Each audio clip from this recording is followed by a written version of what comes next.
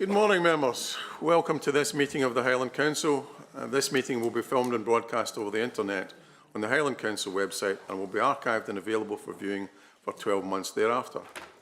Members in the chamber are reminded to turn their mobiles and laptops to silent, and those joining online should make sure that their microphones are muted unless speaking in debate. I now hand you over to the Chief Officer, Legal and Corporate Governance, to call the roll. Thank you, Convener, and good morning, members. So starting with members in the chamber, could I ask you to confirm your attendance by pressing the green button when you have the option before you? Thank you.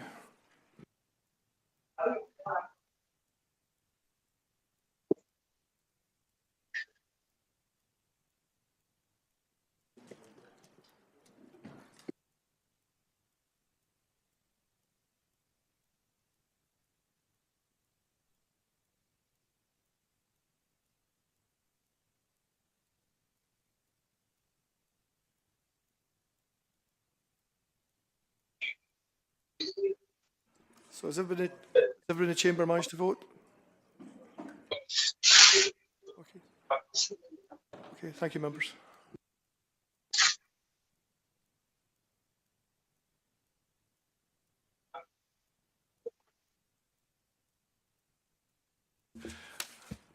And the number of members participating remotely, so confirm your attendance when I call your name, please. Councillor Baird.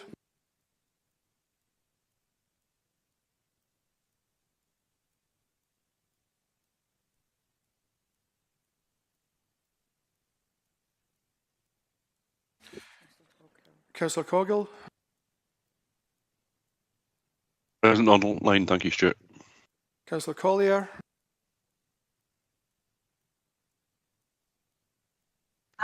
Good morning, Stuart. Present. Present online.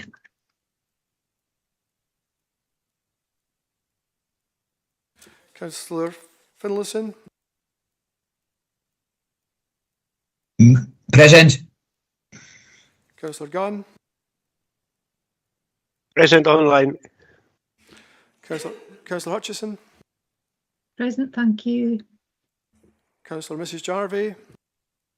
Morning, present. Councillor Kate McLean. I'm here online, thanks. Councillor McLennan. Present online. Councillor Morrison. Morning, Stuart, online. Councillor Niven. Online, Stuart, thank you. Councillor Prosser. Online. Present. Councillor Rosie. Present, good morning, Stuart. Councillor Willis. Present online, thanks. Convener, we also have a number of members who hope to join us over the course of the morning. So hoping to join us will be Councillor Baxter, Councillor Campbell Sinclair, Councillor Hendry, Councillor Reid, Councillor McCallum, and we have apologies this morning from Councillors Boyd and Mackay. Members, are there any declarations of interest? Apologies, Convener. I don't think my button registered. Sorry. Thank you.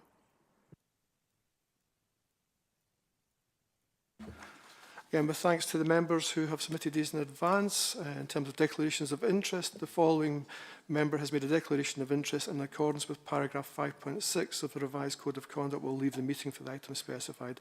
And that's in respect of item 3, Councillor Oldham, as he believes he has a connection to this item in respect of the proposed master plan consent areas, given the potential involvement of a developer who has raised concerns about him in the context of MCAs. He believes the connection may currently amount to an interest, and he will therefore leave the chamber for the item. In terms of transparency statements, the following members have applied the objective test, reviewed their position in relation to these items and any personal connection, and do not consider that they have an interest to declare.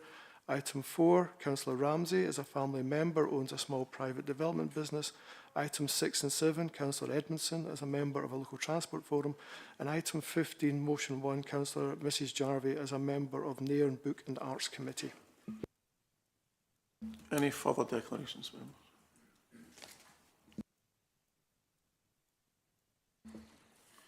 Members, I think it's appropriate that we congratulate those members who were elected to the Scottish Parliament last week.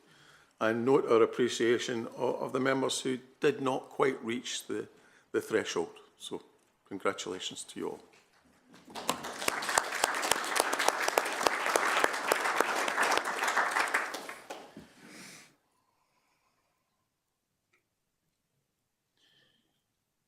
Members, it's always sad to hear of the passing of one of our previous colleagues, in this case ex-councillor Basil Dunlop.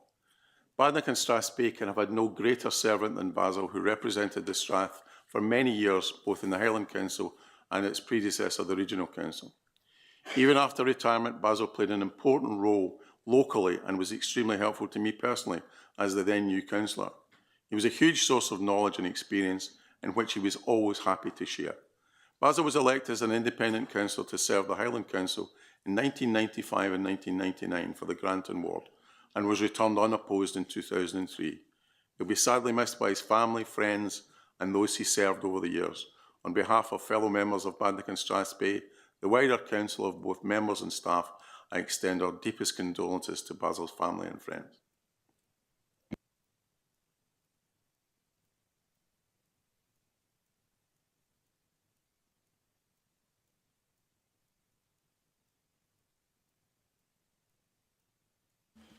As we now move to item 3 on your agenda, which is the Operational Delivery Plan Annual Progress Report 25-26. And Alan Gunn will introduce this paper. Thank you, Convener. Good morning, members. This report sets out the progress made in delivering the Operational Delivery Plan during financial year 25-26. It recognises the challenges inherent in managing and delivering a complex transformation programme of this scale and scope. The Programme Management Office, the PMO, provides robust governance and offers many other benefits, including identifying and supporting various related links between the 6 portfolios, work streams and the many projects across the programme. Portfolios at the highest level are sponsored by an Assistant Chief Executive, with the exception of income generation, where the sponsorship was delegated from myself to the Chief Officer for Revenues and Commercialisation during the latter half of 2025. As part of the agreed approach to scrutiny, 86 progress updates have been reported to strategic committees during 25-26, and Appendix 5 details the proposed reporting schedule for 26-27. In addition, I would also remind members of their access to real-time progress updates, etc., through our PRMS system. Members, along with today's annual Operational Delivery Plan report, this demonstrates a significant commitment to scrutiny and transparency. Highlights of progress across all projects can be found at Section 1, with significant detail reported at Section 9. At a programme level, notable highlights include, of the 66 projects, 67% have either been completed or are on target to complete on time. Of the 532 milestones, 86% have been completed or on target to complete on time. A high number of the additional posts to support the delivery projects have also been filled, as many as 49 posts, or 92% of the posts funded by this additional investment. In terms of financial return and savings, members, for the projects under the direct control of Highland Council, 72% or 9.67 million of the savings target was achieved, and this represents a savings return of £1.82 for every pound of additional investment. When one includes adult social care related projects, which is delivered by our colleagues in the NHS, 60% or 12.27 million of the savings target has been achieved, representing a savings return of £1.61 for every pound of additional investment. Members, as well as being a large and complex programme, it is important to recognise that we are committed to supporting staff, including on their learning and personal development journeys. Programme and project skills are specialist in their very nature, and this is why we are delivering project management training to more than 150 staff across various locations, both face-to-face and online. We've also created a change management course which has been running since February. This continued commitment over the coming months and years is imperative. Members, the recommendations can be found at Section 3, and Kate, Malcolm and I are happy to answer any questions. Thank you. Councillor Bremner. Good morning, and thank you very much, Convener, for the ability to speak to this item. Before I speak to the item, I will move the recommendations, and I believe that you are happy to second them. I'm happy to introduce the second annual report providing a transparent assessment of progress towards the operational delivery plan, which is one of the delivery mechanisms to support the delivery of the administration's programme set a number of months ago. For me, this report highlights some really positive results, and I'd like to refer to some of them if you don't mind. There are 67% of projects and 86% of milestones that are either completed or on target to deliver, whilst acknowledging the challenges that come with a large-scale, ambitious plan such as what we've got here. The significant savings, there's over £12 million of them, are forecasted to be delivered for 2025-2026, and that delivered with what I consider to be an impressive return on investment, and that return being as high as £1.82 for every pound that we have actually seen invested.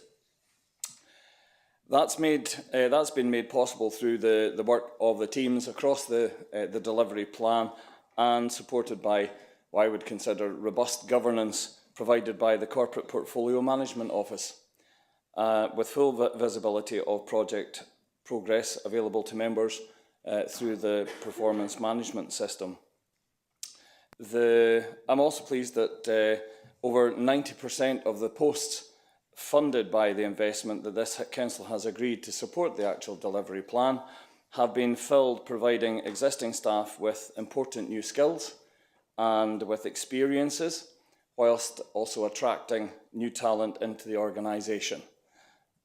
Person-centred focus, including some of the points in the paper, person-centred focus, including short breaks in Caithness and Inverness being re-established and now supporting up to 8 families within each of the local areas. My Highland Future, including the Council's Modern Apprentice programme, remaining with 138 placements for 2025-2026. The reconfiguration of our asset base, the net zero energy and investment, including our successful leveraging of the £7.2 million in external funding towards energy efficiency works for the Council's own properties, corporate solutions, and in particular progress with investors and people, and finally our progress with income generation. There are many other parts of this paper that outline what I would call welcome progress, and I will leave others to comment on that detail. But thanks very much for the paper, and thanks very much for the opportunity to address the paper, Convener. Councillor Christie. Yeah, thank you, Convener. Good morning, everyone. There's a lot of good work and good results and good outcomes from this report in terms of the operational plan and how it's being delivered. But there is an area that is a concern and should be a worry to us all. We all know regarding the demographics of Highland with our increasing elderly population, yet we are showing our adult social care as being ragged as red, and some very difficult issues around it. And I am concerned about the lack of progress that we are making on trying to address this. In 2024, we talked about significant operational and financial challenges around adult social care and how we provide for our more vulnerable elderly people. In the budget that year, there was a reduction of 12.6 million in the adult social care budget, and we set up a reserve of 20 million for a transition fund. We also established a new joint strategic plan at the same time, which wanted the aim for everyone to live their best lives possible and to remain as independent for as long as possible and have the right care at the right time given to them. In 2025, we reversed 3 million of that cut we'd made the previous year, and we acknowledged that the overspend on adult social care was around 18 million at that time. So rolling on to 2026, we've actually added 7 million in as an investment to adult social care, and we are now acknowledging that the overspend is likely to be in the order of 26 million on adult social care. I think we've got a real problem here that we don't have a good grip on what is actually happening with adult social care in the Highland region. We still know that people are struggling to get care at home. We know that there's insufficient care home beds. We know it's really difficult to recruit to people to work in this sector. And we know that people are not being able to discharge from hospitals because the relevant care they need either at their home, in a community, or at a care home is not available to them. Yet over the period of the last few years, we've made little to no progress in actually addressing and turning this round. The same problems that we had at the start of this administration in 22, 23 are there 24, 25 and 26. We have not addressed the problem in adult social care. We have not shifted the balance of care in adult social care. We've not put in anything sustainable that's going to make sure that we can guarantee that care is going to be there, readily available for those elderly people that need it. I would welcome, Convener, that perhaps a special report would come, maybe the Chair would agree to it, to his committee, tracking over the years what we've tried to do in terms of investment and intervention and what is going to happen for the future. Because it's quite clear whatever it is has been done has not addressed the situation. The overspend in adult social care over the last few years has grown by 8 or 9 million. The delayed discharge is a horrible term, what it is, but people that are unable to leave hospital is still at an unacceptably high level. We still, despite everything we've tried to do and say, not being able to recruit care at home workers. All the representations that we made at trying to increase the care homes contract for national funding have not materialised. So what is the plan, Councillor Fraser, for your administration to actually ensure, as we move towards 2027, 28, 29, that we have something in place that is going to be robust, sustainable for older people in Highland to give them the care they need? Thank you. Councillor Fraser. Good morning, and thank you to Alan and officers for the report. As it says in the report, a delivery plan is much more than about delivery of savings. It's designed to change the way in which Highland Council and our partners operate and the ways in which services will look in the future. Today, I will explore why this is difficult to achieve in the health and social care setting and discuss the management of risk. But let's start by highlighting some key achievements. The key achievements include expanded reach of the Handy Persons scheme, now supporting 637 more people than in the same quarter last year. The re-establishment of short breaks, as Raymond mentioned, with services in Caithness and Inverness now supporting up to 8 families in each area. The growth in kingship care, a key priority for us all. And the replacement of the case management system from Care First to the Mosaic system. The new system is designed for adults and children case management. It simplifies recording and monitoring of pathways. It will save time, reduce paperwork, minimises risk. It is exactly the kind of things we're seeking to do. In addition to progress has been made in expanding community-based and preventative support services across adult social care. But there is still much to be done. Efforts to shift the balance of care in Scotland, moving support from institutional and hospital settings to community-based care, have been a policy focus since the mid-1990s, with major strategic initiatives ramping up from 2005 onwards. This is a long-term programme and we are another step in that. However, it's hard to shift delivery because you're not just changing services, you're trying to rewire an entire system while it is under constant pressure. You're also trying to keep one system going while the long-term benefits of improved community care are delivered, both in terms of health and finance. In short, transformation is difficult because the system default is to protect the present and not invest in the different future. I mention all this to provide context to what has been achieved in the past year, as we're seeing signs of real change in service delivery to ourselves and our partners. This is also reported to the Joint Monitoring Committee, and I will give thought to the request by Councillor Christie for us to bring a particular paper to health and social care. In health and social care, the management of delivery risk is particularly important as a shift towards preventative, community-based and technology-enabled care inherently involves taking informed, managed risks to achieve long-term benefit. Risk has been managed in a forward-looking, preventative way. Clear emphasis on keeping people safe at home, strengthening local support networks, using technology to reduce dependency on acute services. We're seeing some of that beginning to start, but we have a long journey to go. However, continued focus will be needed on quality assurance, workforce capacity, safe implementation of new systems and technologies. It's very easy to look at reports, such as one in front of us, and merely focus on items that are rated red or amber.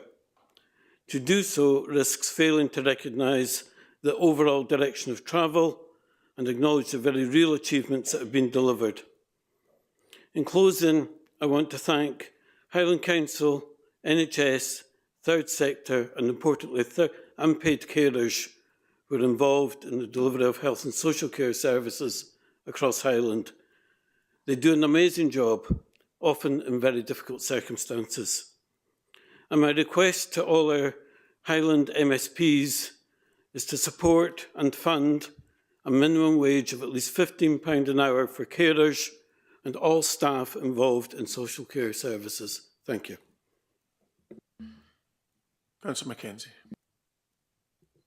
Thank you, Convener. Thank you to Alan and the team for the report. I'd like to also echo Councillor Christie's comment. I think we do need to bring a specific report aspect on adult social care. I think we have a challenge. I think, I don't want to call it a crisis, but I think we've been hearing this for the last 10 years or more, ever since I've become a councillor. We have an ageing population, and I often mention we are living longer, as we all know, but are we living longer well? And that is something that I am very conscious of when I'm going out and about across the network in my role as a champion for older people. And I hear of other processes, other local authorities, other practices. And I just feel with the adult social care, we're talking about a transformation and we're talking about savings. And I think that sends shivers down us all because yes, we have to make savings, but to me, it's in respect of not reducing how we're supporting older people here, and particularly those with complex needs. You know, we talk about independence and prevention, and again, I often refer to that. We do not want people in their late years ending up having deteriorating health, something that happens in their home through the chaotic world that they might be living in. And we don't want them to go into hospital and then they are there for far too long because they cannot return home. I am pleased with the handy persons scheme being reported here, but I would like to ask what evidence we have across the geography, the huge region we're in. It would be good to know what areas this is being taken up in. Where do we have the evidence and measure of how this is actually working? And how can we find out if this information, it's not just being given online? We need to know that residents that need that help and support, that they are not digitally excluded, because not everyone can access online. And also, more importantly, with the handyman scheme, person scheme, is what role do the GPs and district nurses and community link workers play in proactively referring older people to the scheme? And when we talk about community-led care models, again, in rural areas where we have the situation with a change in people's lives, do we have that ability with the social care to help with that challenging aspect? And I could go on, but I know that there are various aspects of someone's life when they grow older. They think they're fine and dandy, and then something hits them on their way in life. And it's when that happens and they deteriorate, it is very hard when you see somebody that you've known for 10, 20 years deteriorate, as I have done recently. And they're very stoic and they're very independent and they're living as they feel fit. But if they are repeatedly not getting in touch with their GP when they have been repeatedly asked to come for a checkup, there are various aspects of our community life that we need to communicate and network better with to make sure that someone doesn't deteriorate and then end up in hospital and then pass away very quickly. I would like to help all our senior citizens in Highland, but we need to make it more age-friendly. We need to make the housing to be addressed. They cannot remain sometimes in the home they're in, and we're not doing enough to embrace that. And I would like to see more happening within that ageing population, because we do not address that enough, and we need a policy-based scheme here. So we do have a challenge, and I would like to see more done here. But I will obviously finish by saying I do thank the NHS Highland. They work amazingly hard on the ground, and our charities, and also our carers. But the social care system is not operating well now, and we need to do more. I'll stop there. Thank you. Councillor Oldham.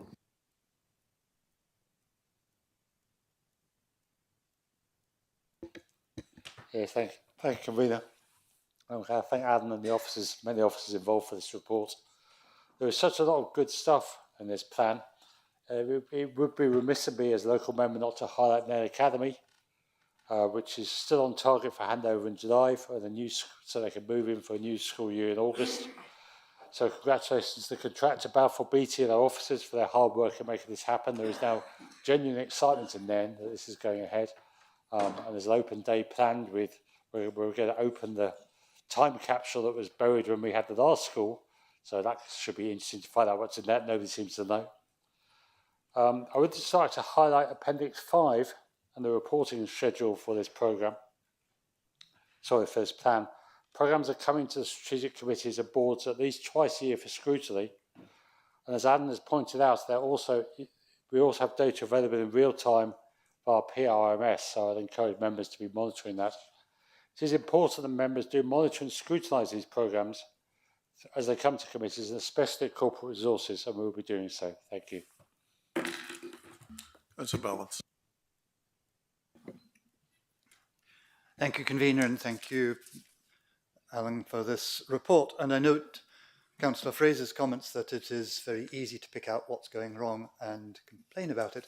So when I first say I recognise that there is a lot that's going right, but it's kind of our job as councillors to scrutinise what's going wrong.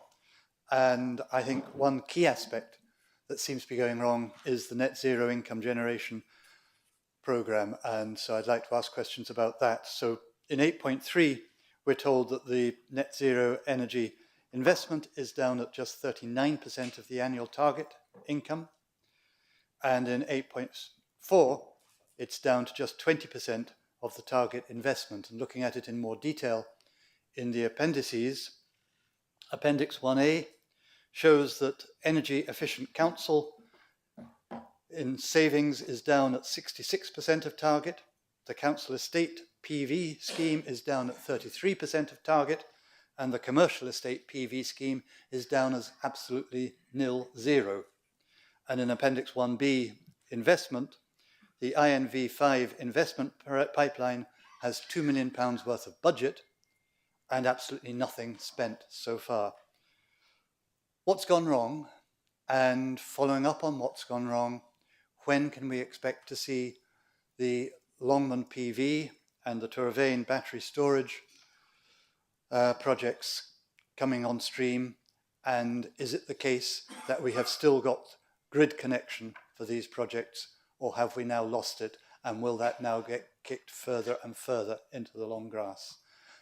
That was my main point. I had just one other question, just briefly. In the Highland Investment Programme, the Construction Skills Academy, whereabouts is that at? Because obviously the construction boom is going to be happening very soon in the Highlands, so we need that Construction Skills Academy up and running as soon as possible so that we do have the skills here amongst our young people. Thank you very much. Councillor McEwen.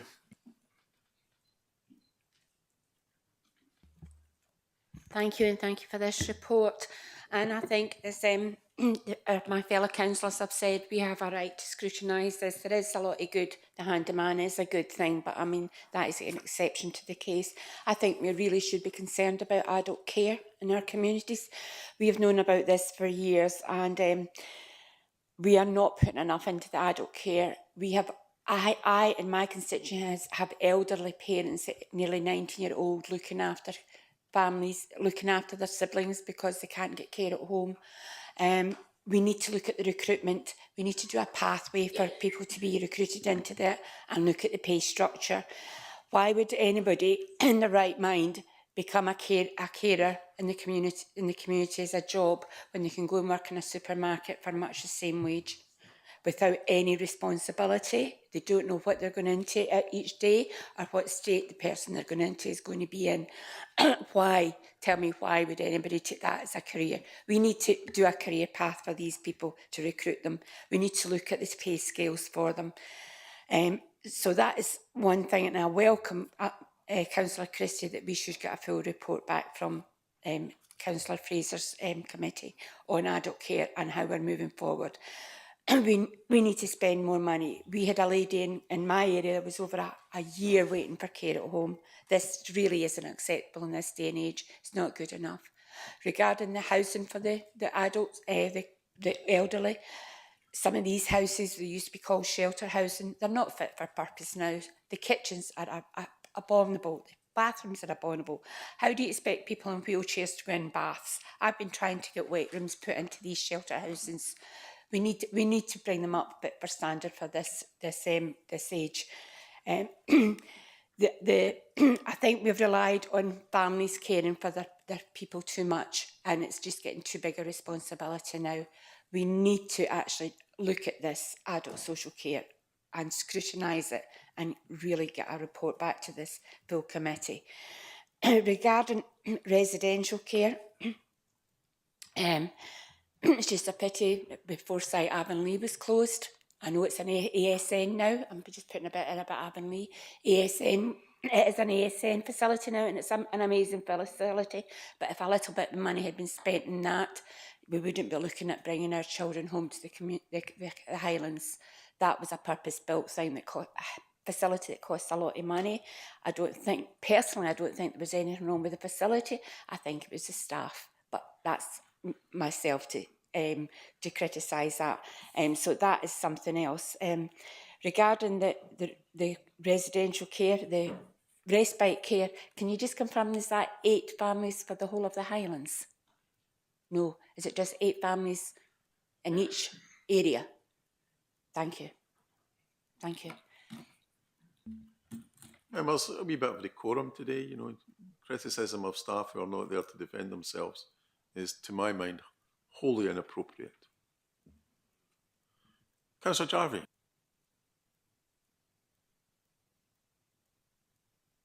Morning, thank you. Echoing much of what has gone before. Good to see young apprenticeships going. That would be good to have those numbers increase a lot. Not all kids are academic, and we are desperate need of trade skills, plumbers, electricians and joiners. people going and you're relying on repairs at home for people when we don't actually have the skilled people to do it is a problem. We need to train these people up and they could be part of that programme.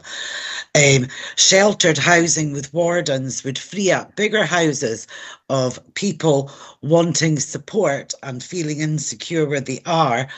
But they want the support of a warden. It used to be a great system that worked really well, and we're really not taking care of that. But the sheltered housing needs to be appropriate, with built appropriate, and should be part of every housing estate that comes forward with developers. We need to dictate more to developers how our housing looks that meets a local need, led by local need.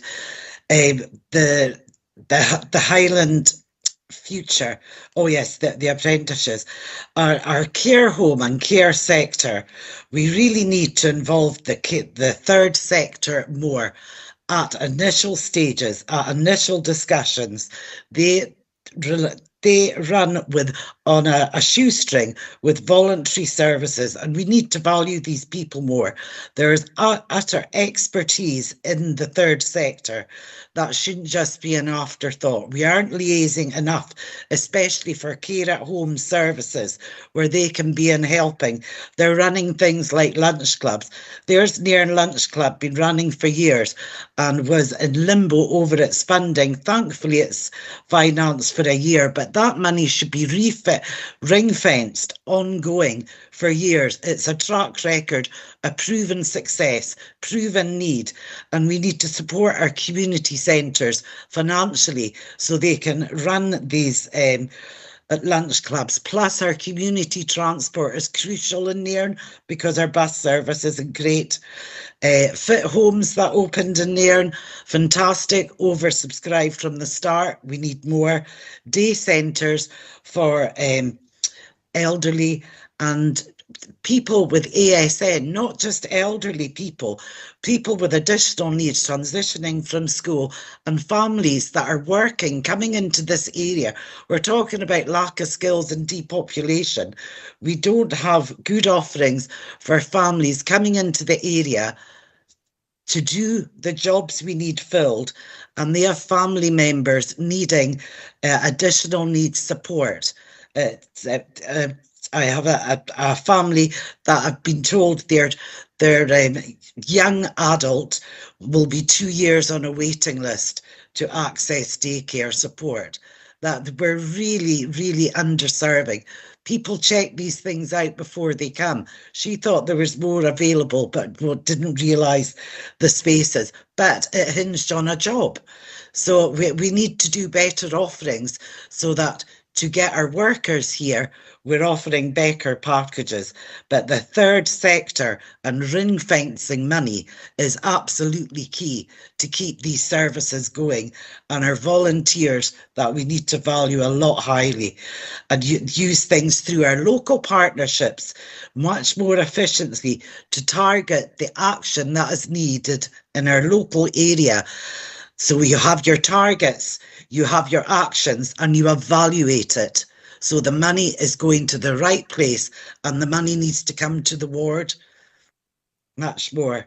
Thank you. Councillor Willis.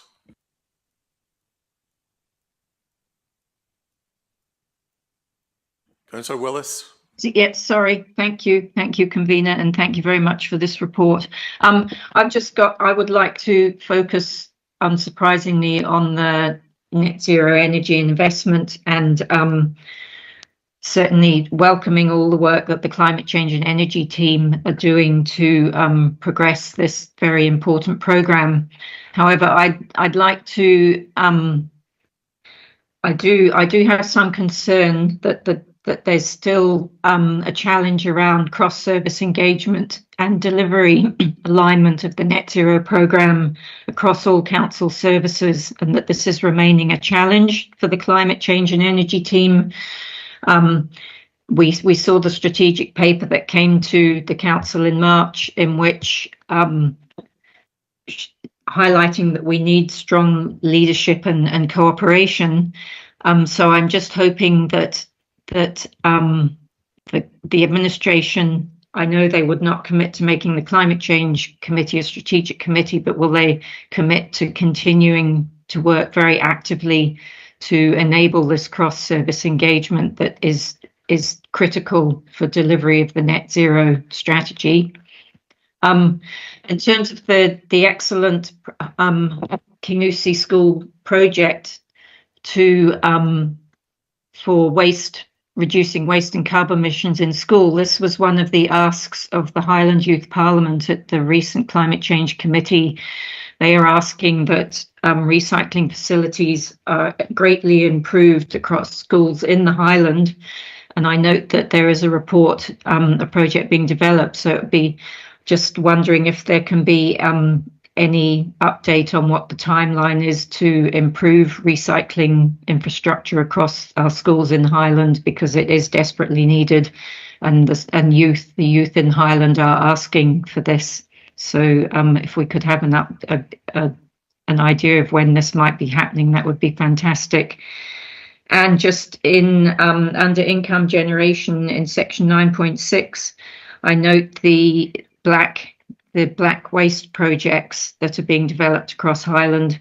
So I just have a question in terms of what is the status of the waste disposal site that's being developed in the Aned car park in Fort William. It's desperately needed, and I understood it would be operational for this summer season. So just if we could have an update on that. Thank you very much.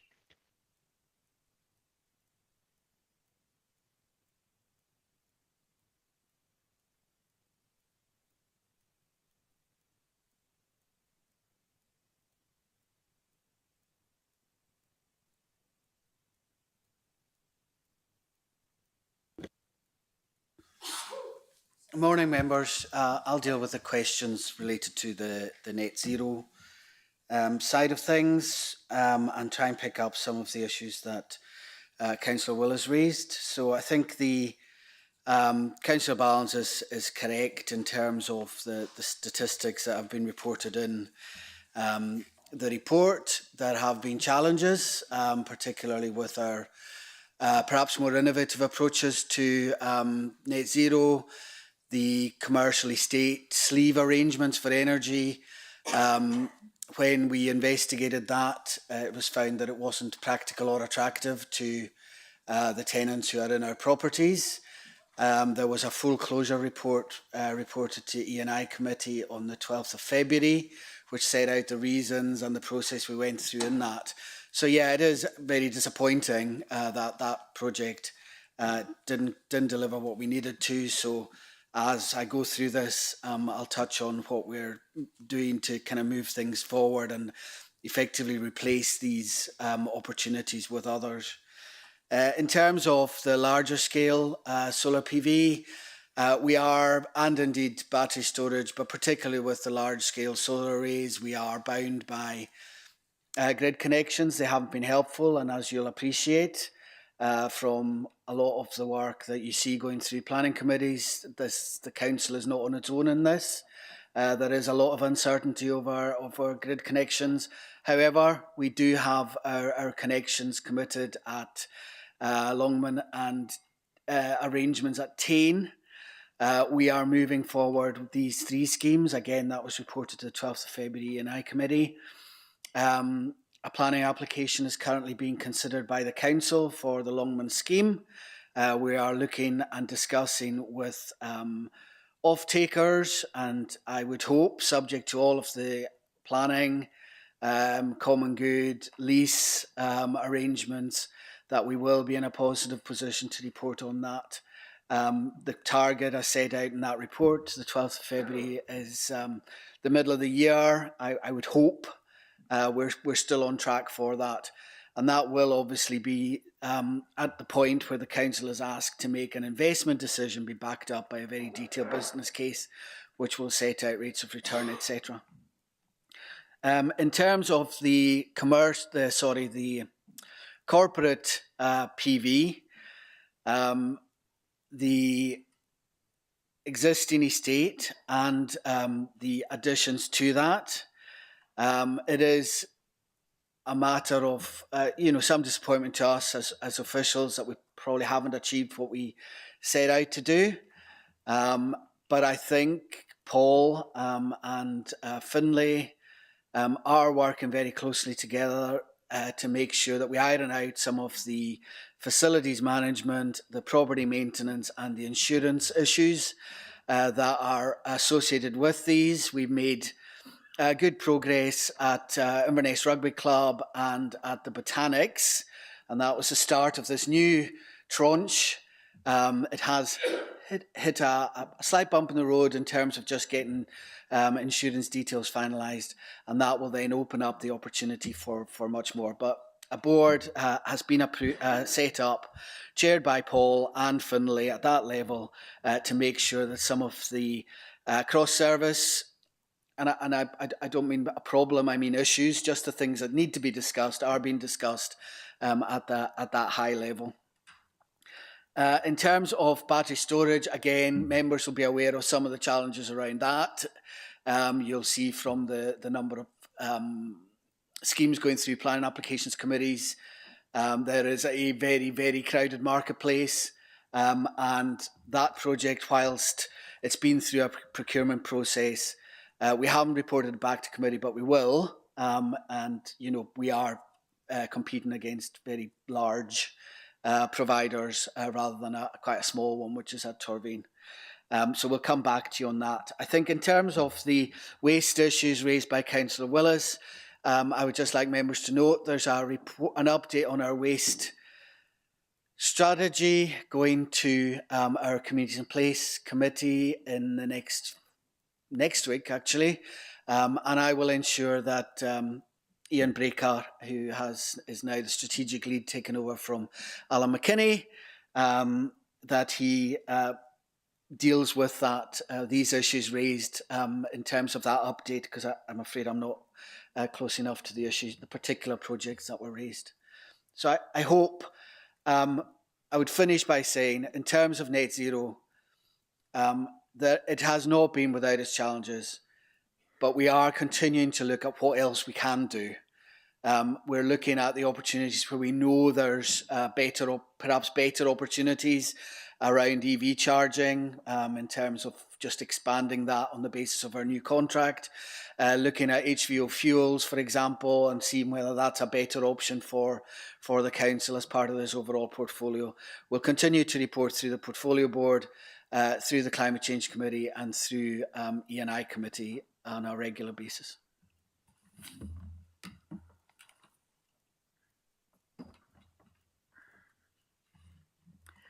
Good morning, members. I'm going to pick up on a number of the questions that were asked earlier, starting with Councillor Mackenzie's questions about the handy person scheme.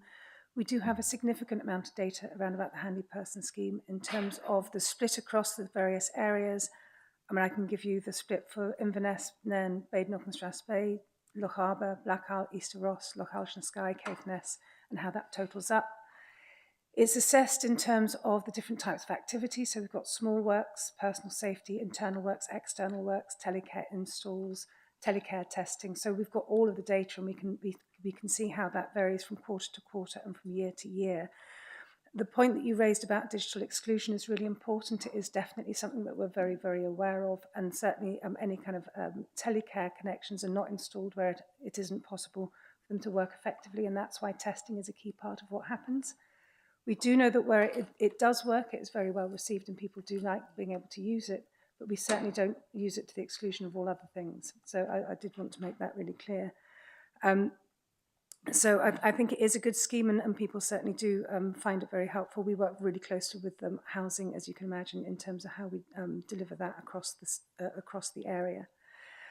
In terms of career paths, Councillor McEwen, you're quite right. It's very important that we make sure there are career pathways, and it's considered to be a respected and a career that has progression to it. We've had a couple of very successful engagement programs around about engaging with carers, working across public sector partners and also the third sector in terms of what we can do to develop those careers.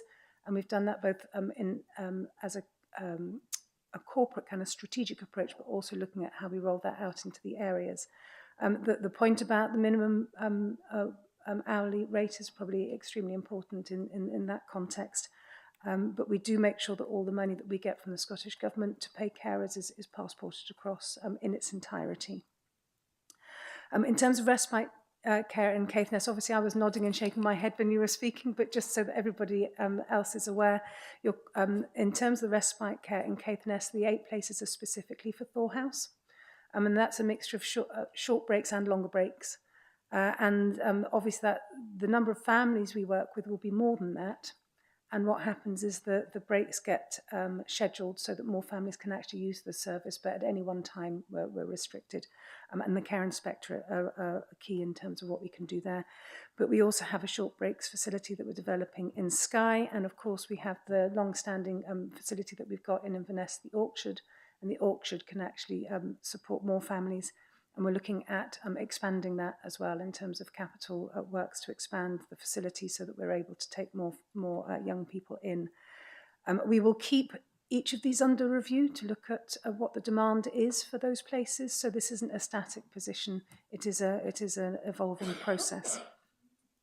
In terms of the points raised by Councillor Jarvie about apprenticeships, as you've rightly pointed out, it is a key focus for us in the My Highland Future portfolio. And I'm really pleased to see how figures have grown. We would double the national average for foundation apprenticeships just in 2022 at 6%, which is quite low. But in 3 years, we've already grown that to 10%, and we're seeing this as an onward trajectory in wanting to increase that. Modern apprenticeships, we have 138 placements currently in play. That's just in terms of our own organisation. We are working really closely with the business sectors through our sector skills boards to ensure that they also grow the amount of apprenticeships that they provide.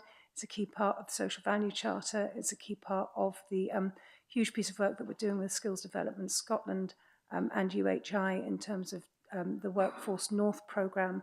And as members will be aware from the budget that was agreed in March, additional funding was agreed by this council to match with the business sector and with SDS to ensure that we have several millions of pounds worth of money to assist in the growth of apprenticeships.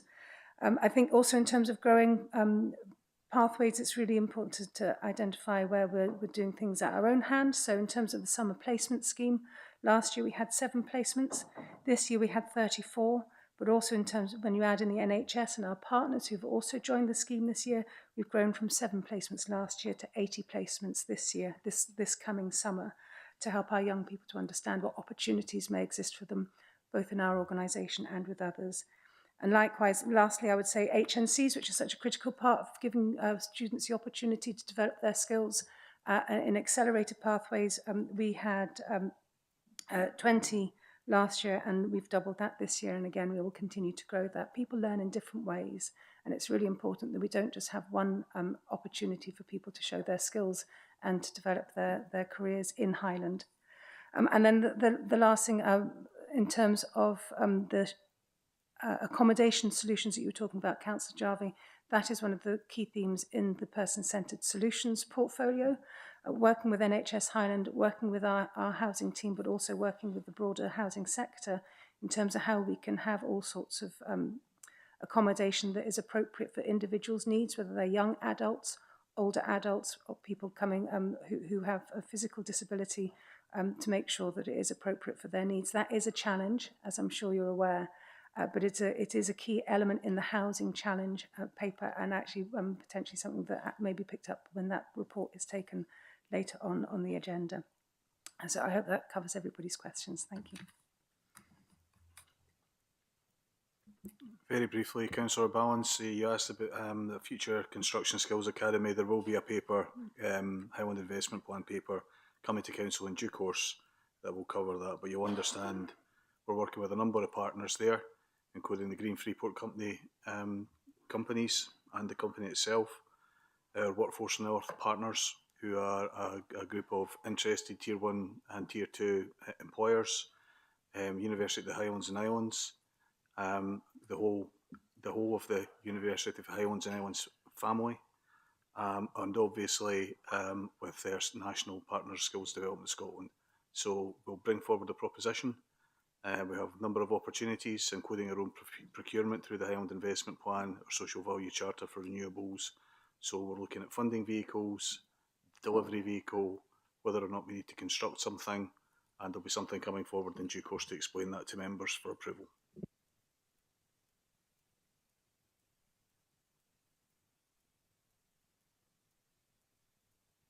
Councillor Johnson. Thank you so much. I think there's a lot to be really proud of in this paper, and a lot to really see change for the future in. I just wanted to talk a little bit about unpaid carers, because obviously they are the absolute backbone of the adult social care area. And in my opinion, support for unpaid carers is preventative in that it stops families needing services from adult social care a little bit sooner than they might otherwise need.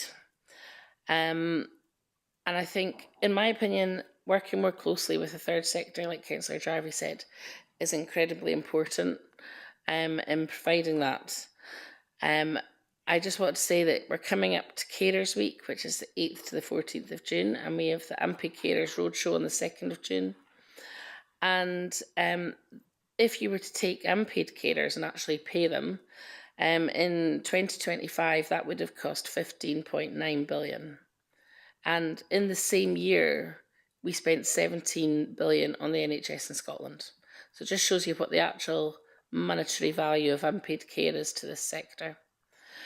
One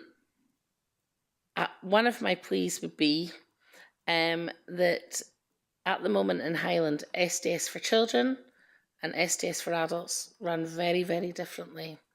And my one plea would that we could streamline those services between children and adults so that there wasn't the same cliff drop-off that we see when children transition into adult services. And the other thing I was going to say was that adult services are not just for the elderly, they're for anybody beyond children's age who has a disability and a need. The last thing I was going to say about unpaid carers is they are hugely affected by poverty.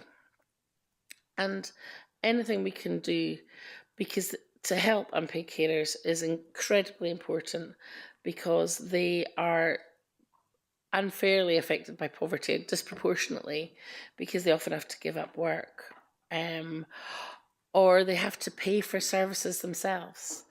Part of the issue here is obviously that with adult social care, we've gone from a model where people mainly got SDS option 3, where the care workers were provided, to a system where they're getting SDS option 1, where they're more likely to get a budget and have to find the carers themselves. So it's a different world we're living in now. And I think Councillor Fraser is right, it does all come back to the professionalism of care workers. And I think that'll do me. Thanks very much. Councillor Gregg.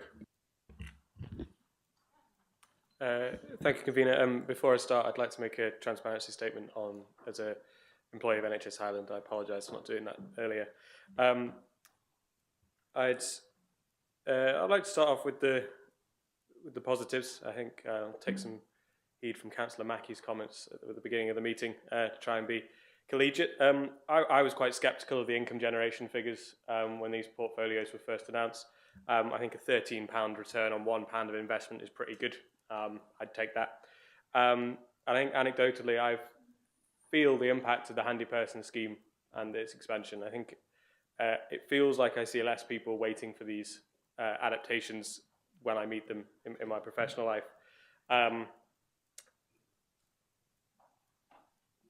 Going back to some of the questions which have already been answered, I just want to dig into some of the responses you gave to Councillor Balance. What's needed to speed up the grid connections here? Is it more funding from government to do that? Is it more people? Is it legal processes that need speeding up? Just any extra information would be welcome.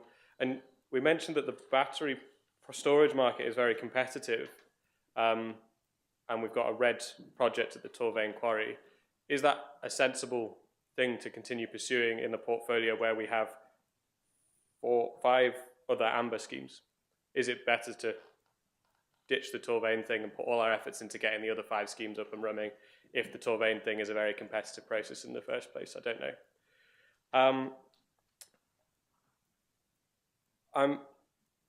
One of the projects that I was very sceptical of at the beginning, and I think I'm going to say that scepticism has been borne out, is that the annual target of income for the camper van and motorhome scheme was £250,000.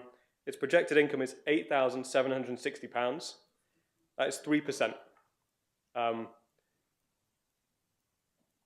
I feel like a lot of us stood up at the beginning and said that isn't going to do very well. I think we're proven right. What lessons have we learned from that project? Because that was, I want to say, that was obvious from the beginning. There was no way we were going to get people to pay voluntarily and raise £250,000 from them.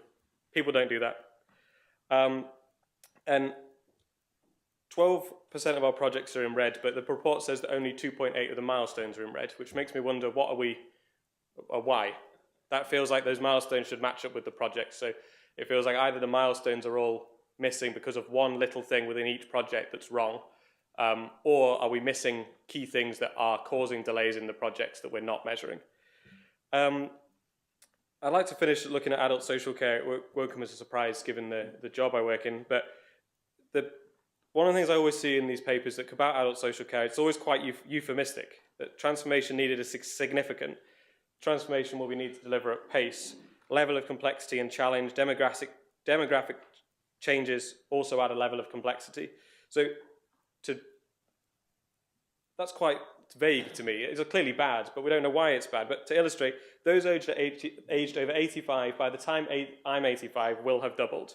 And in this part of the country, they're more likely to be by themselves than have people nearby because there are bigger gaps between towns. Younger people move away from work and people come up here to retire just as they start to develop the first stages of later health problems. And we've put our Transforming Adult Social Care in the Person-Centred Solutions portfolio, and it needs to deliver £28 million of savings.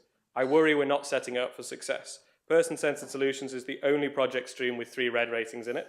We're going to add an NDAS scheme as an additional thing for that to be managing, which I'm delighted to see NDAS is getting a special project, but because it was one of the first things I mentioned when I got elected. But with 1 year to go, we're reconfiguring this project from 2 to 4, having previously last year suggested to be 1.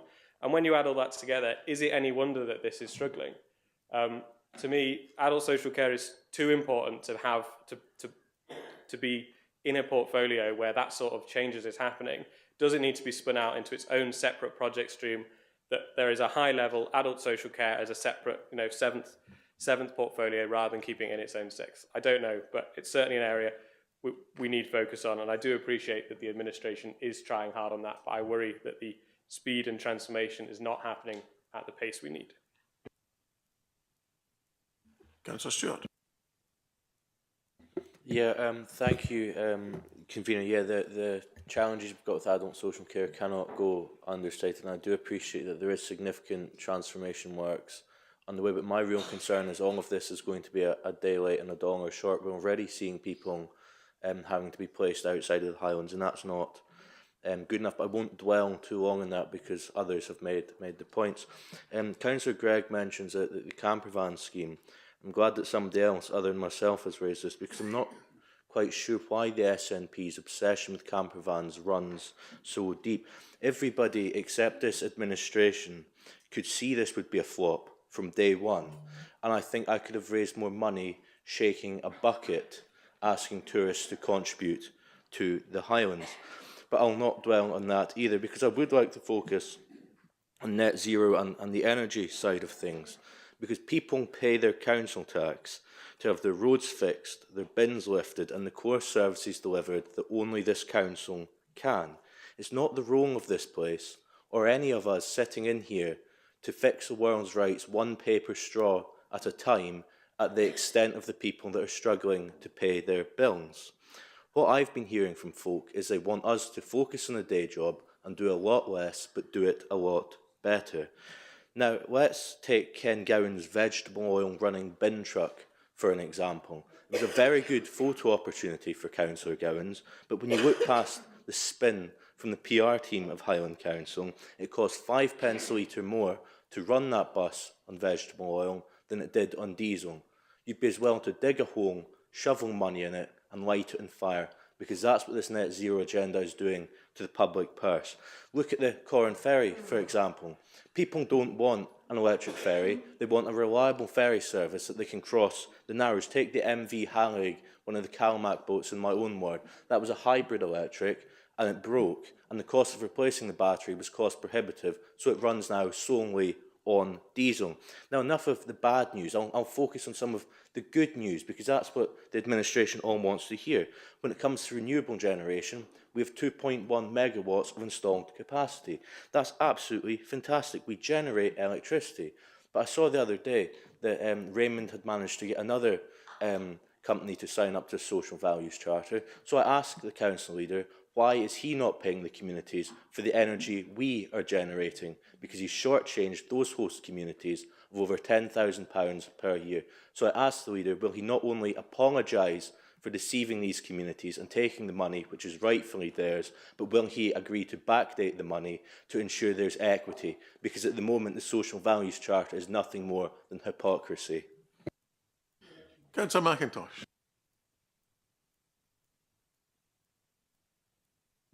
Thank you, Convener.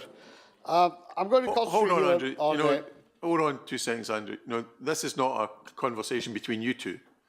You've got a member who's on his feet speaking, so would you kindly allow him to speak? Andrew. Thank you. It's not often that people these days don't listen to the Labour Party. They're too busy whining about them. Anyway, I'm going to concentrate on adult care. Adult care, as we're told, covers more than old people, which will come as a bit of comfort to the old people sitting around here. In the past, we have relied on kinship and family unpaid carers. And there's a myth that this has always been wonderful. We all heard stories about special needs adults sitting at a table in front of a window which they occasionally licked while looking at a crossword they've been unable to do. Much of the home care has been very good, but it's not always the level that we want. With support that hopefully they're now getting, that will be better, but that is not a cheap alternative. There is a role for the third sector, but the third sector is kind of fractured in that they get some that offer just individual care on one aspect. And it's financially expensive. I think of the Inverness Foodstuffs, which offers not just a hot meal, but a range of different services that it provides for the people that use it. We need third sector organisations that offer more than just one service. It has to be in line with Highland Council policy, which makes it even harder to support them.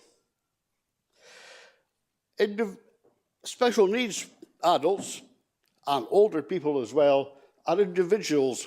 We cannot just have one way suits all. And that is, we have to regard them as individuals, because that's what they are, but that makes it more expensive. We all regard old people as someone who's 5 years older than us. Looking around here, there's not many of you here, but we've got to remember that older people were once young people, and many of the interests that they had then will continue. They have to be seen to as well. The days when they were chucked into an old folks' home and made little plastic trays is gone, and so it should be. Carers, the question of carers, we've heard about unpaid carers. I know that Councillor Johnson is a particular thing of hers, and I'm glad it is, because someone needs to speak for them. I also mentioned young carers, which is something that is a national disgrace. But it's not just money that will attract carers, or we need to attract the right kind of people. It's a very difficult job, and getting the right kind of people in there. They will not necessarily be attracted by money, but they will be attracted by support and by a sense that they are positively doing something to help. That is really important. I think that we are moving in the right direction with this. We've not heard very much positive about this, about the staff today. I think we're moving in the right direction. It's a very difficult sector. Transformation and change does not come overnight. Something Keir Starmer's learning right now. It's a continual journey, and it will change all the time because the individuals requiring care are going to change. I want to thank all our carers and all those involved in the care sector for doing a fantastic job, and that includes the officers and staff of Highland Council who have helped doing their best in this very difficult sector, whilst we're told at the very start of the paper being asked to find savings of 28 million. I have no idea how we're going to provide adult care service if we're going to concentrate on saving money. But that is not perhaps our problem. I think that's thank you to everybody involved. It was a fairly thankless task, and I look forward to being an older person requiring your special attention. Certainly beats the alternative, Andrew. Councillor McPherson. Thank you, Convener, and thank you for the contributions received already from colleagues. I would agree with Councillor Stewart on the ferries. I think many people would agree with that we're using too many examples where we're being guinea pigs instead of looking at the best route and the safest route that we know for getting things done. I see later on today we're going to be, if we get there on time for the motion, is discussing bringing in payment for artists. Now that's a copying of a policy that was brought in Ireland, and our country's got a habit of copying things that were brought in Ireland. When they talked about the first 27 years of the Scottish Parliament, they said one of the greatest things we brought in was the smoking ban. So one of the greatest things that the Scottish Parliament brought in was to copy what was introduced in Ireland. It was proved it could work in Ireland, and they said, let's lift that and bring it here. So we're looking to lift another idea that's come from Ireland. And can I suggest that we add a third item to that, and that is where Ireland pays their carers. My aunt was looking after her husband, who was 20 years her senior, and she said, I've given up my job as a chiropodist because the state of Ireland now pays me to be William's carer. And I said, that's wonderful. And checking out the figures today, in Ireland, they pay €1,000 per week for a single person, a single carer. That's the equivalent of £866 per week. And you say, oh my goodness, that's a lot of money. They pay €2,000 for couples, the equivalent of £1,732 per week. But bear this in mind, the two organisations in Highland that look after adult social care, every single night that we have somebody extending their stay in a hospital bed, it is costing a minimum of £2,500 per week for that hospital bed. And it would save each of us around about £1,500 to have them out of that hospital bed and into the most luxurious care home that the Highlands has produced. So there's where the money comes from. You're already spending it, taxpayers. The money's already being squandered in our hospitals, and every night they reckon that it's costing you taxpayers around £77,000 a night for what's spent in Regmore Hospital. So we could very quickly take that money, spend it on the carers, because I don't think we can ask people to be volunteer carers forever and ever. We've already heard from Councillor Johnson the hardship that people have because they've given up their own income. And anybody that knows it that's got an elderly relative, this is the route that we should be going here. And I would suggest that the Council looks at this, looks at the model from Ireland and presses it forward with the Scottish Government so we can get the funding and with NHS Highland. Thank you. Councillor Coburn. Thank you, and thank you, Councillor McPherson, for making the case for independence, to give us the levers to copy some of the things that Ireland do. Anytime. Great, that's one vote. Just going back, I want to follow Councillor Fraser at the start of this, which seems a wee while ago. We do know that Councillor McPherson's makes me lose my thread. I do apologise. You're welcome. Oh, dear. Anyway, what I'm wanting to say is we know that adult social care, where the challenges are, and we know that NHS Highland are struggling to deliver. Councillor Fraser did highlight the fact that we are looking at a different model and reference the GMC. So we know where we stand with that. However, prevention is key too. We talk about our elderly population, which we all care about. And Councillor McIntosh referred to, it's not just the elderly. We have lots of people that have needs in our communities. But prevention is key, and we have an opportunity to work with NHS, the third sector, on the framework with population health. And there is some good streams coming through, and we need to be focusing on neighbourhood-based care models, public health investment, and that is important, because public health investment will hopefully mitigate need further down the line, and particularly prevent people coming into the sector with complex needs, and we do have a lot of that. So we do have the policy shift that is required. So thank you for the paper. There is a lot of work to be doing, and we will have a revised care model, but currently the NHS is struggling to cope with what we're asking them to do with. Thank you. Councillor McLennan. Thanks, Convener. I think this paper, it's given us a clear line of sight for a clear transformation of the council, and I think we've made a lot of savings. We've got more defined portfolios, and we've got quantified savings that we can look at. And I do feel the reporting we're getting now is way ahead of what it's been over the years. We've made great progress on financial targets, and we're demonstrating progress towards some ambitious goals that we set for ourselves. And I do feel that we've got a much stronger oversight of everything that's going on in the council. We get much better progress reports, costs and benefits to elected members and senior management, and that all ensures better scrutiny.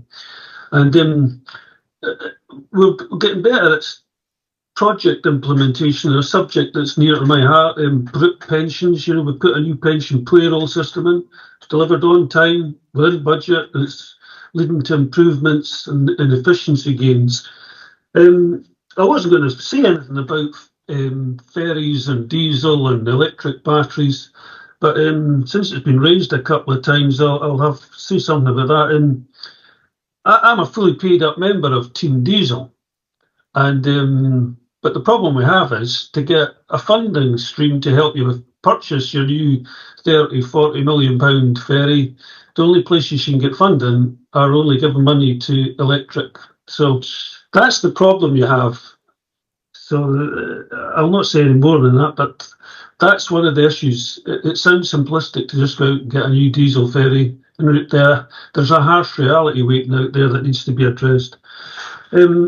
The other subject that I was going to bring up from 2 years ago, like the handy person service, care and repairs, when you look at where they were 2 years ago, these like care and repair, which does the more difficult modifications in people's houses, the walk-in showers and stuff like that, they operated in a world where they'd had standalone budgets going back several years, and they basically had months of funding left in them. If you compare and contrast where we were a couple of years ago to where we are today, they have far stronger funding. They've had an uplift in their budget. They've been given figures that go forward. There's 2 years left of a 3-year plan that they were given. And that puts them on a much more secure footing. They can go out and buy a van. They can make plans for the future. There has been a sea change in the way we treat these schemes, and that is something I think we should recognise. They are a vital cog in adult social care. Without these two schemes, the whole system will seize up. You will not keep people in their homes for longer. You will not get them out of hospitals faster. So we need to look after them, and we'll all benefit from it long term. But so other than that, I feel we're making real progress in that specific sphere of the handy person service and care and repair. I'm content we're making progress on it. It's not fixed, far from it. It's a huge and complex problem we're dealing with, but we're in a far better position today than we were a couple of years ago. So I support the recommendation. Councillor Rees. Thank you very much, Convener, and thank you to all the officers who've contributed to this very complex report, which does contain a lot of good stuff. As was said earlier, it is our duty to scrutinise, though, and I suppose it's obvious we're going to tend to pick out the things we have a concern about. So first of all, kind of to support Councillor Balance, which is something I do quite regularly, I hope. I don't think his query was actually answered regarding Torvane. Is there a grid connection? Because my understanding is in the Inverness area there is a problem with getting grid connections for larger projects. And if there is going to be battery energy there, I would point out that the Inverness area is the only part of Highland, in my amateur opinion, that actually has sufficient firefighting resources should there be a problem. But is there a grid connection? That would be nice to know. Secondly, turning to section 1.6, and I quote here, that through the Social Value Charter, SSEN have, quote, committed to delivering 500 permanent homes. Could I ask for clarity? Is delivering building brand new homes that will then become the property of the council, or is it something else? Councillor Gregg got to me before I did on the campervan one, the lack of the saving there. Well done, David.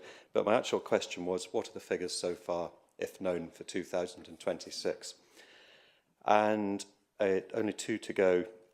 In Appendix 1A, there is a line that says, single public estate asset review demonstrator projects with a saving of 75,000 against it, and the actual figure is 0. Could I have some clarity on what those demonstrator projects are? And finally, to close on a lighter note, well said, Councillor McLennan, in your absence, for Team Diesel. I just think there needs to be a bit of reality about some of these things regarding the ferries. I read an article recently, and sorry, Councillor Balance, you're probably not going to agree with this part of it. It was about Mercedes, and I think you used to have a Mercedes before you were converted to vegetable oil or electric. I'm not sure, but this was, in all seriousness, a Mercedes that was in an inner city area, a diesel Mercedes, and they did some research on this, and I'm not a salesman for Mercedes, by the way, but they did some research, and this car, the air that came out of the exhaust was cleaner than the polluted inner city air that went into the vehicle's engine. I give you just as an example that modern diesels are actually extremely clean, and that's why most of them are allowed into the inner city zones. The old ones, horrendously polluting, yes. The new ones are rather different, and just sometimes I think that gets lost in the fascinating debate between electric, petrol, hybrid, vegetable oil, and yes, Team Diesel. Thank you. Councillor Gregson. Thanks, Convener.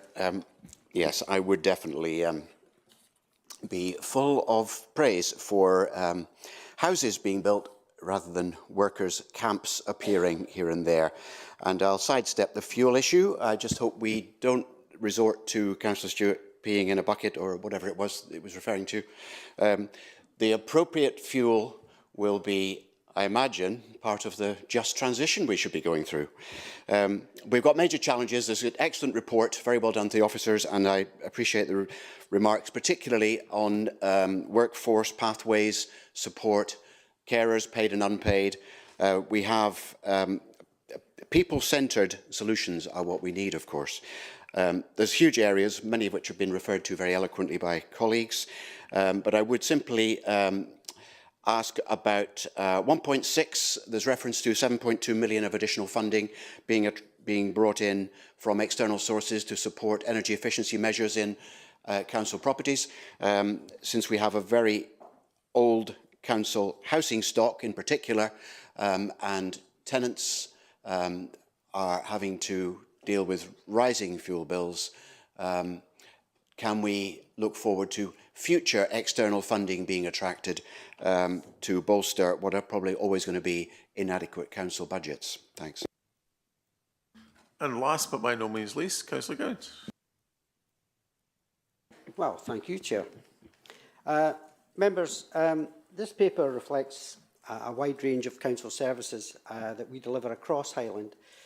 But to truly understand the direction that we're travelling in, it's important to recognise not only the challenge but also the successes and the vital building blocks that we're putting in place for long-term sustainable progress. So if members turn to section 9 of the papers, it's clear to see real and measurable progress that's being made. So just let me highlight a few examples.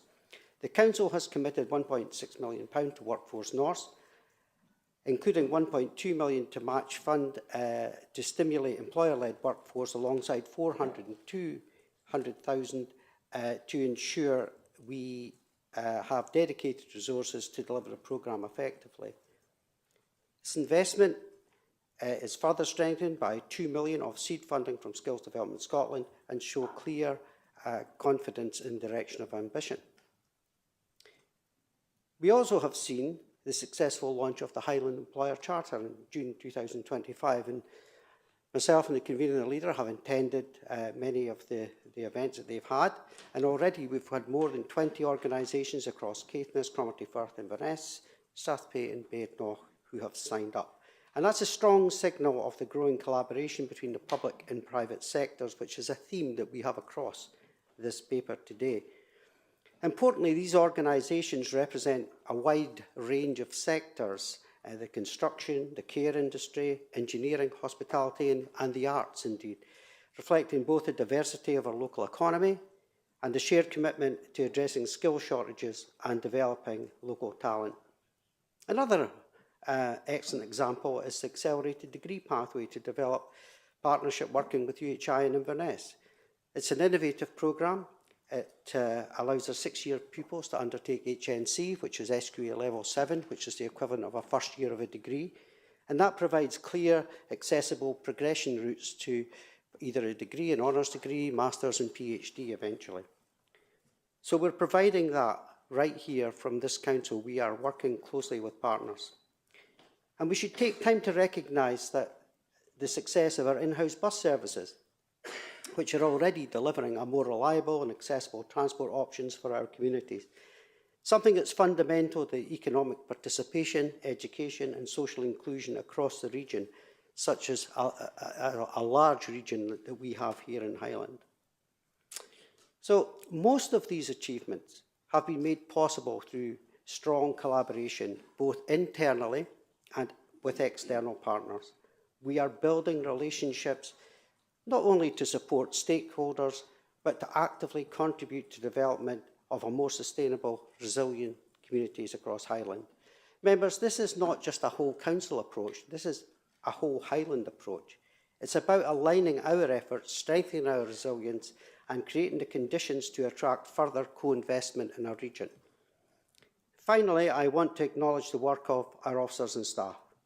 We all know that funding remains under significant pressure, yet time and time again, when asked, our staff do more with less to respond with innovation, creativity and determination. They continue to rise to the challenge and develop new ways of delivering for our communities. And for that, they deserve our thanks and recognition. This report is not just about where we are, it's about where we're going. I believe we can be confident that the foundations that we are putting in place today will support stronger and more sustainable Highland going forward. Thank you.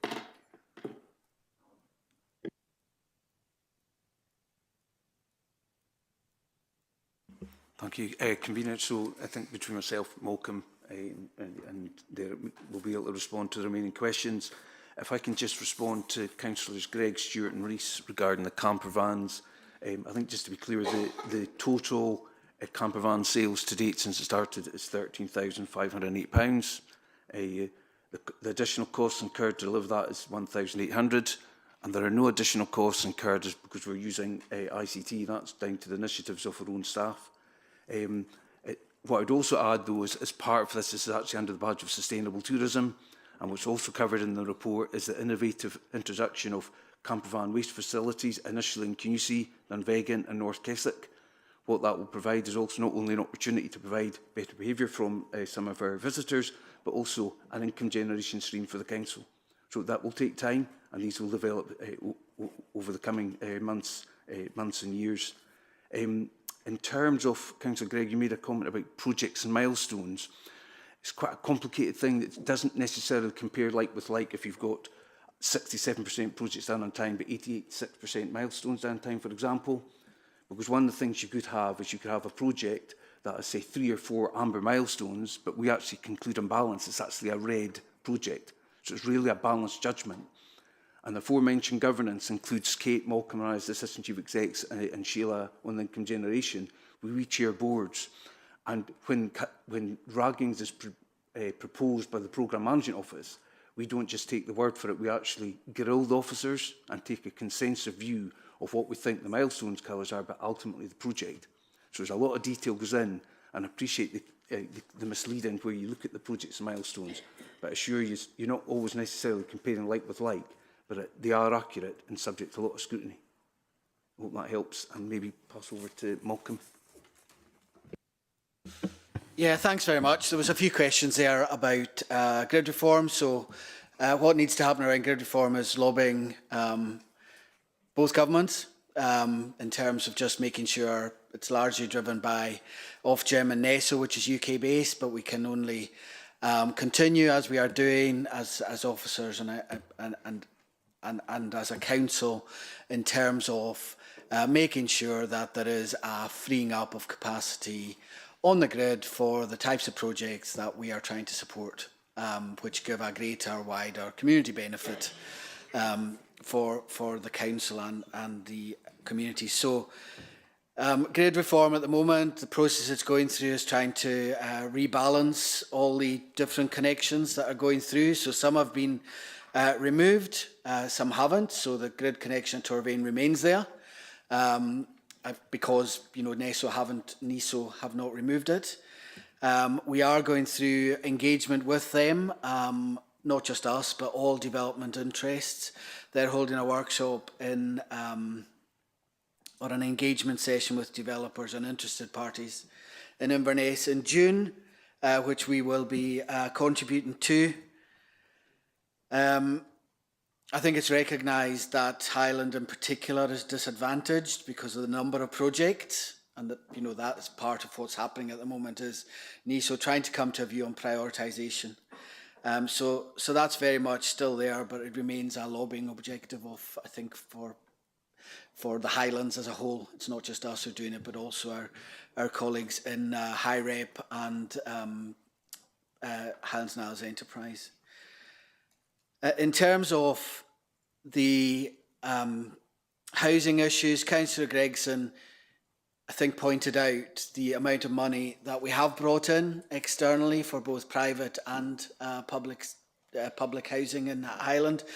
I think it's a bit of an unsung success story because an awful lot of work has been done by the Climate Change and Energy team to make sure that they are aligning as far as they can with Alison and Brian in terms of the housing side of the council, that where maintenance is happening, we can do, rather than just do one thing at a time, we can try and make it a much more comprehensive package. There are funding challenges associated with that, but again, it's very much something that we are singing the success of what we have managed to do, in order to generate hopefully further funding from both government and private sector sources. In terms of housing, I'm sorry I missed the exact point, but in terms of the point raised by Councillor Rees about demonstrator project, or I take it was to do with legacy housing in different parts of Highland. So. It was clarity, Malcolm, what type of demonstrator projects were you referring to at all? We have one that's of public interest in Caithness, but this may be a completely separate type of project. Oh, sorry. I'm very sorry. So the demonstrator project, there's one in Portree, which is repurposing the use of Tyne Skia, which is well underway. There's a capital contribution by the council in doing that. That is going to lead to a public sector hub in the middle of Portree, reuse of the building. It'll free up other buildings in the in Portree Town Centre, which are currently leased by HIE, Nature Scott and other partners, and lead to a much more multifunctional use of the council asset there. So it's a good example of what can be achieved, and it's exactly what we're trying to do through the Community Pod project. So that project was led effectively by the council. The Caithness demonstrator was more focused on working with the NHS, although we were holding the funding. We've gone through a process, there's been a stakeholder group, and we're continuing to do that. But obviously in Caithness, we've now got the bigger opportunity that we've got with the Highland Investment Plan, and I'm sure all Caithness members are aware of the really exciting opportunity that is in Thurso in particular, and we will be reporting on that in June Council. So hopefully you'll be able to see how all these different strands come together and move from beyond a demonstrator to a actual. I hope I've covered all the points, Convener.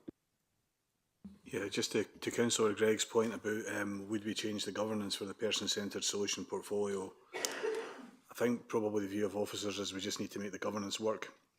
There's an awful lot of activity has been started by our new Chief Officer for Social Care. I think the idea is to get in behind that.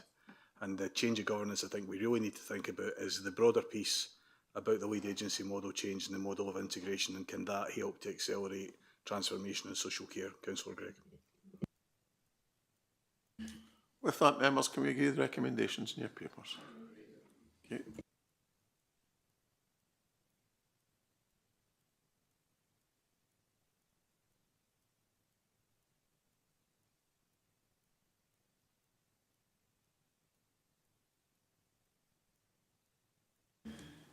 Members, I'm conscious of the fact that this is a fairly big paper.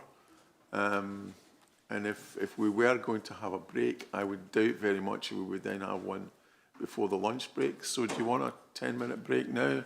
I'm happy to. Okay, can we come back then at, what, 20 past?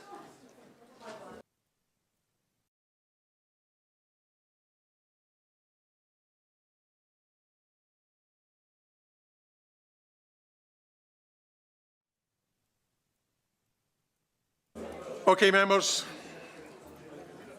and that means take your seats, please. We now move to item 4 on the agenda, which is the Highland Housing Challenge update, and we have a presentation from Alison, I believe. Thank you, Convener. Good morning, members. Presentation from both myself and Malcolm on this paper this morning. And of course, just when we're about to start, it's lost the... Bear with me one moment. I think it was the recording has kicked me out. Just 1 second, please. Here we go. Apologies for that. So, members, I don't need to tell you addressing the housing challenge is complex. We need more houses built across all tenures, but this also means that we need more land and sites and how these can be taken forward quickly. We need increased finance from a range of different sources. We need developers to have the capacity and the confidence to build. And it's also not just about building. We need to think about how we repurpose some buildings and also bring others back into use. There's no one solution to the challenge. And as you'll see from the report, many of the solutions are inextricably linked. So the council alone can't solve the housing challenge, but as a housing authority, we do have a critical role to play. And the paper in front of you provides updates on three key solutions, as well as updates on the overall commitments within the Partnership Action Plan. So to begin, in terms of the Empty Homes Challenge Fund, this is taking forward the commitment that was made as part of the budget back in March. The main purpose of the fund is to bring empty homes back into use and really support owners who are struggling to make that final step.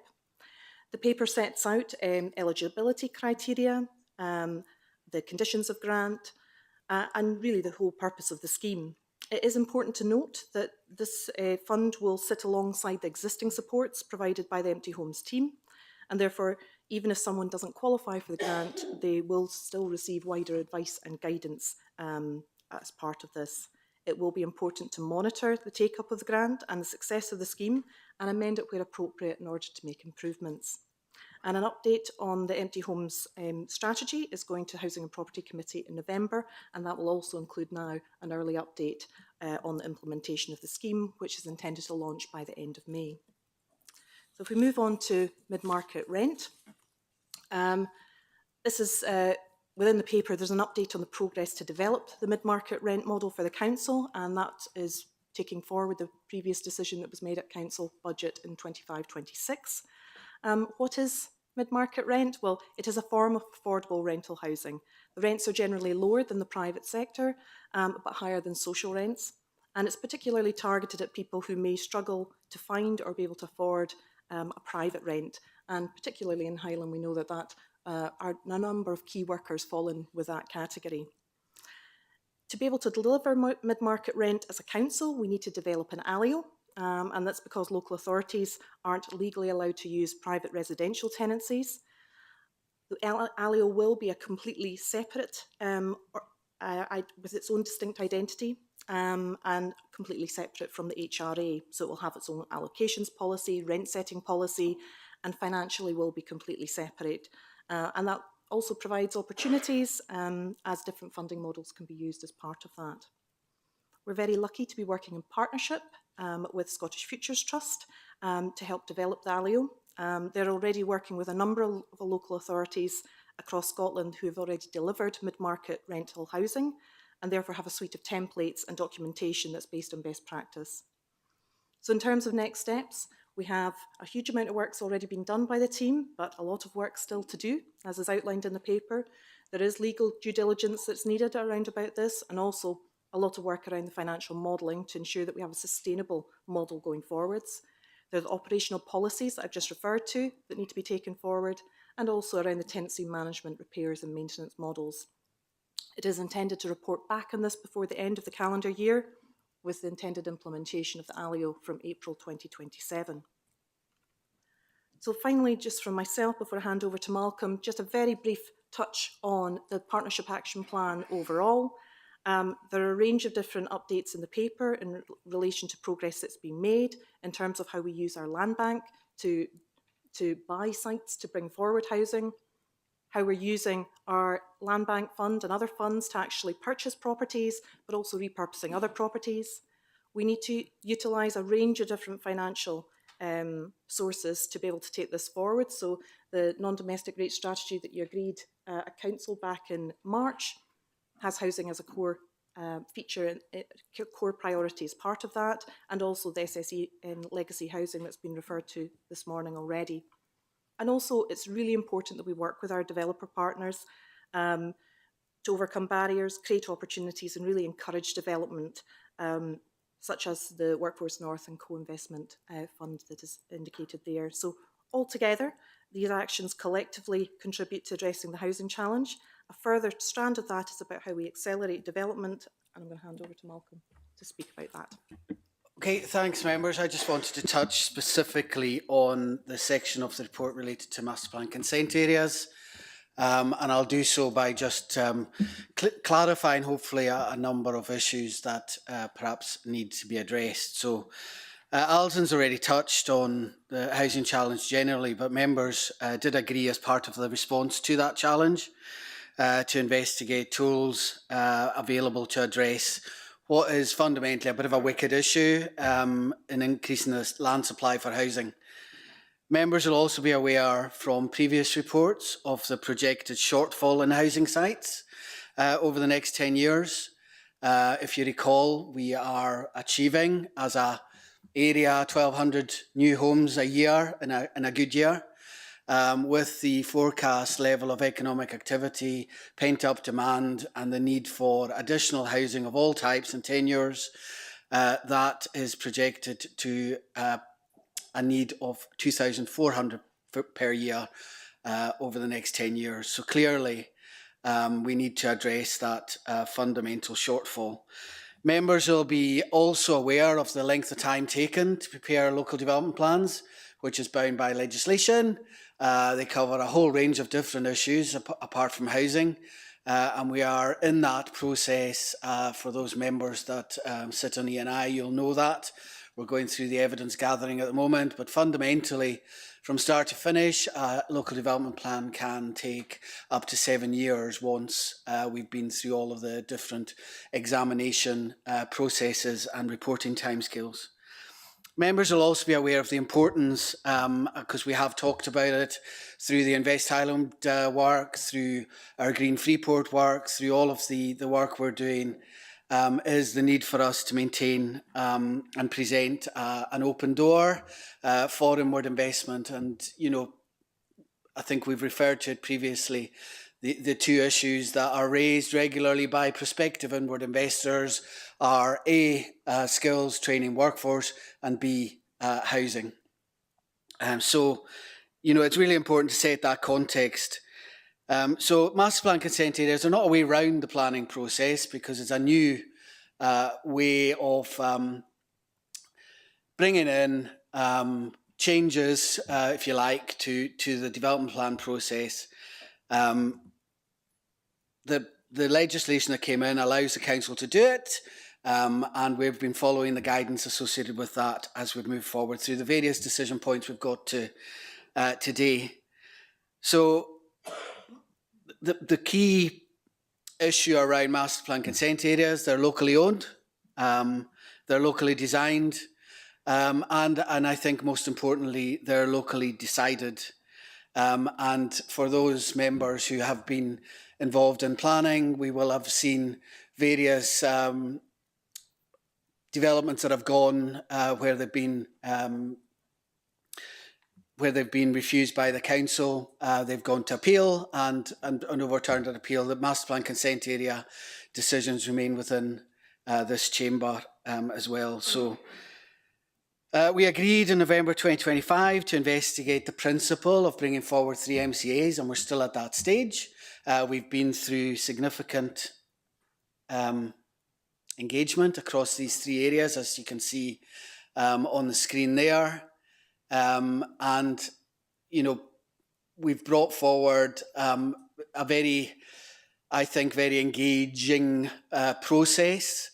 We have received a lot of detailed feedback, a lot of general feedback that are contained within the report and in the appendices that are hyperlinked within it. And, you know, the officers involved have proposed a number of amendments to the kind of big picture in terms of moving these forward. But that's not to say that A, there will not be any further change, because there inevitably will be, and B, that they will go forward to the next stage in the process. And that's what I want to touch on now. So if we could move forward one. So you'll see from the report, we set out the process involved here.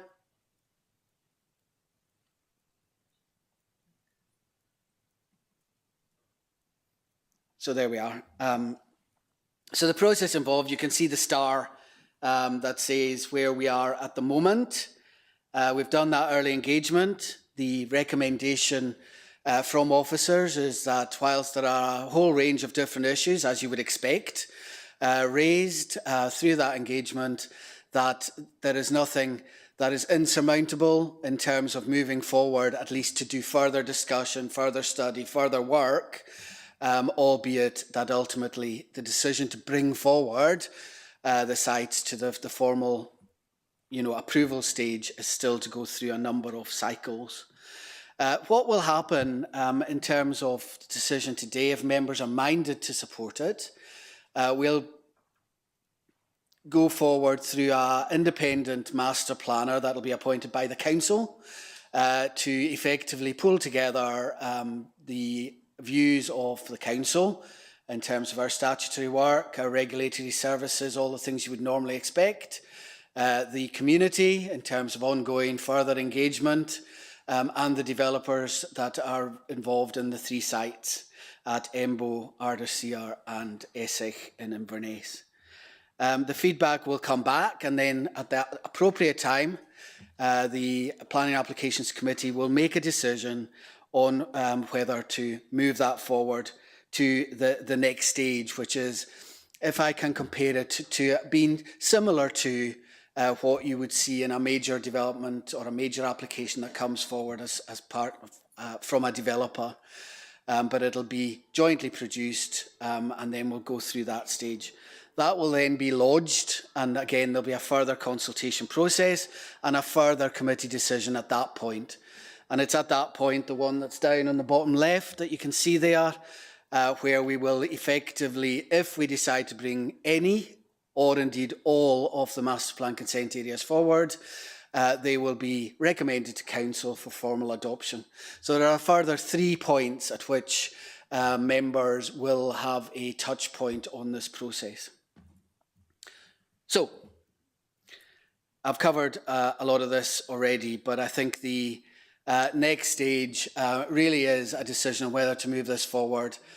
We are the first in Scotland, so I understand that, you know, we are pushing new ground here, but equally we have declared a housing challenge on that basis.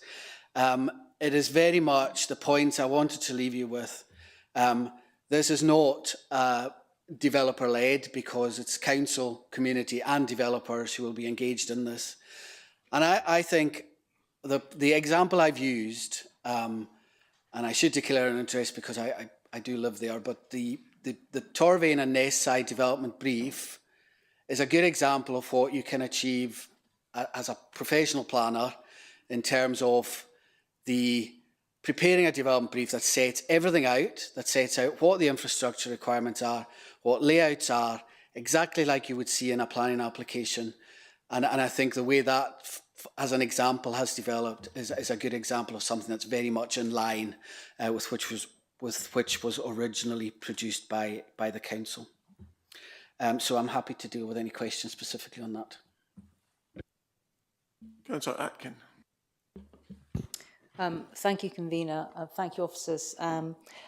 Members, I'm delighted to be in a position to introduce this, to kick off this debate on this Housing Challenge paper and update. It's one of the most significant programmes in the Council, I think, because housing underpins everything. It's essential for the delivery of core public services, enables economic growth, and addresses the needs and well-being of the people that we represent. We hear every day within our communities about the critical need for homes that are affordable, whether that is to rent or to get that foot on the ladder of property ownership. For those who do own a home and are established in life, it's sometimes hard to grasp just how difficult today's landscape is for younger generations. I spoke to a young woman last week in my ward who said it is near impossible now for young couples like her and her partner to afford to buy a house in our ward. So effectively, they're priced out of the place where they grew up. So that has massive implications for our demographic, and for those, you know, age-friendly communities need young people in them, and they need families near families, etc. We often reference the housing waiting list in this chamber, but it is not a waiting list. It is a housing register. The brutal truth is that for so many on this register, waiting for a social rent will be like waiting for Godot. So it is imperative we increase supply and deliver opportunities that can fulfill people's aspirations. Imperative we use all the tools available to us. As articulated in the paper, there is no single answer to this challenge. No single agency can do it alone. It is about all of us, public, private and community sectors working together to deliver more homes. The Council obviously has a key role, and I think it's worth highlighting, reiterating some of the things that Alison referenced that do deserve recognition. The Empty Homes Challenge Fund is ready for implementation by the end of this month. This is designed both to support and to nudge so that we can get properties back in the market. The core affordable housing programme remains on track with 499 units delivered by the last financial year, March 2026. I mean, that's impressive. That, you know, we're really going with that, but obviously we need to do more. The mid-market rent model is a hugely exciting innovation for the Council. It's a game changer, in my opinion, that can increase supply in a targeted way, especially around our key worker challenges. So full credit to officers for moving at pace with this project. We'll have a full proposal before the end of the year with a view to establishing an LEO by April 2027. I mean, that is really going apace. I mean, it's massively impressive. So thanks to all the officers involved. Despite these positives, none of us should underestimate the scale of this challenge. Demand continues to outstrip supply.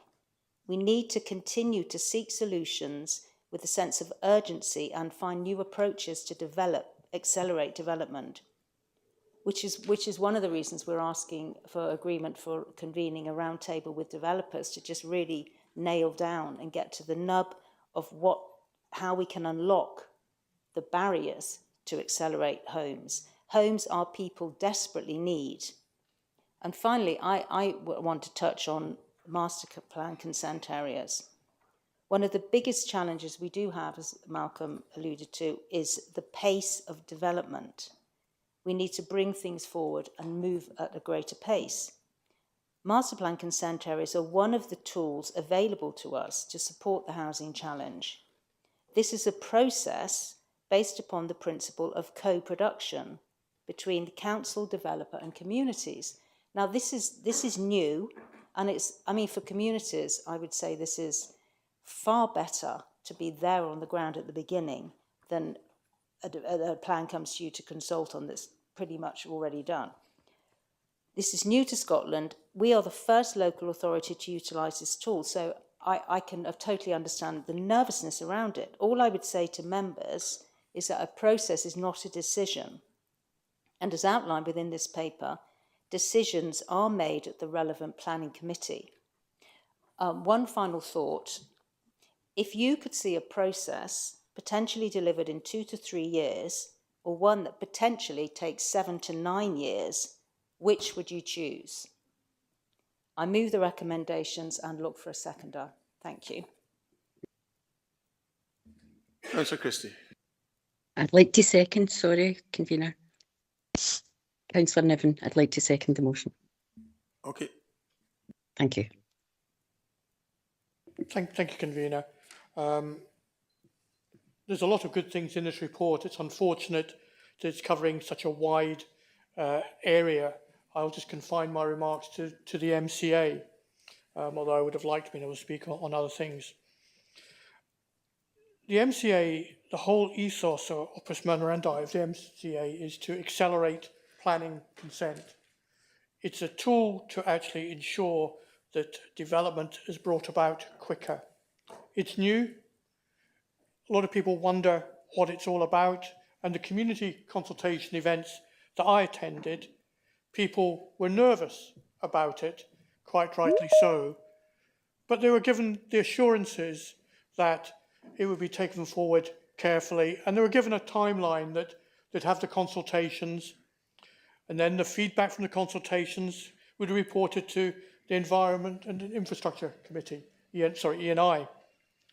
And what do we find? It hasn't been. So within weeks of telling communities how the MCA process will be developed, it's not going to the Strategic Committee for what would probably be more in-depth discussion about their points. It's going along with empty homes, the Highland Housing Challenge, a roundtable discussion and everything else. That's not what the communities were told. That's not what the community councils were told. That's not what I was told when I was at the events. So that obviously will create a bit of apprehension, mistrust, worry about the whole process that has changed within weeks. I'll confine most of my remarks to the Essex Road site, which is, for those that don't know, is just on the very edge of my ward, and Jackie Hendry's ward and Andrew McIntosh's. But it's also on the boundary with Inverness South and also on the boundary with Aird and Loch Ness.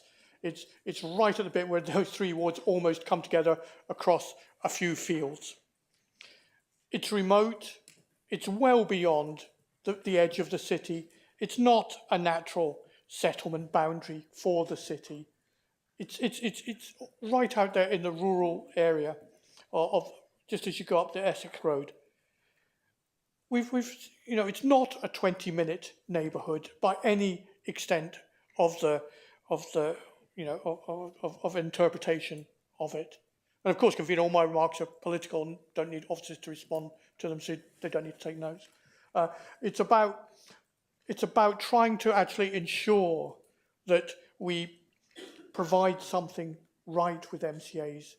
I have no problem with MCAs. I have a problem with this site. I have a problem with the identification of this site for this particular proposal as it's coming forward at the moment. It's prone to severe flooding. We've got pictures of that, and there'll be a loss of important agricultural green space and the impact on the wildlife around that area. When you look at the infrastructure around that part of the city, the school is full. We can't even feed the children at lunchtime within the school premises. They have to go and sit out in the Gaelic school, around the back of the Gaelic school or the park or outside Asda. They can't all fit in the school for their lunch. The two of the primary schools are getting close. One is over capacity and the other one is getting close to capacity. There's no health facilities up that area of the city. Indeed, when you look at other areas as well, for the other MCA, the doctors have actually got a closed list in that area. How do you access that site? You'll probably come down the Southern Distributor Road, and you'll know when you come down there's one bad roundabout where lots of cars don't stop at the top of Strataric Road and the Southern Distributor Road. That is the roundabout that's going to access the road that leads to this new site. So what are they going to do? They're going to put traffic lights on there, which defeats the whole objective of the Southern Distributor Road, moving cars across the city. The site is accessed up a single lane track where there are a couple of passing places, but the other passing places are actually private driveways. So that's what we're doing. There's no pavements up there. There's no room for pavements by the side of the carriageway. Pavements would have to be on land acquired. There's no cycle lanes up there. There's no room for them. There's no safe route to school provision up there. And they've got a bad junction with the road that leads down to Torbreck off the Essex Road, which actually would be a danger point. So for all these reasons and many more, I would propose my amendment, which I think is in the chat, convener, and hope that it will gather support. Thank you. Councillor Craft. Sorry, I didn't catch the name. This is a welcome paper for me. Access to housing has been by far one of the biggest issues that I am faced with, and I completely echo the comments that Councillor Atkin made. It was picked up in our in the area place plan as one of the highest areas of concern for residents. And what this paper does is it evidences and outlines the complexity of the picture. It's very often viewed as simplistic, so and so many homeless. Well, was told, build that many council houses, and the problem is resolved. But it is far more complex than that, and this paper outlines that. We don't only need to build, we need to ensure fluidity in the market, and we need to use all the levers at our disposal that have been devolved to us that we can use at local government level. It addresses the issue of empty homes and gives us a strategy to be able to deal with that. The other things are the master plan consent areas, and the one that I'm kind of most excited about is the mid-market rent model, which will hopefully ensure at the moment we've got a situation where the gap between social housing and private rent is so big that people are not moving out of first-time houses or social houses because they can't afford the next step. And I know this isn't specifically addressed in the paper, but I am really encouraged that under the Scottish Government Rural Key Worker Scheme, we have purchased properties which are available to key workers. We now have a question in our housing application paper. I know this does not allocate points to key workers, but it enables them to be considered for one of these houses if it's appropriate and in their area, and it also gives us a database of where key workers are and where they need houses. So we're not just using our land bank money, but we are maximising all other funds to address this. So I'm happy to support the recommendations. Thank you. Councillor McIntosh. Thank you, Convener. Can I start by seconding the motion by Councillor Christie? I'm going to concentrate also on the MCAs, in particular the MCA for Essex. Councillor Christie has covered most of the difficulties with that in terms of schooling. The IRA is already at capacity, not able to provide proper care for the children when they're not in classes. The second phase for the Nestcastle Primary School has been put on hold, and it will need to be built quite quickly if they're going to have room for these new ones coming from the proposed site at Essex. And it's the lack of services which is the real problem. We're not building houses, we should be building homes, and homes need more than bricks and mortar. If you, I knocked on doors, not at night, but not at doors of the line Castle Heather, and I'm thinking it would take about an hour to get around, and you're met by young mums who are totally isolated with the one car that they have away. There's no shops, there's no services, there's nothing for them. We are building isolated communities, not joined up communities in Inverness. The MCA in Essex has got that major problem of lack of services. There is nothing that we've seen that will put in any area for shops or community facilities. There are no health services that side of the river apart from Hilton and Kilduff Road. I think that's about it, really, a small junction there. And there's the great problem with the road into Essex, which is to widen it, which will be required, you'll need to plough through people's gardens, rebuild a bridge over the burn, or put up traffic lights. You can't put up traffic lights, which has been suggested, because you cannot have homes with access to roads between two sets of traffic lights.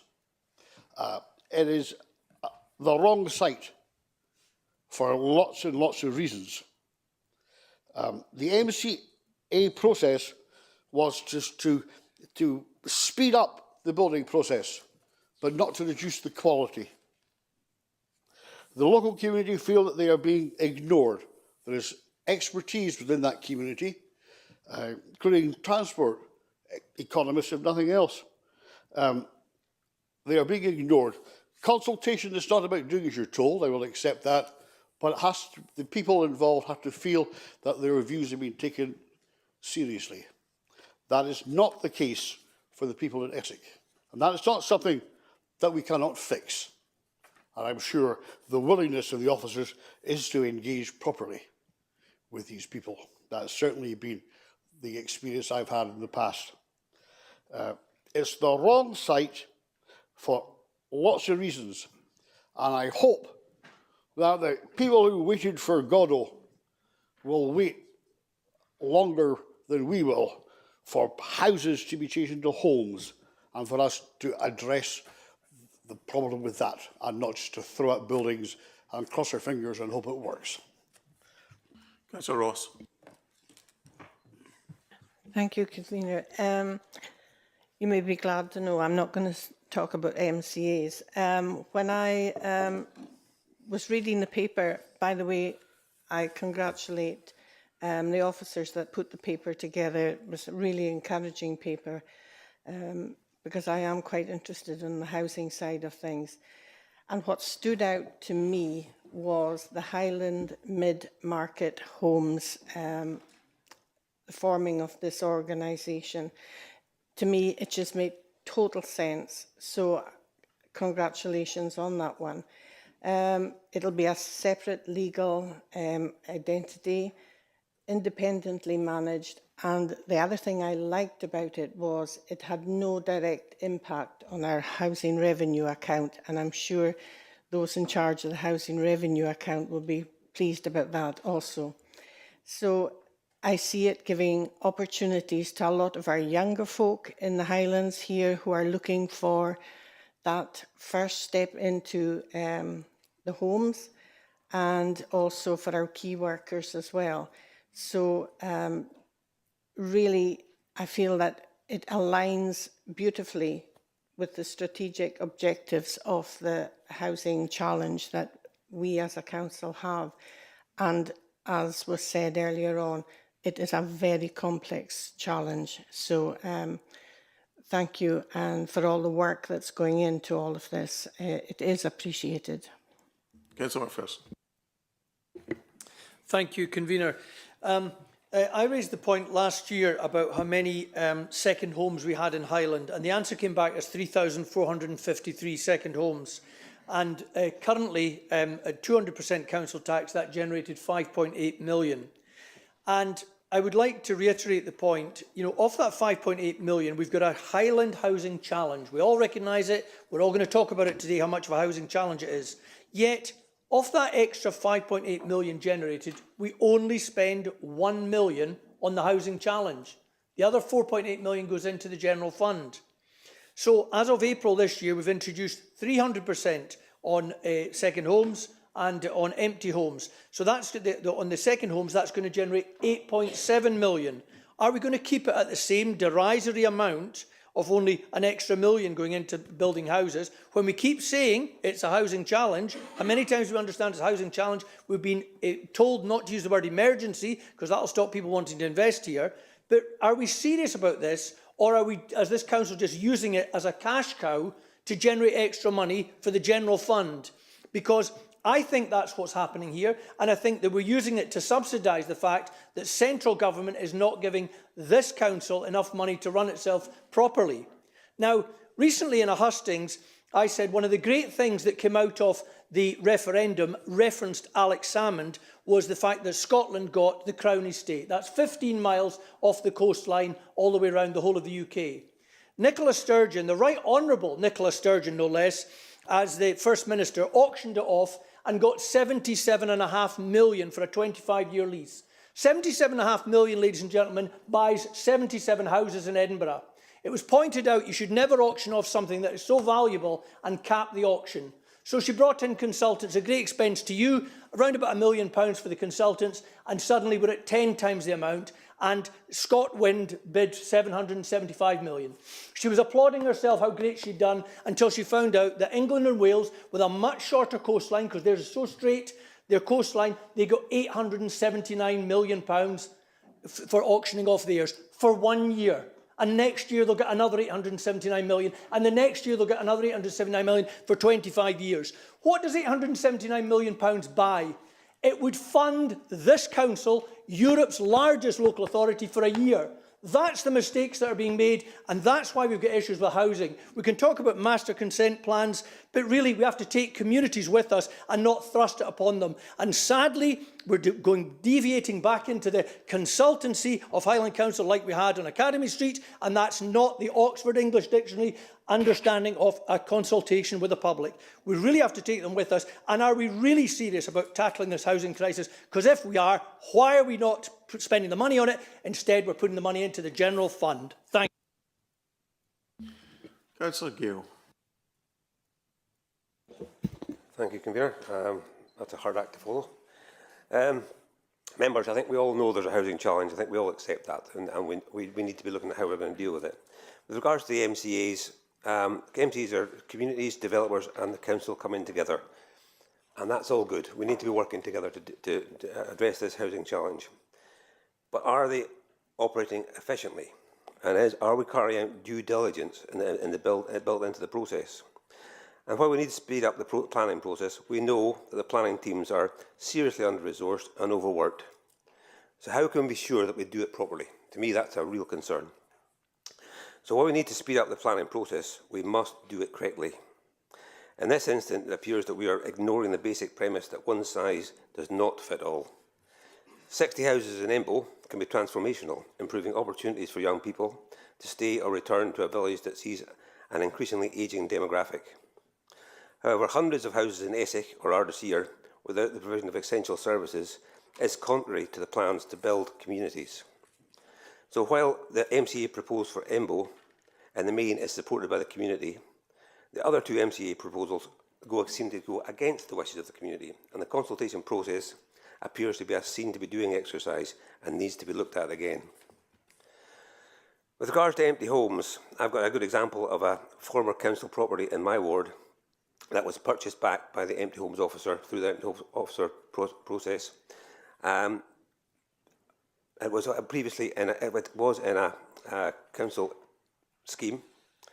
Now, the council bought it back in its unrefurbished state, and then decided that it wasn't able to be converted cost effectively, so it was put back on the market. So where was the due diligence when this property was brought back into the council? And can I say that no new housing has been proposed in that village to compensate for the loss of that property? So I'd like to know also, when is an empty home a second home? We know that some empty homes have been lying empty for, well, 41% of them have been lying empty for more than 3 years. Presumably owners are living in other properties. So is this a second home, or what's the status of these particular empty homes? With regard to the ALIO regarding Highland mid-market homes, I have concerns how this would be managed. It doesn't seem clear to me, and as it all entirely separated from the HRA. Perhaps if the ALIO is the answer to a lot of problems with our mid-market, should we not at this point be considering opening up to consider the complete devolvement of the council housing portfolio to an ALIO if this has so many benefits? Thank you. Councillor MacDonald. Thank you, Convener. I would like to start by saying thank you to the officers for this report. It's very extensive. It's a very positive report. And what I look forward to is the fact that it is forward-looking and quite ambitious. However, if I look at Appendix 7, Item 7 about key worker housing, whilst I welcome that, and I think everyone in this chamber will welcome it, how do we maintain key worker housing for key workers? Because if you build 100 houses for key workers, as soon as they're occupied, they're no longer available, and you end in all sorts of problems of trying to evict them, trying to reuse them, and they may no longer be key workers anymore. So my point really is, we have to be careful that the pen doesn't get carried away with promising things that are unachievable or very short-lived, but look very good in the paper. So I'm just asking for a bit of caution and a bit of explanation of how you might implement these sort of projects. Thank you. Councillor Mackenzie. Thank you, Convener. Thank you to the team producing this report. I would like to mention about the Empty Homes Challenge Fund. I welcome that, particularly given the Highland has over 2,400 long-term empty properties, which I did raise this question here in the chamber. Sadly, it also highlights the significant housing demand we have here. I do have concerns about relying mainly on a voluntary grant approach, where some properties have remained empty for many years. I see we also need to look into the context of our ageing population, as this is relevant. Many people are living in homes that no longer meet their needs, but we are not always supporting those conversations early enough. What actions are being taken, I ask, to support our ageing population to downsize locally, freeing up family homes while remaining in their communities? Will the council work with developers planning new housing more age appropriate for mixed age population? Could we take a more preventative approach, working with communities to start those discussions, like Age Scotland have had a campaign, where do you see yourself in 10 years? Working with communities, we need to look at these different complexities about downsizing, house choices earlier in our time. We can help people remain in the right homes, in the right places, and improve overall house flow. This could reduce the number of properties lying empty for many years, where sadly someone has gone into care and may never return, sadly. I am aware of an example in this case in the Crown area where a property has been empty for around 15 years, and it is deteriorating every day, every week, every month. And it's been empty, unoccupied, which shows we need a stronger and more joined up approach alongside this empty housing fund. I would welcome more focus on how we link empty homes, prevention and community-based conversations about housing for later life. That raises the question of whether incentives alone will be enough to address the most persistent cases. I would be keen to see a stronger, more targeted approach to bring these long-term empty homes back into use for our communities. New housing delivery needs to be addressed to have more age-friendly intergenerational communities, suitable housing for all stages of life. McCarthy and Stone Oakwood Court in Inverness is the last one built here, and we need more in mixed community settings. So, what additional tools do we have to address properties that have remained empty for 10 to 15 years or more? We talk about preventative in our daily lives. We need to prevent properties getting to the stage of being unoccupied, unused. Many senior residents may be seeking to downsize too, but it gets too late and we therefore could allow others to use their property. Perhaps. I have been considering looking at downsizing. It's difficult in finding suitable properties in the community I have been in for over 20 years. I leave that thought with you. Thank you. Councillor Collier. Thank you, Convener. Bear with me, my system decided to get stuck there. Right. Firstly, I welcome the overall direction of travel within the Highland Housing Challenge report. Across Highland, communities are facing enormous pressures around housing availability, affordability and infrastructure. And I do appreciate the scale of work officers are undertaking to accelerate delivery and explore new partnership models. I think there are positive aspects within the report, particularly around the affordable housing delivery, mid-market housing proposals, and attempts to leverage external investment to support infrastructure and development costs. However, I do think it is important that as we move forward with increasingly complex partnership arrangements and delivery models, we continue to ensure strong governance, transparency, and public confidence throughout the process. From my own ward perspective, we have seen significant public interests and concerns around developments such as Ross Kane, including a recent judicial review process, even though that challenge was ultimately unsuccessful. I think that demonstrates the importance of ensuring communities feel reassured that developments are progressing transparently, lawfully, and with appropriate safeguards in place.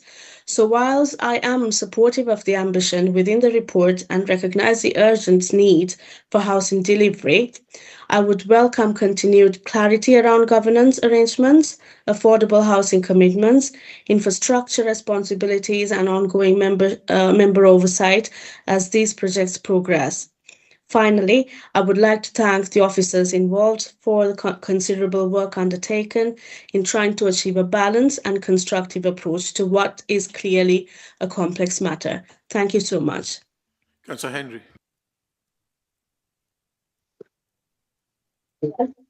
Thank you, Convener, and thank you to the officers for this paper.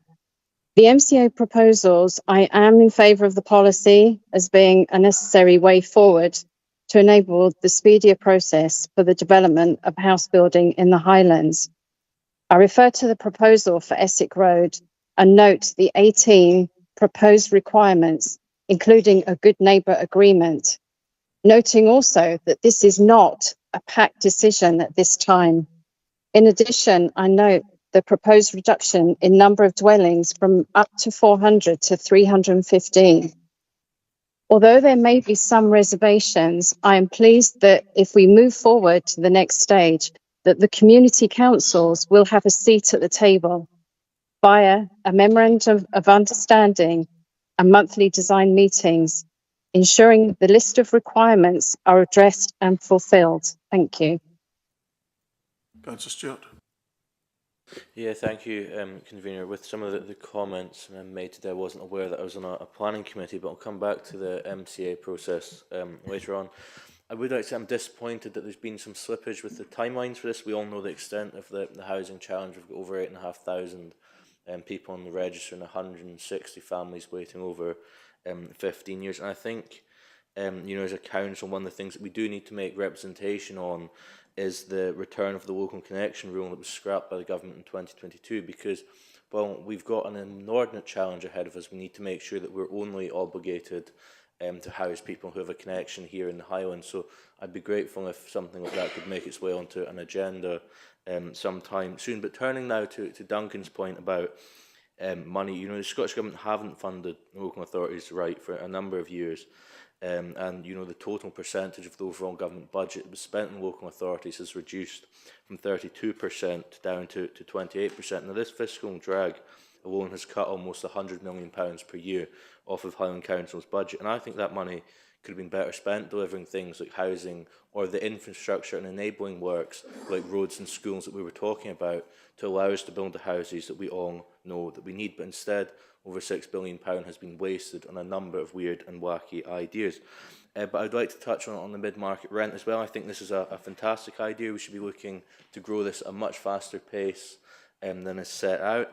And I would like to ask a question of what consideration has been given to acquiring a target company rather than setting up the ALIO ourselves, similar to what we did with some of the bus company stuff.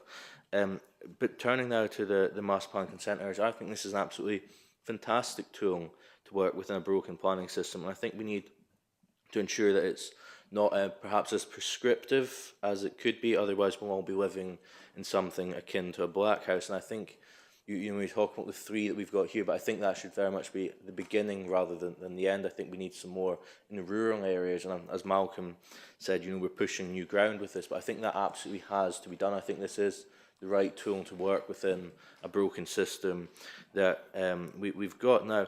I think when it comes to the concerns that have been raised around some of these developments, there are absolutely legitimate concerns about infrastructure and about services. But I think what we've got to do is look at, you know, it's a lot of these services were to be provided by government, be that local government here or national government elsewhere. And I think, you know, we've got to put that blame to heart. Now, the Lib Dems were in administration, and they done hee-haw about the capacity in some of the Inverness schools, so it's politically convenient for Alistair to stand up and blame that when it's coming to blocking housing developments that we very much need.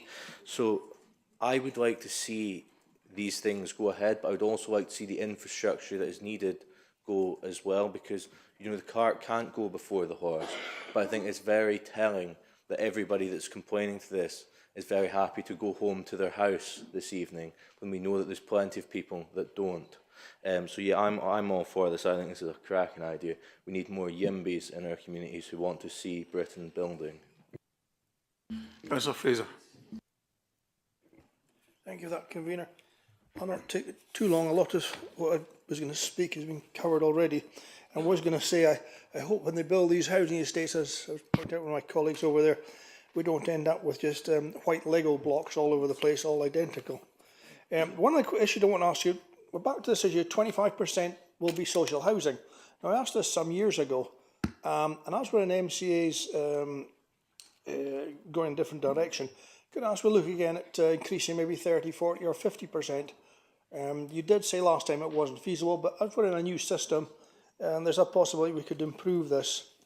The other one was Elio's question of accountability. I take it it'll be councillors will be on the board of these ALIOs, and there'll be local councillors, and they'll still be able to intervene on behalf of tenants if there's problems. And I think that's all I've really got the actually questions. Councillor Balance. Thank you, Convener, and thank you, officers, for this report. Councillor Fraser reminds me of the old folk song, Little Boxes on the Hillside, all made out of ticky-tacky, and they all look just the same. I mean, MCAs, I think, could be an excellent development. They could involve communities before, at the very start of planning, and that could work much better than the current system, whereby communities and ourselves here only have the opportunity of saying yes or no to what is basically a fait accompli. And I think in EMBO, there is a real chance that an MCA could progress well. Officers seem to have listened to the local community and reduced the amount of housing by about 20%, and the local community seems to be open to the prospect.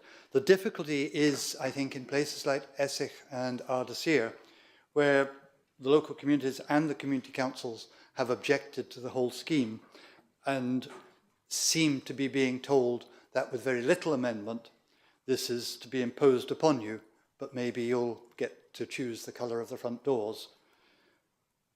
I noticed the comments about an MOU with monthly meetings with the developers.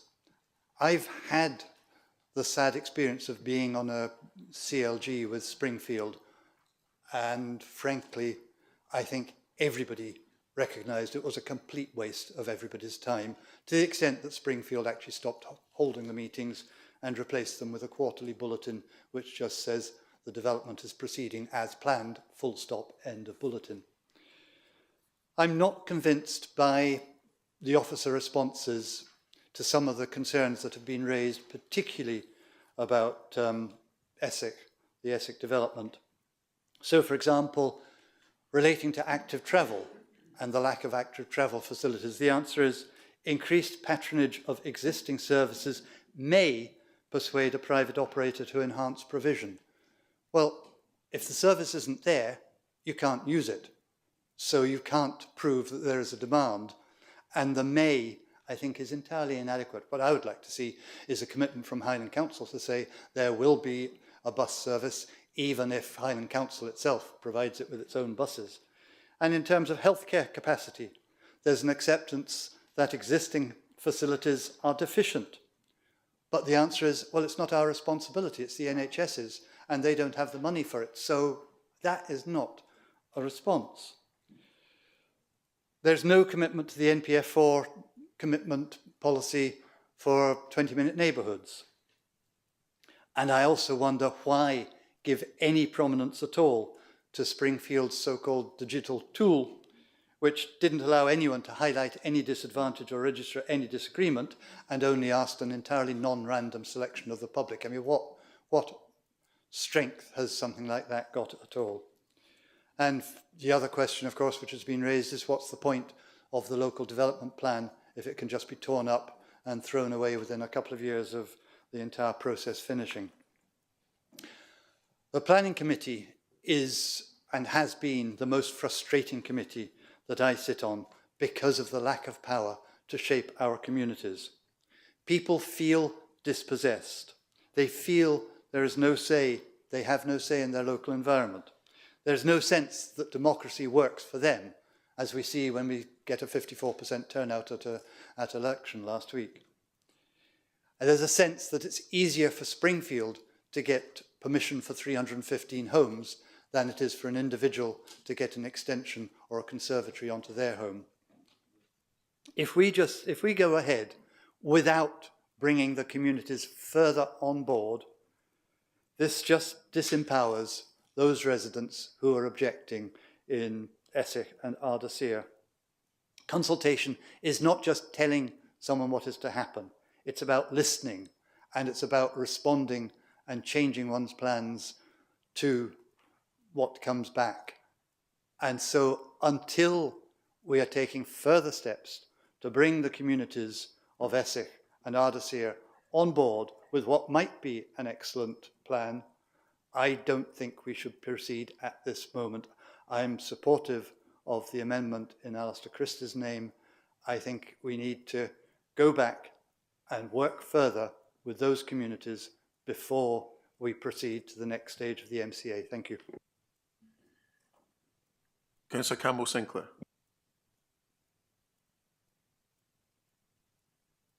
Thank you, Convener.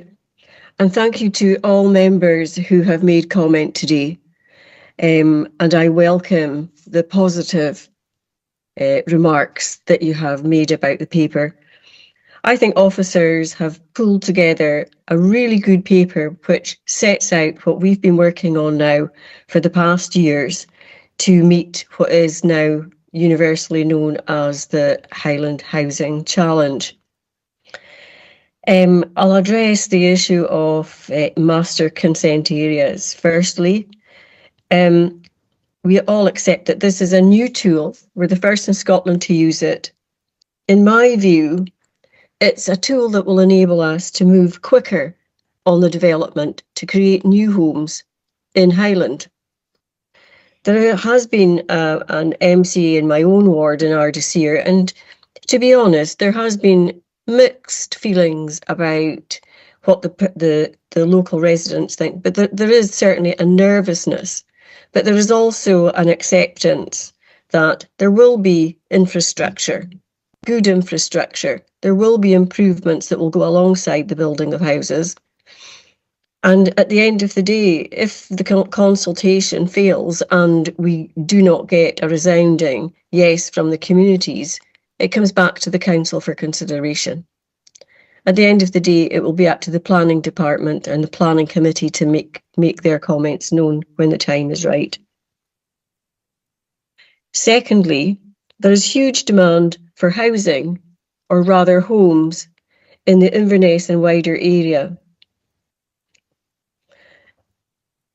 The only way that we are going to be able to deliver that is through tools such as the MCA, so that we are allowing a process where, rather than waiting 8 years for a develop to start and end, or for to start in the beginning, we can now move quickly so that we can perhaps address those that perhaps are looking to either move up to a larger property or also to move to a smaller property. It's also a way for us to ensure that we can take care of those that have been on the housing waiting list or the housing register for many, many years with absolutely no prospect of ever finding a home of their own.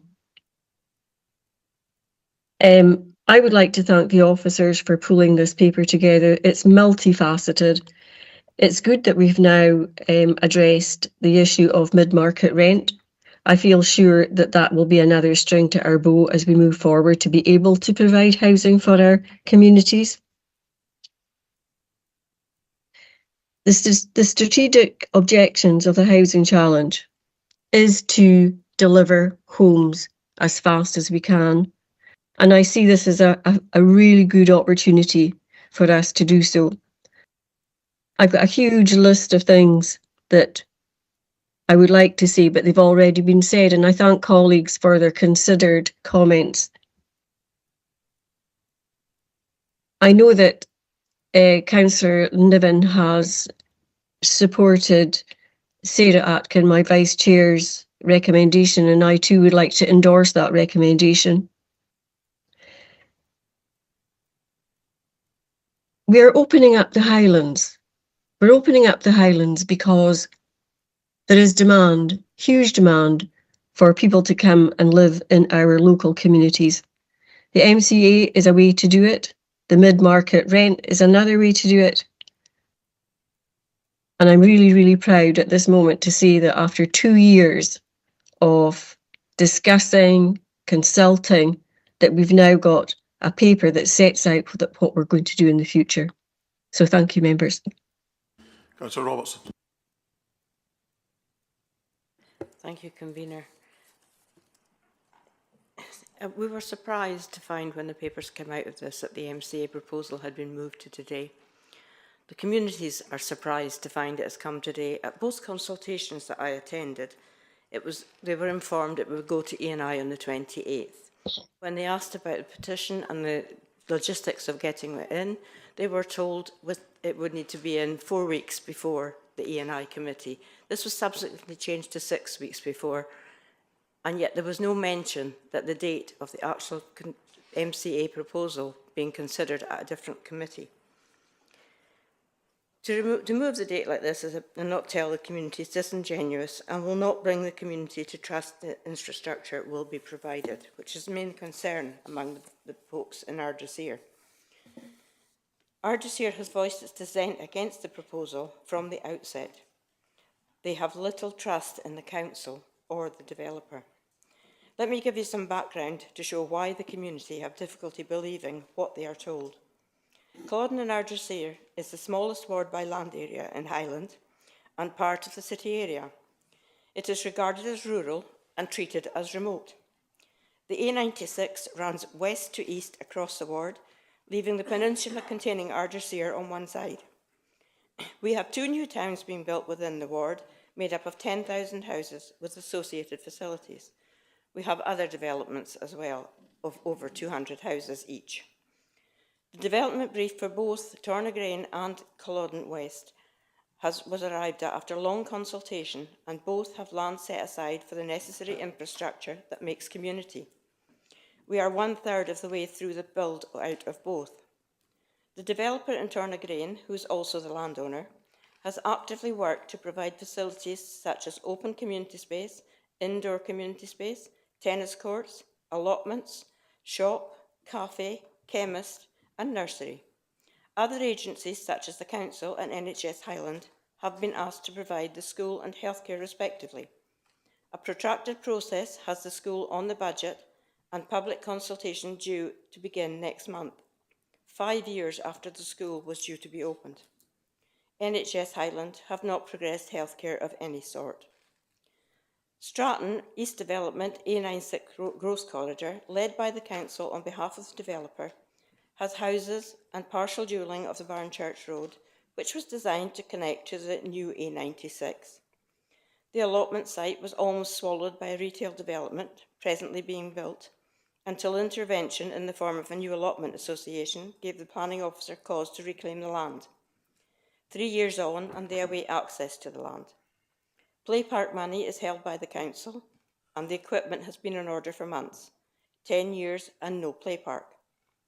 No primary school on the horizon, as it was removed from budget as the need for one in Tornagrain became greater.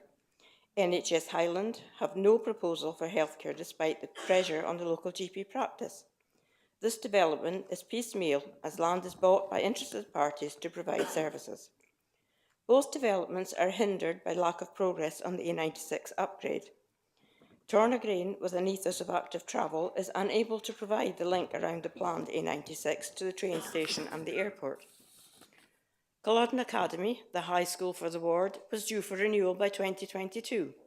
Consulted on extensively through Parent Council, now removed from consideration until 2035. Furnished with 17 temporary classrooms to increase capacity. The main building is outdated and has only 10% of the dining space required for a school with a 72% take-up of school meals. They did get a mugger in compensation. Beloch community, despite their reservations, accepted a 300-house development associated with the gift of land for the new Culloden Academy and land for community use. The first phase is occupied, but the community do not have use of the gifted land. Now we are faced with an MCA to speed up the planning process and provide much-needed houses. An assurance that infrastructure will be provided is included, but what makes this plan different? How can we believe the infrastructure will materialise? Ardrosere community have had almost 200 houses added already in the last 12 years. Springfield has not complied with the planning condition to provide a safe crossing on Nairn Road, and there have been numerous complaints from residents of the inability to address faults. The same developer engaged in this new process. The report cites the investment in wastewater treatment as a positive in Ardrosere. Really? The upgrade to the same way was strongly objected to by the community. Unless we bring the communities on board with the MCA process, it's not going to work. Thank you. Councillor Edmonds. Thank you, Convener. I might be repeating what other members have said, but I noticed that the word tools has been used quite a lot by different members, so I agree, some repetition is obviously allowed. I think these papers, this item number is far too long. It should have come, the MCA should have come as a single item, as it would have done to E&I as we were promised, and the other two split. They're very, very important issues for the Highlands, as we've seen from this debate. But it's just too long, and I feel that with the limited time that every member has available to them to scrutinise this report, we're being suffocated from actually giving it the amount of scrutiny that each individual item requires. So I'm going to just briefly talk about the empty homes, very laudable. I actually lived in a property many, many years ago that had benefited from a grant for empty homes. I'm dubious, though, that the lowest quote is often the best value for money. Sometimes higher quotes actually last longer and of better quality. And the other thing I'm concerned about is that by paying a grant at the end, and I can quite understand the due diligence approach on this, by paying the grant at the end, it forces the people who are making the improvements to take out a separate loan or find the money. And perhaps the reasons why these homes have left empty for so long is financial, and that may not help them. I'd like to talk about the MCAs as well. I was struck by the fact that, a quote, I think it was community-led, and yet we have two community councils here for the proposals that have objected. And I think, like other speakers have said, we're very good at saying that we're listening to communities, but actually, really, are we? I don't think we are. And I think if this really was community-led, then these two proposals would not be before us today. I also noticed that the infrastructure, and infrastructure needs to come first. It's part of our planning policy. And that's not just developers' contributions in terms of, just giving money. We need more hospital beds. We need more adult social care arrangements. We need a capacity in the schools. 100 homes is 25 pupils. And the schools next to two of these developments, the academies, are at capacity. And we're intending to add more to them without any specific provision for enhancing the infrastructure there. I'm not clear about whether these could be used for second homes or lets, if there's any way of actually putting a thing on that. And I just very briefly talk about the LEOs. There's just not enough detail about the company structure here for us to make a reasoned decision. They might be a good mechanism, but without understanding the articles of association, who's in charge, how they can be changed, then I think it's very difficult for us to make a decision on that today. Councillor Cross. Thank you, Convener. We are being asked today to agree a number of things in this report, which is hugely complex and obviously represents a great deal of work and effort put into it. In section 2.1.2, we are asked to agree the approach being developed and progress made to develop Highland mid-market homes, and that a further report will be brought to committee before the end of the calendar year, outlining the final proposed structure, governance arrangements and financial model, and it goes on a bit further. Yesterday morning, I opened an email which had been sent from an officer at 10 to 5 the day before. That was outlining quite a complex financial procedure that will be presented to the Housing and Property Committee next Wednesday. So naturally I went to have a look at what that's all about. There are some restricted papers in it, and I need to be careful that I don't breach the confidence that those represent. But within it, it actually makes reference to policy that has been agreed today. So that is referenced in papers before it's actually been agreed. And it also states that local members have been consulted. Well, the consultation started at 10 to 5 on Tuesday, and it was very sketchy. And I don't consider that that is anything like consultation. That is not consultation. What we have, when councillors are are wishing to put motions or questions to the council, we have to give 3 weeks' notice.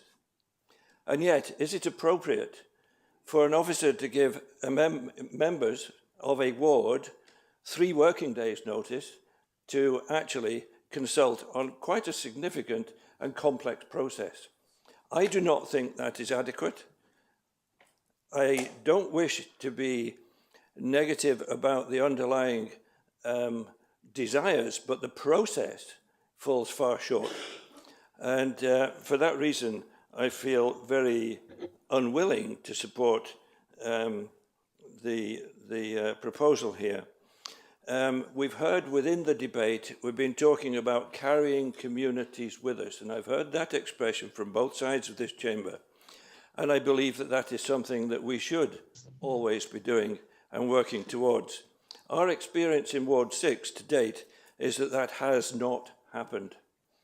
We've also got reference here in 215 to council-led, or led by the council, but co-authored by respective developer partner and representatives of the relevant local community.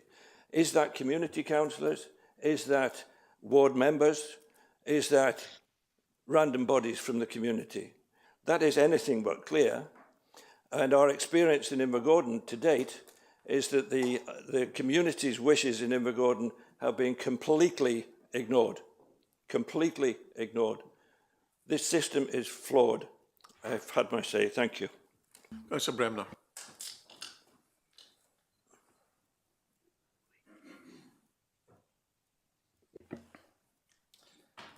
Thanks, convener. I was going to actually, there are lots of things in this paper.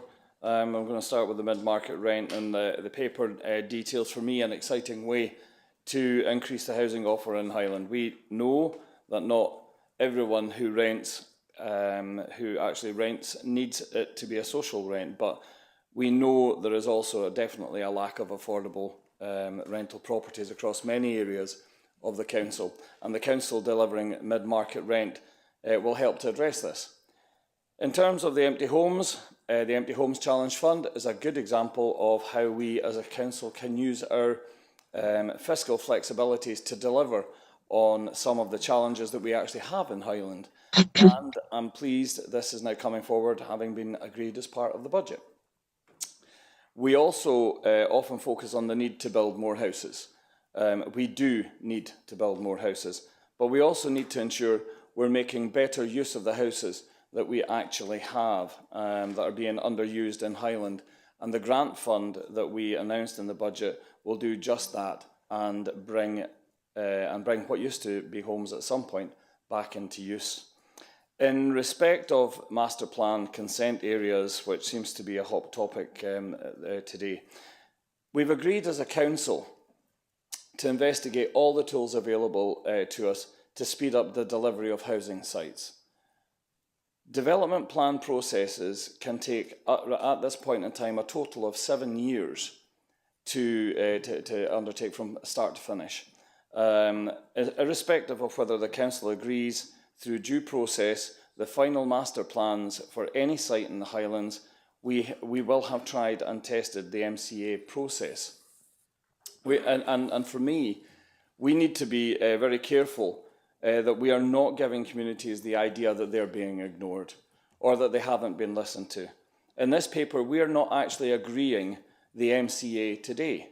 Moreover, what goes to the next stage? And it's important that we understand that. I see that the amendment proposes that only EMBO goes forward to the next stage, but in the face of it, very little evidence as to why that should actually be the case.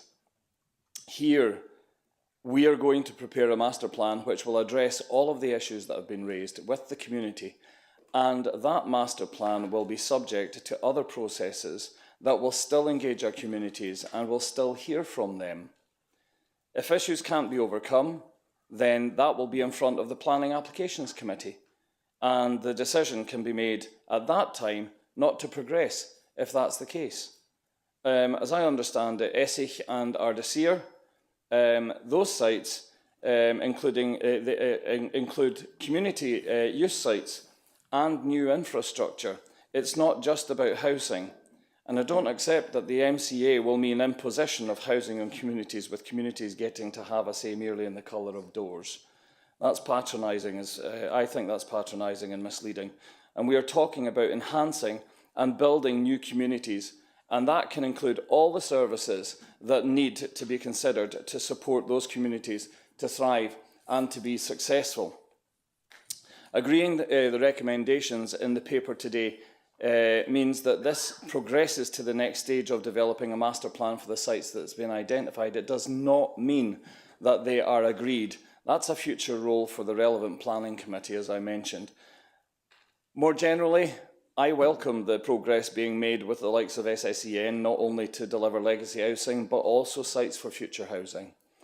I note the really positive progress that's been made with our own in-house team in purchasing sites through the Council's land bank to deliver future housing, but also the work ongoing to both buy back properties and repurpose others.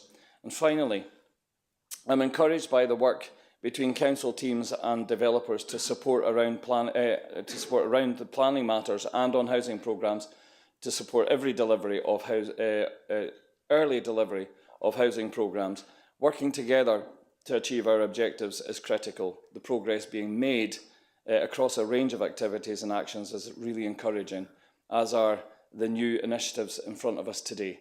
This demonstrates for me that the Council is serious in playing our part in taking decisive and positive action to address the housing challenge that we announced here in Highland. We're not done yet, but for me, it's a really good start. Thanks. Members, 13 members have still to speak in this debate. I would encourage maybe some brevity, if that would be appropriate. Councillor Gregson. Thanks, Convener. I will be brief. I'm going to support Councillor Christie's amendment. The Essex MCA in particular has capacity issues. I'm fully supportive of the Challenge Fund and, in principle, the ALIO, although I have governance concerns.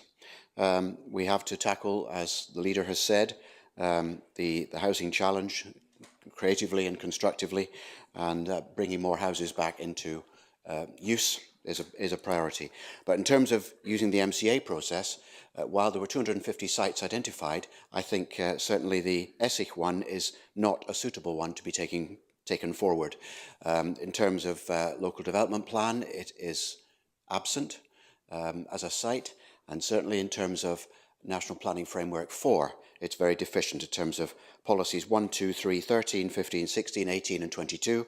There are severe gaps. We look to be creating a car-dependent development, nothing like a 20-minute neighbourhood concept, which is recommended. This is urban sprawl at its worst on a single-track country road at the edge of Inverness with what appears to be inadequate community engagement, or the community appears to be speaking with a pretty strong voice here. We're not building communities if we progress with this one. We are thinking about building somewhere which is a flood risk site. The mitigations by the developer are inadequate, and the name of livability has to be crucial when we're planning development for housing. So laudable, but wrong place, as my colleagues have said. Councillor Crawford. Thank you for this paper. We do, I mean, so many people have said we must crack on with building new homes, and the MCA has a lot of, is a very attractive vehicle to achieve that.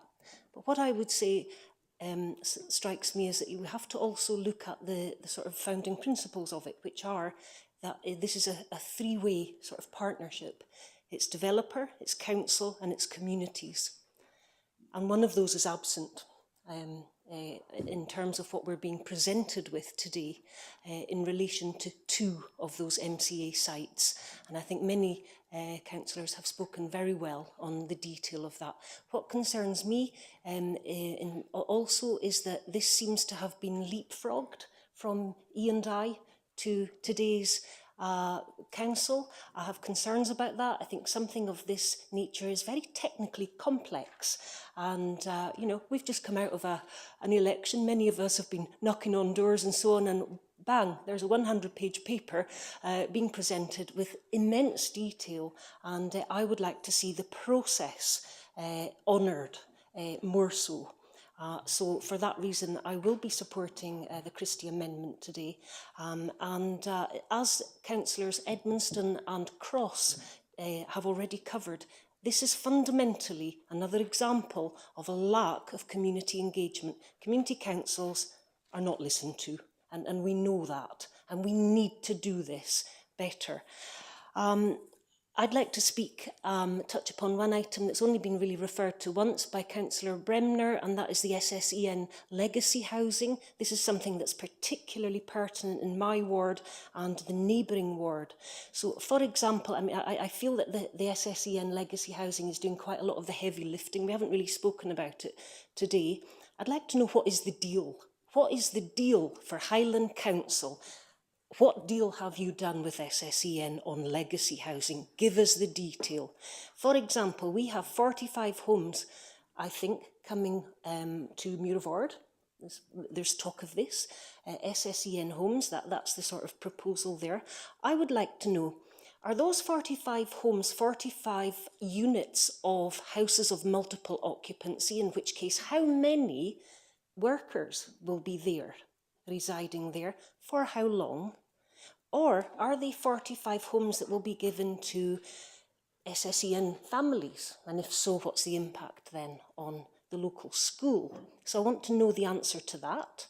I think the community there should very much know the answer to that. And then when the housing is given to Highland Council as a legacy, I specifically want to know, what's the deal? Is it being given gratis? Is it being given at a discount? If so, what is that discount? Do you have that detail? I think our communities deserve that information, please. Thank you. Councillor McEwen. Thank you, and thank you for this report.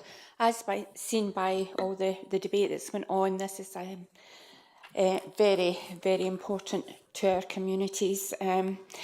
And I just hope that everyone is listening to everybody's comments, and they've all been very interesting and well thought out of and well put forward. I'm going to actually concentrate on 2 or 3 comments. One was about the key workers, and I'm interested in key workers because up in where I am in Caithness, this comes up regularly that there's no housing for key workers. And that is why they can't actually recruit NHS workers and etc, etc. Now, going back a few years, I don't really remember the Highland Council being responsible for key workers. NHS, the police, etc. had their own housing. So I think more discussions need to be made with the NHS and the police regarding the housing, because this is what comes up regularly when we have meetings, that they can't get housing to recruit. And I think there's more discussions with third sectors regarding key workers on that. I'm interested in, the young people staying in our remote communities because they can't get housing. They can't get housing because they're sitting on 20 points.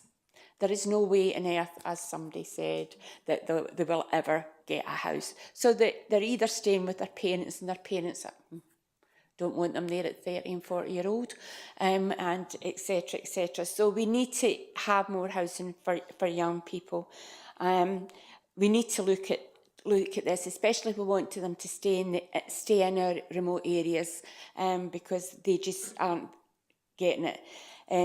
Regarding the MCA, this doesn't really affect Caithness, but I have listened to the debate, and I hope everybody else has listened to the debate and the concerns. I don't think we are taking the communities here with us on this. I mean, it's an excellent idea, but I just wonder if this is more in favour of the developers than the communities, that it's going to shortcut across the planning committees.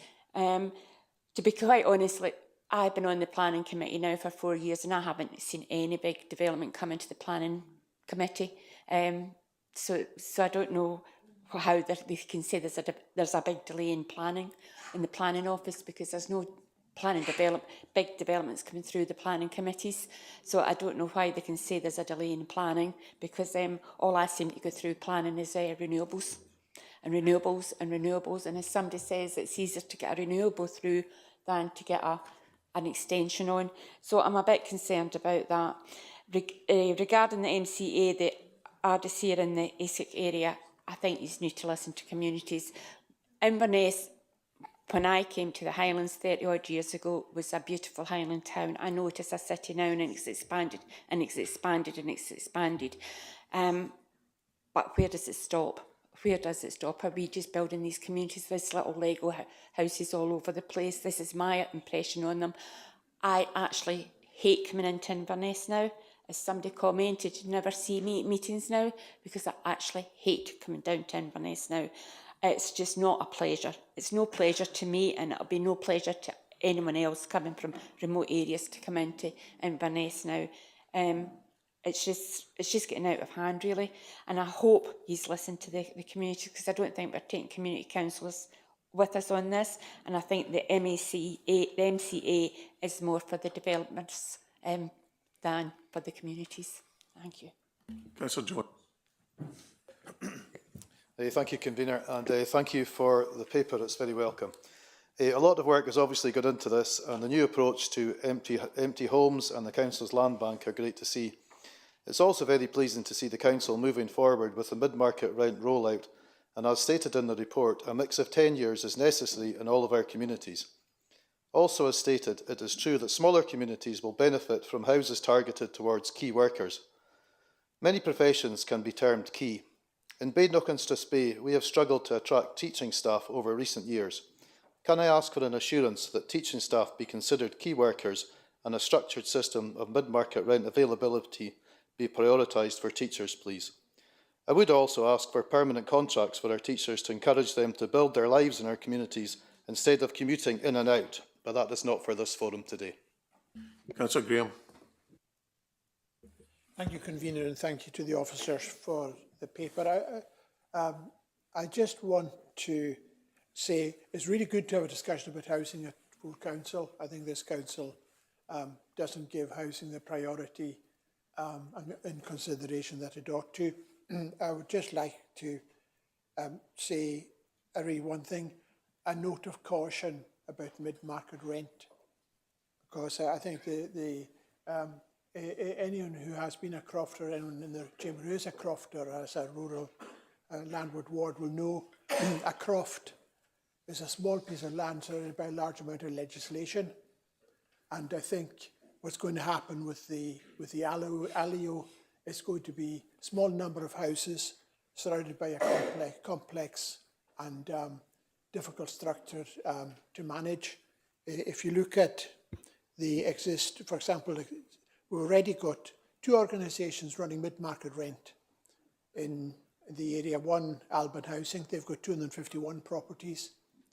HHA, Highland Housing Alliance, they've been going for 20 years. They've got up to 500 properties. So I think that's why I begin to disagree with Councillor Atkin. She made a very fine speech, and I always enjoyed listening to her address the council. But I don't really think it's a game changer in quantity, maybe a qualitative game changer, but it certainly isn't going to be easy to get a large number of houses into mid-market rent in any short period of time. I'd also be concerned about the overheads. If you look at page 56, you're going to have distinct identity, branding, logo, website, the whole works, borrowing from the Public Works Loan Board.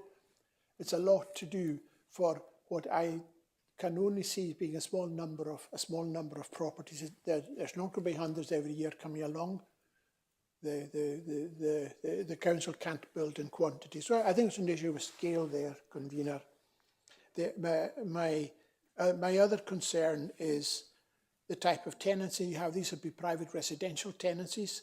These tenancies are not secure. They're not like the social rent tenancies in council housing. They're not secure. And the rent will be higher, around about 85 to 90% of the local housing allowance. But already, even in social housing, 60% of our tenants are getting help through housing benefit. So the number who might need help in mid-market rent might be considerably higher. And I just fear at the end of the day, convener, the Alio, we already got, Alio's got High Life, we've got a bus company, we've got Pearson Harbours, not in an Alio, but they're in a trading account. So the council is beginning to move from being a unitary authority to a bit of an octopus. And this would be another one, another leg on the creature, as it were. But I think my concern at the end of the day is that this will just result in displacement of properties away from social housing into a mid-market rent vehicle, which is more expensive. But I'm not convinced that in quantity it'll provide the scale or the difference that'll be at all noticeable. Thanks very much, Chair. Councillor Gregg. Thank you, Convener. I'd like to start by saying I think I agree with the promise that comes with the Empty Homes Challenge Fund. I think trying to get empty properties back onto the market is an approach that everyone would everyone supports. But the paper mentions 2,500 properties. If we gave the maximum grant we could give out, we would develop 40 or 33 if it's in a rural area. How many are we actually expecting to develop?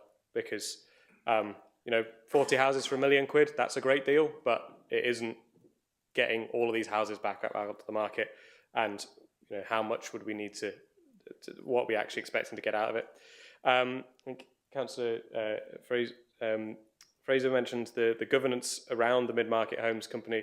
I think a model I'd be supportive of is the same approach we take with High Life Highland. I think High Life Highland gets good scrutiny. The councillors there get to focus on that, and I think those of us on the committee have developed a good skills at doing that, and I think that would be an approach to take here.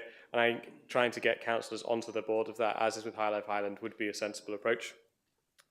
We've spoken about co-authorship. I think the premise is good, but one of the common complaints we have from communities whenever we're talking about planning issues is the imbalance in time, experience and cash. Developers and the council will have time, experience, money to dedicate to this. The communities will not have the same amount. How are we going to support that? How are we going to back up the community's rights in this process? If the community says, well, we want a dentist, we want a GP, we want a run of 4 shops with some flats above it as part of this process, and a community centre with a play park, and the developer says no, what rights does the community have to push back against that? We've talked about a roundtable with developers. I'm very supportive of that. I think developers are key to getting more houses, and the only way to solve our housing crisis is more houses. We can't do this by getting second homes back off the market or rebuild or filling up all the empty homes. It just isn't, the numbers just don't work. We need more houses on the ground.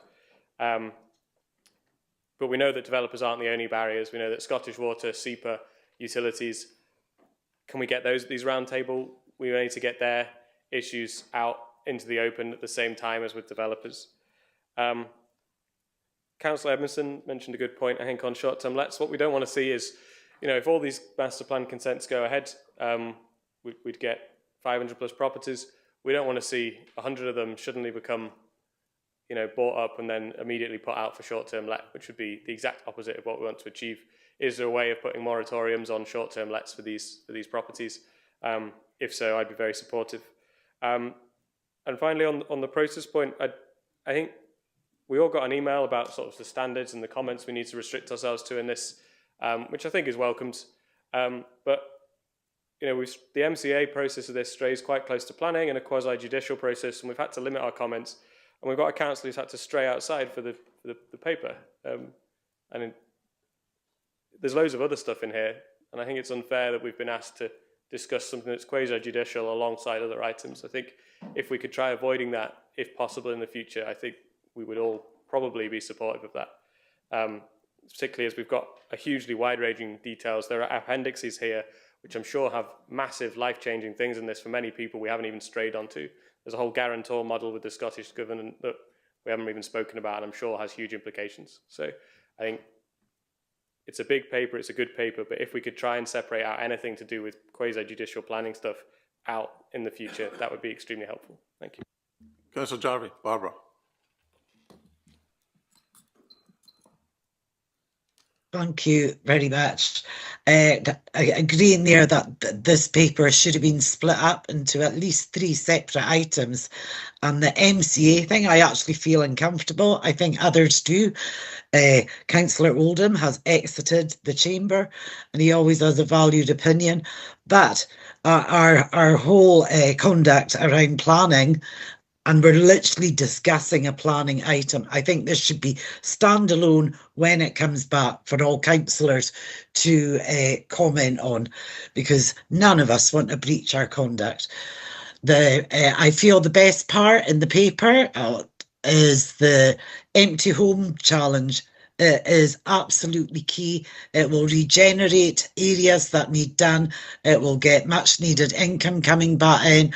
And while they're looking at the empty homes, can they look to see if any can be extended? You know, if there's huge gardens there that can make it into a family home, and try and max out the benefit on every single property.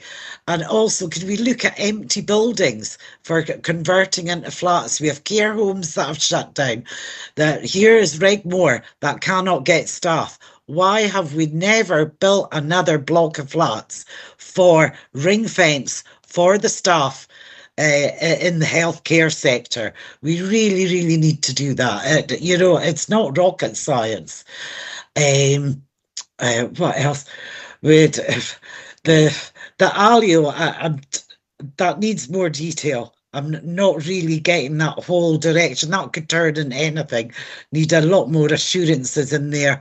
And I would like to see that come back with detail and explain better rather than bundled into this rushed. I feel we're rushed on this. And it's just been stuck in there to fly through like other things, which is a no. I'm actually concerned at Malcolm's open door to investors comment. Maybe that's what's wrong with our planning system. Highland is an open door, a free-for-all for everyone, and we're really ignoring our communities.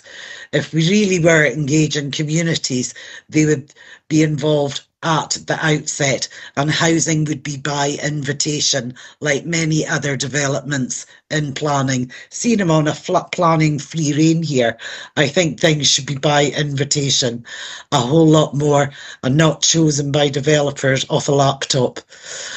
Okay, thank you. Councillor Rees.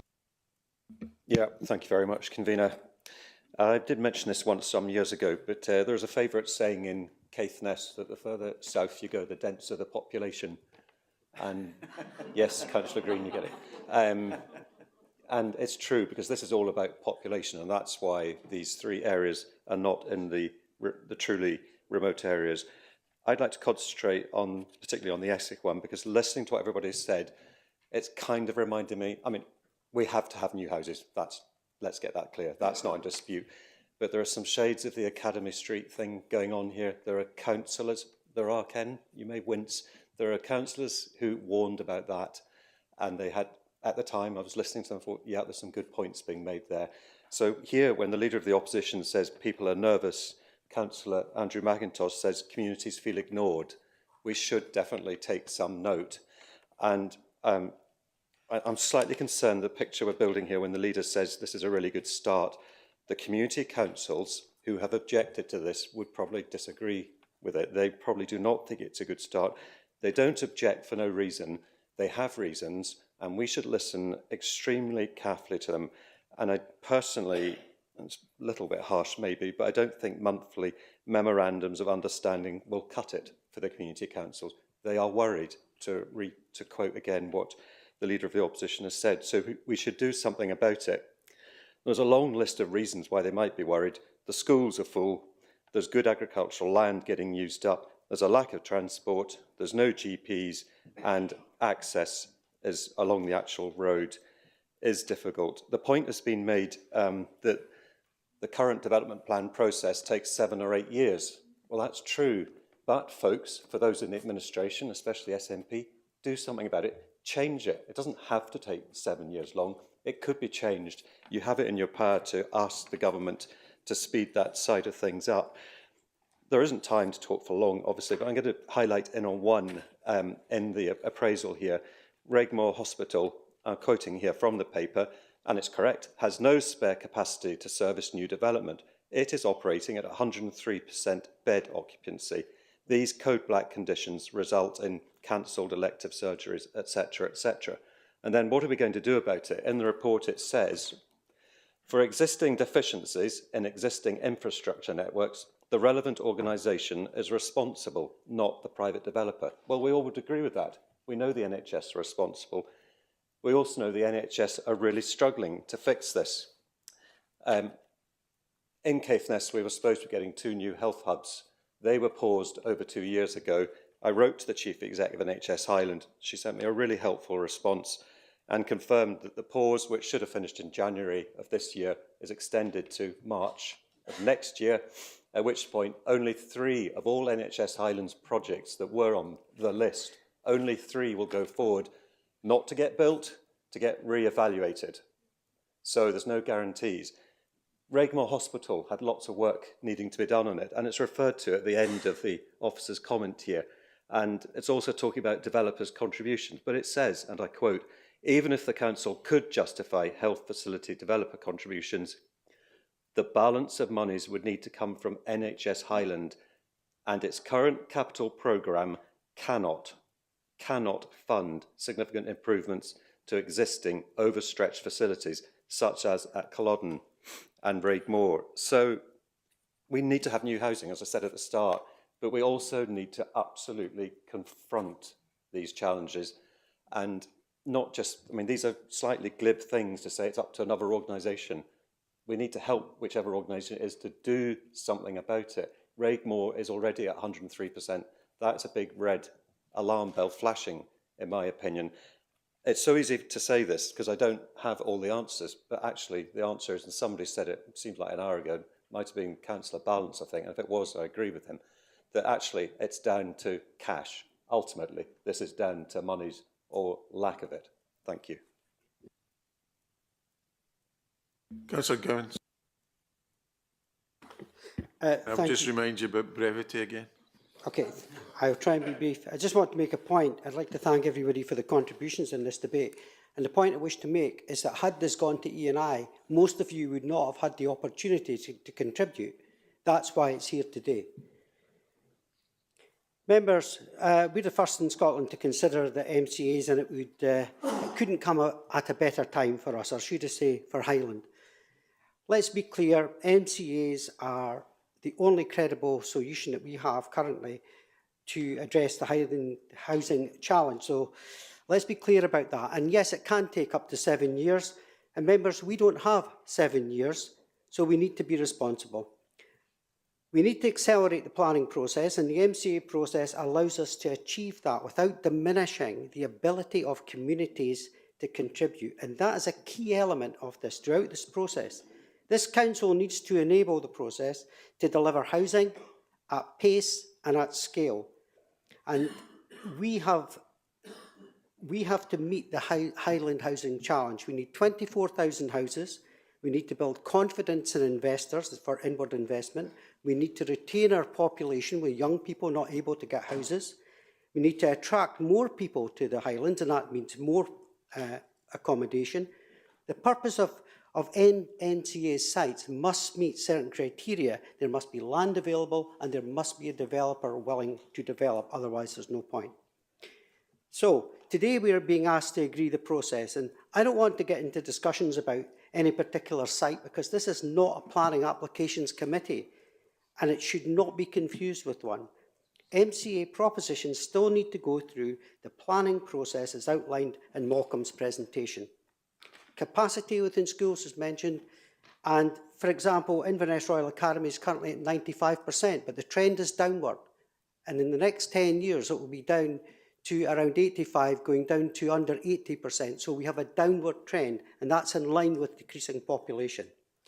I agree with Councillor McIntosh's earlier comment that we need to build communities, not just houses, and why anyone would presume that that's what we'd want to do, I know not.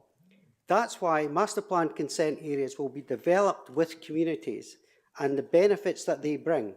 The process will allow consideration of sites themselves, not to justify the growth opportunities to develop infrastructure that should be provided by new developments.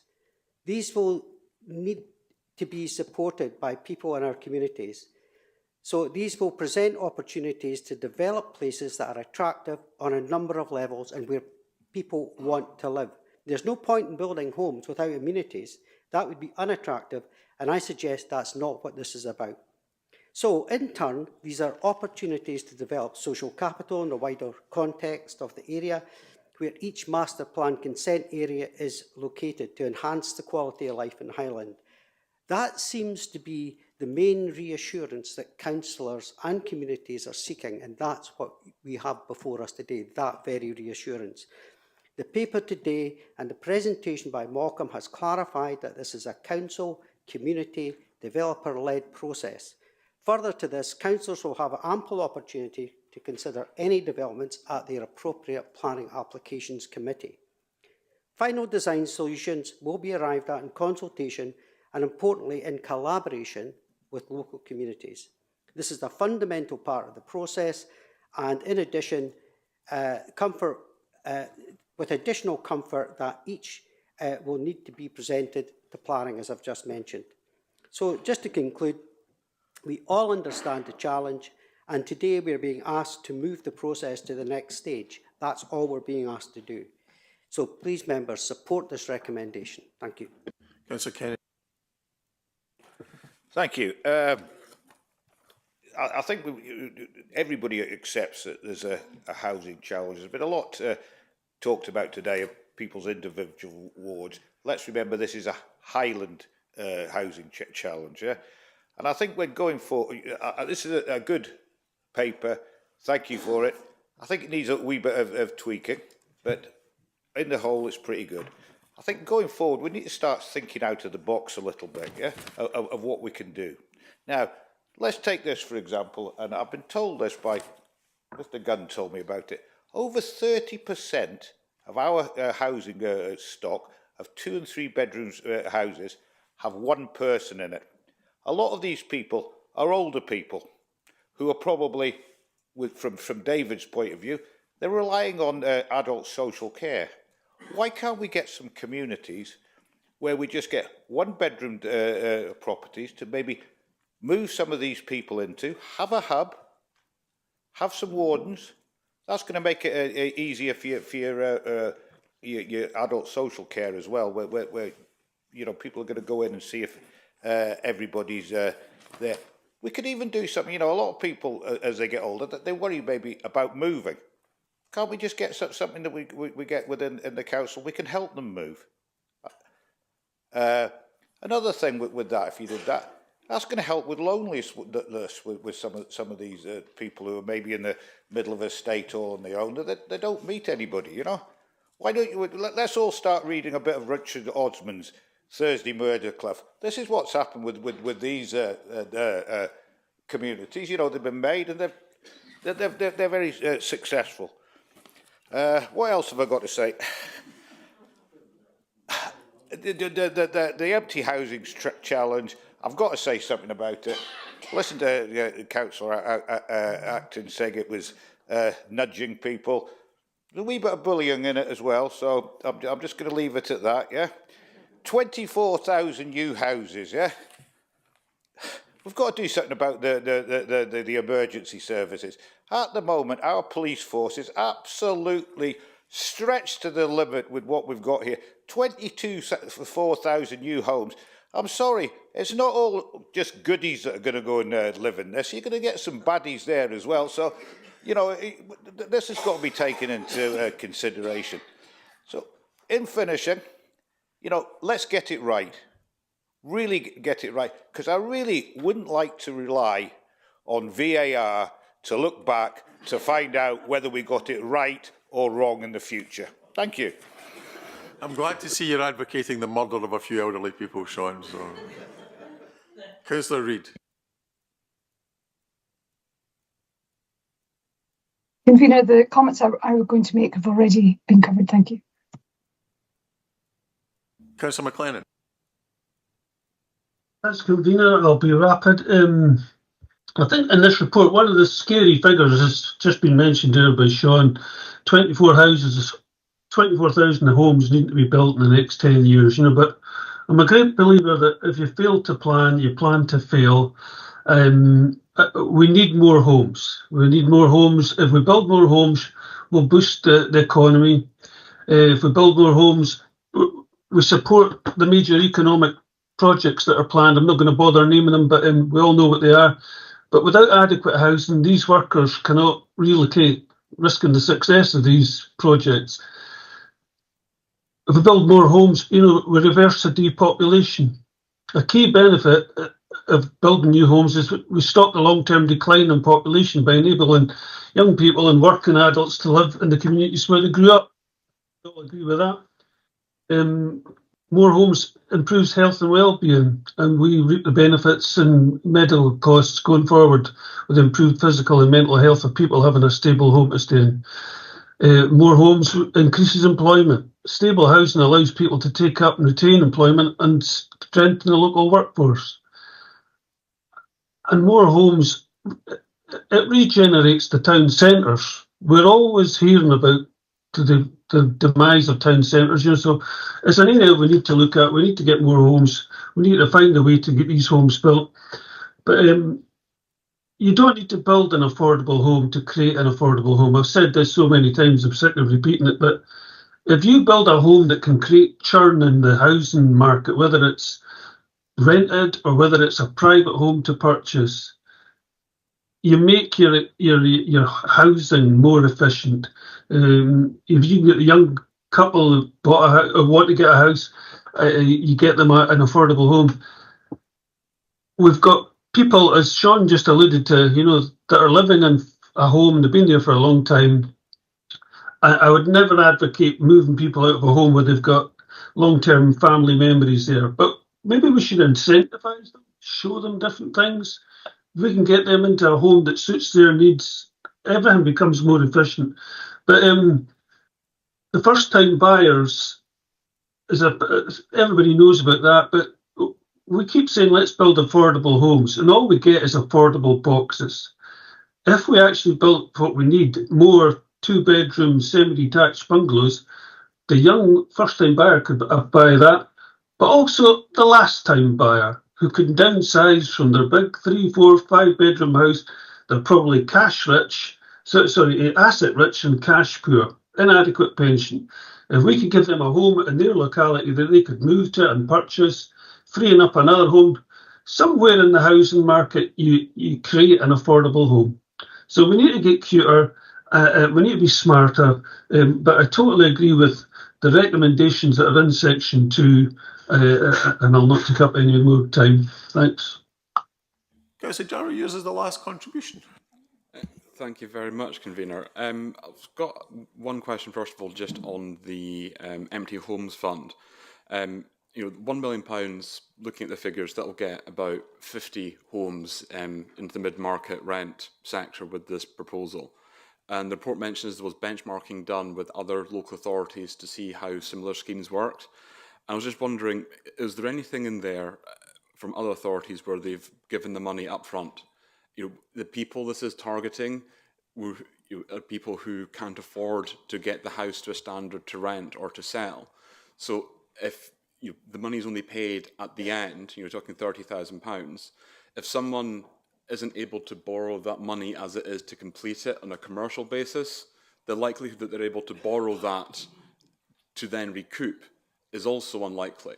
And with the current contractor market within the Highlands, almost no one now is taking payment on completion. It's 50% upfront is the standard. So I'm wondering, one small addition, would it be possible to change it at this stage to allow up to a 50% upfront payment to get this started? Because that's probably the single biggest sticking point I can see of this proposal under delivering. Also, in looking at the other areas, are there anywhere this has been offered as an interest-free loan to be repaid when the property is sold? Effectively, take security over the property itself, give the money to complete the renovations, get it on the market, sell it, And I think, doing it that way longer term, it's a better use of capital. If you put £1 million up front and are, each year getting that money back to loan out again, over time you're going to get more properties back in the market. Sure, there's no control over where that goes, but longer term is a much better use of capital and sees more done. Lastly, on the MCAs, I have to declare myself as a YIMBY rather than a NIMBY. I think the MCAs are a much better way to go about this. It makes the scale and the type of development clear up front. What's annoyed me in planning applications I've seen so far is the salami slicing, where everything's in little parcels, and it makes it hard to consider the cumulative impact of development, where you can only focus on the narrow part of it. And that's made it hard to consider the impact on infrastructure, the impact on services, when you're only considering 50 houses at a time, because the impact that 50 houses make on its own is very hard to say, oh, this is the tipping point. And I think dealing with it on a bigger scale actually deals with some of these issues. But for me, what is a huge positive of the MCA versus the current zoning issue really hasn't been sold, because the public perception has been the same as every other development. People don't like it, people are concerned about it, people are scared about it. And people's starting point is scepticism and opposition because of the manner of how this council's dealt with planning so far. This council, it's going to take an active effort to rebuild that trust. It's not just something you can do once. And as much as there's so many good points about the MCA making it clearer up front what the development will be like on the bigger scale, not the salami slicing where someone says 20 houses and you get 100, that's just completely lost. Looking at it, Springfield had a consultation that only gave the option to have positive-only responses. And it's just that sort of stuff in one fell swoop, undoes any of the good this possibly could have done, because people just feel manipulated. And when people feel manipulated, it's impossible to get anyone to change their mind on it. And when communities are worried, it isn't our job to be worried in here. It's our job to find the solution. So for me, the question is more, how as members can we actually hold this council more to account on this process? Because it hasn't been run right. People still don't trust the council. There's still been too many of the old ways of working within what should be a new way of working. And I think this council itself also needs to see that the way it goes about this process actually, creates opposition in itself, where people otherwise wouldn't be opposed, and that opposition is what creates so many of the delays. And as long as this cycle keeps getting fed of mistrust feeding mistrust, this council trying to save time because they know they're going to lose time to people, being unhappy, it's just feeding the same cycle. So it's time to really do something different and take people along with us in the truest sense. Alison, you've got quite a few questions, so if you could run through them, please. Thank you, Convener. And members, thank you for all your points and comments. I have some specific questions. First one from Councillor Gale. When is an empty home a second home or not a second home? There's specific definitions around about that. A second home is occupied for a minimum of 25 days per year. A long-term empty has been unoccupied for more than 12 months. There are further details beyond that, but that would be the high level. Councillor MacDonald, in terms, and actually Councillor Jones, it relates to your point as well, in relation to key workers, and you're quite right, people's roles change within communities. Allocations policy for the new ALIO is going to be absolutely critical in terms of how we take that forward, and that will be something for yourselves as members to consider later this year. In terms of Councillor Stewart, you asked about whether we've looked at acquiring a target company. That's not something that we've looked at. We're focusing on the best practice and the learning from other local authorities who are already down this line and working with SFT as part of that process, and that's probably the quickest way that we're going to get this done using that. And Councillor Fraser, You asked about councillors' involvement in the ALIO. That will be for the governance model that will be part of the consideration as we move forward. So nothing's been decided at this point, and the governance still needs to be agreed. Malcolm's going to answer your second point. Councillor Crawford, you asked about details around SSEM. We don't have all of those details just yet. Some of that will come forward within planning when those proposals come forward for planning, and others will come forward within a paper to Housing and Property Committee in the future. The Councillor Gregg, just make sure that I've got this right. Councillor Gregg, in terms of how many grants are we expecting over the course of a year?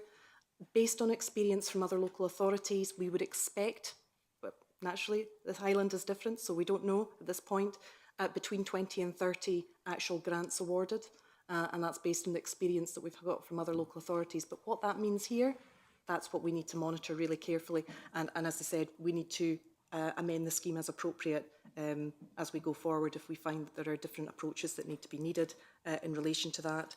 And finally, Councillor Jarvie, in terms of other local authority experience, the grant is always given at the end. And, you know, there is something there about public money in terms of this. Anyone receiving a grant is also contributing to the project themselves, so they may well be using some of that funds in terms of upfront. We will monitor this as we go forward, as I've just said to Councillor Gregg. And in terms of your point about the loan side of things, we'll be looking at that as a phase 2. So we implement the grant scheme first, monitor how that's progressing, and then come back with any future proposals for yourselves as members to consider. Thank you, Camilla. I think there were just two further questions. One was in relation to affordable housing. The current policy in the Inner Moray Firth Local Development Plan is 35% affordable housing in the Inverness suburban area. Obviously, we're preparing our new development plan, so that's the chance to really look at that again, and that'll be part of the overall process as we go through that. The second point was around how do we ensure communities are supported through this process. So that was why we were really keen and clear that we will employ someone independent to manage this process and manage the actual preparation of the master plans. And a really important part of that is supporting communities in making their representations and helping perhaps put their concerns, issues or requests into the more formalised approach to planning applications, and perhaps help visualise what they might mean, whether that's in terms of active travel links or open space or whatever it might be. So we've been really clear that this is not going to be driven by the developer side. It's not going to be driven by our own planners. It's going to have somebody in there in the middle to make sure we come up with a balanced approach to this. Councillor Christie. Thank you, Convener. Just quickly in reply to Councillor Stewart, asking what the Lib Dems have done for Inverness schools.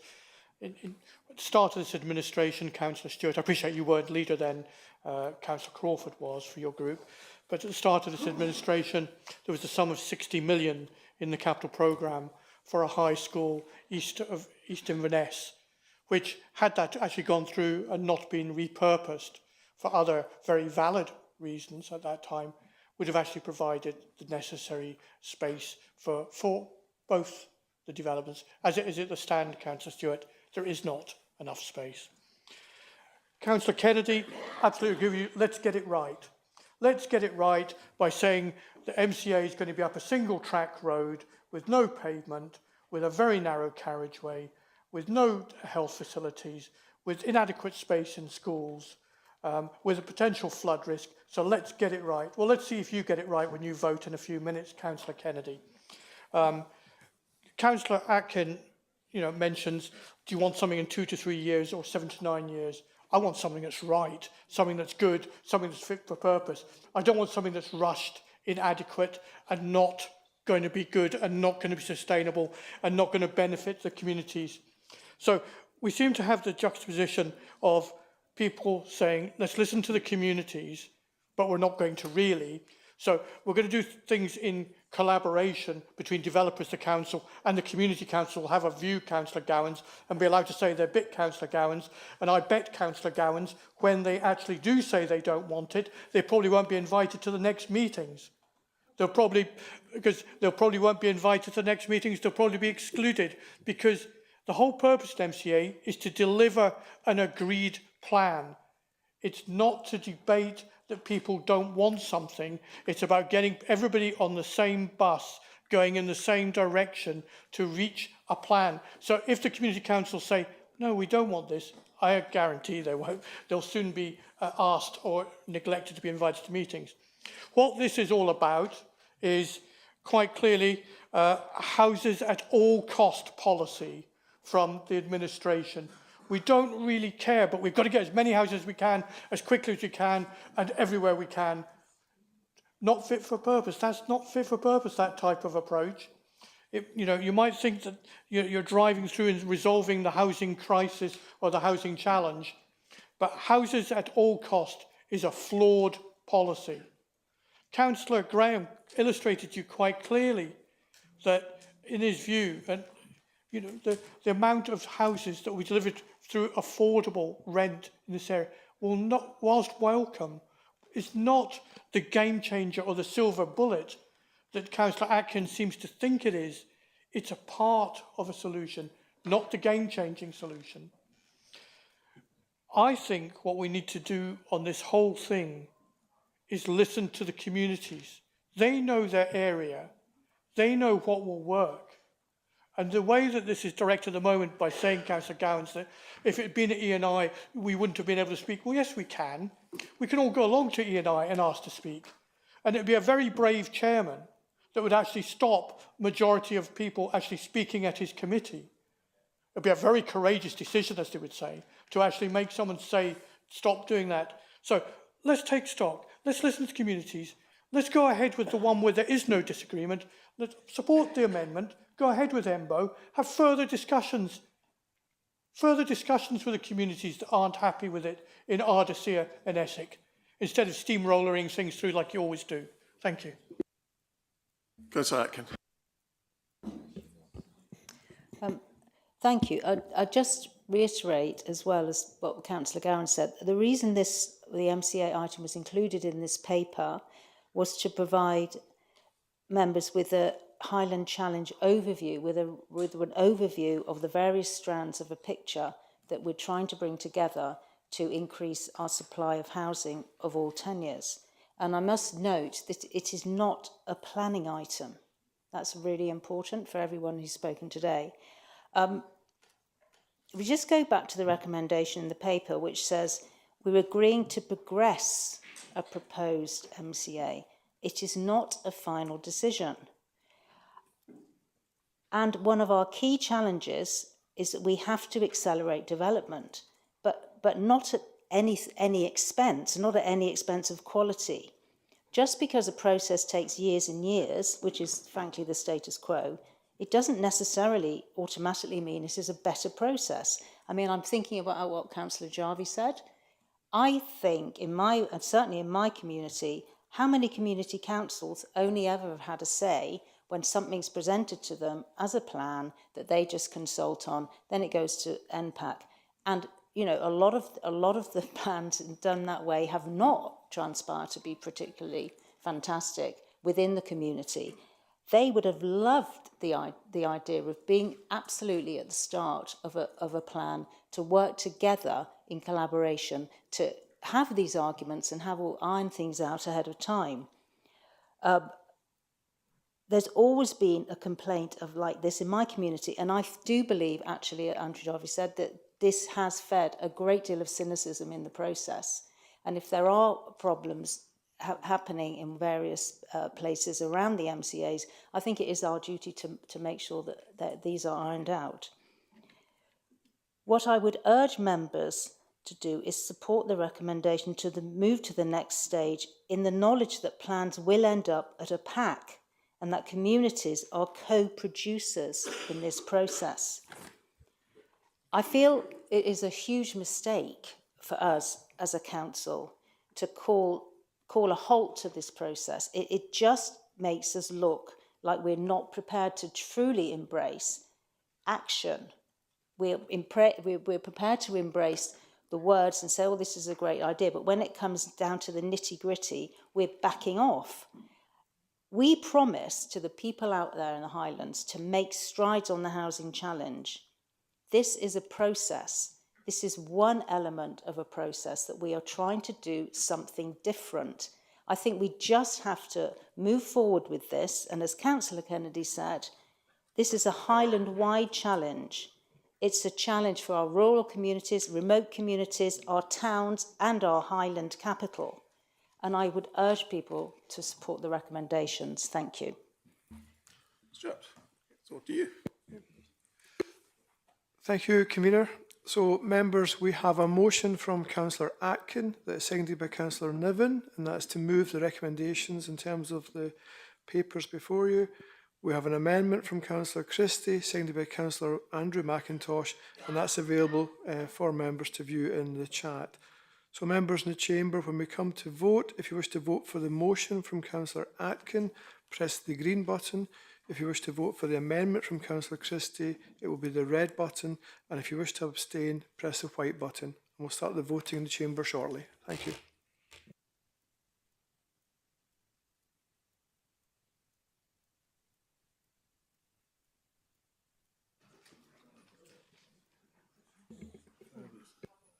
Got anything? Join the meeting. I'll join the meeting.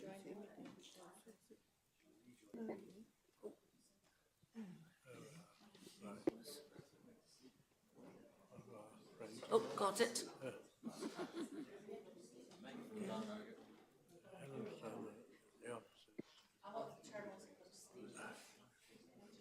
think I've done the wrong one. Yes.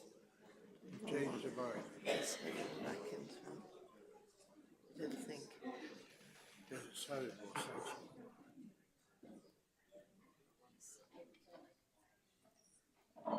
I changed. I did change. I'm sorry, I can't hear you.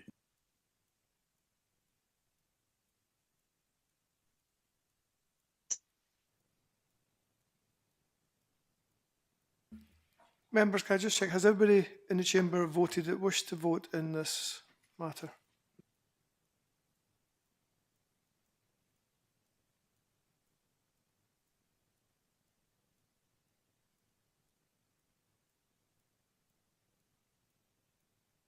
So if everybody's voted in the chamber, I'll close the vote down. Thank you, members.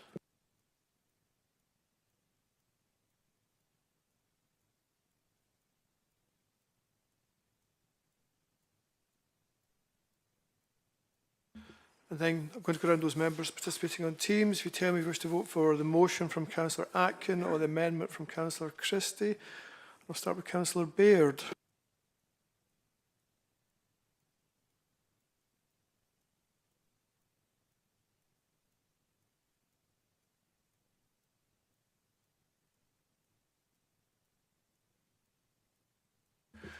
Councillor Baxter. Amendment. Councillor Campbell-Sinclair. The motion, please. Councillor Coghill. Amendment, please. Councillor Collier. Motion, please. Councillor Gunn. Amendment, please.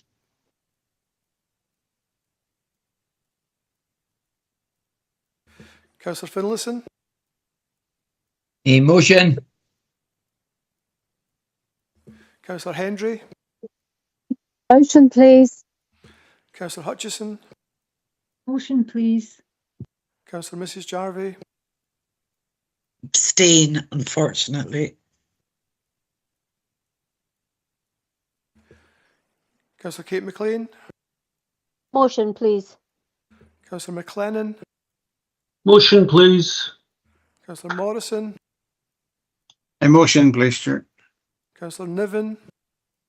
Motion, please, Stuart. Thank you. Councillor Prosser. Amendment. Councillor Reid.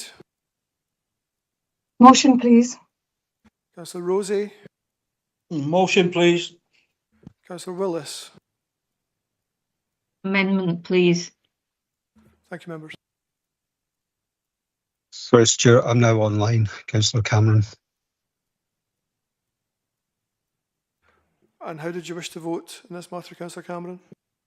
I'd like to vote for the motion, please. Thank you. Apologies to interrupt, my motion. Sorry, my vote also hasn't been taken. Sorry, Councillor Sorry, Councillor McCallum. How would you wish to vote? No, amendment, please. Thank you. Thank you.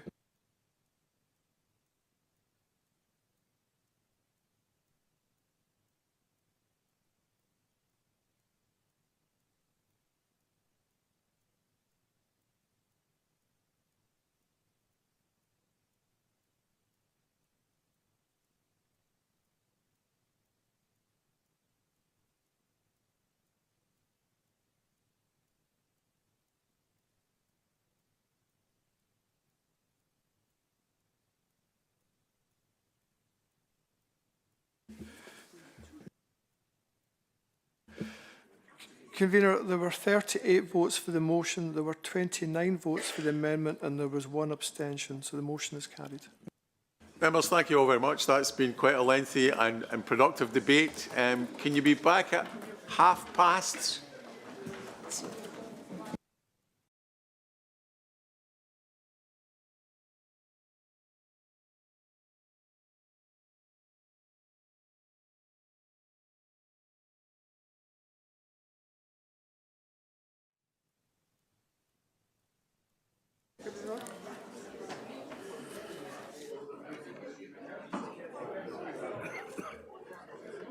Members, we're now going to call the roll. Okay. Thank you, Convener, and good afternoon, members. So, as always, starting with members in the chamber, could I ask you to confirm your attendance by pressing the green button when you get the option flashing in front of you? Thank you.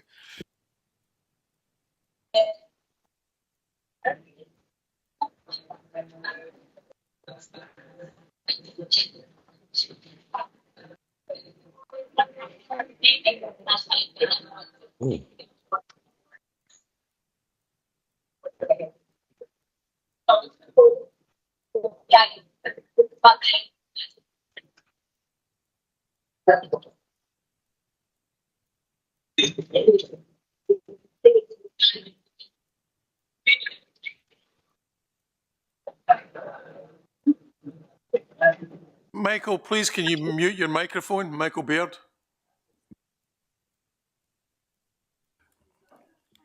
So, members, if everybody in the chambers voted that wanted to vote, we'll close that vote down. Thank you.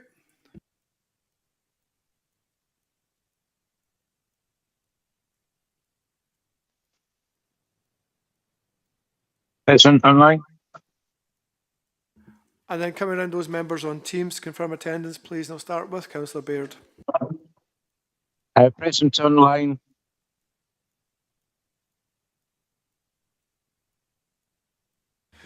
Councillor Baxter.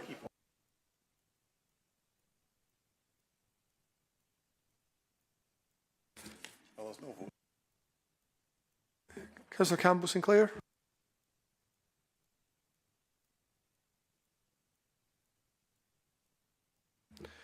Councillor Coggill.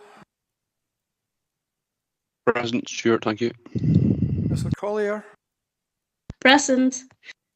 Councillor Finlayson. Present. Councillor Gunn.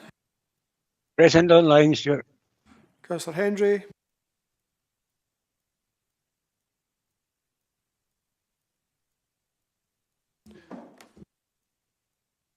Sorry, Councillor Hutchison. Present, thanks. Councillor Mrs Jarvie. Afternoon, present. Councillor McCallum.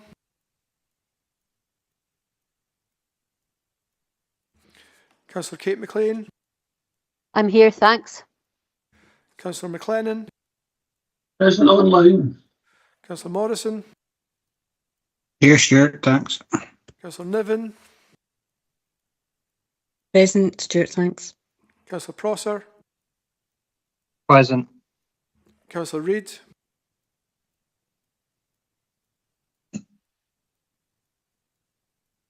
Councillor Rosé. Present, thanks, Stuart. Councillor Willis. Present online. Thank you, members. Members, item 5 on your agenda is exclusion of the public, and you're asked to resolve that under section 50A of the Local Government Scotland Act, the public should be excluded from the meeting for items 6 and 7 on the grounds it's likely involved disclosure of exempt information. Can we agree that, please?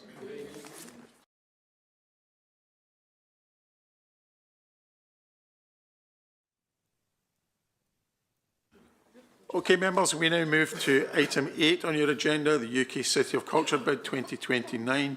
This will be introduced initially by James Welsh. James. Thank you, convener. Members, my name is James Welsh. It's my first time at Council today. I am the recently appointed Chief Officer for Enterprise and Investment, so delighted to be here today with you all. My slides have fallen away, so I'm going to put them back. One at a time.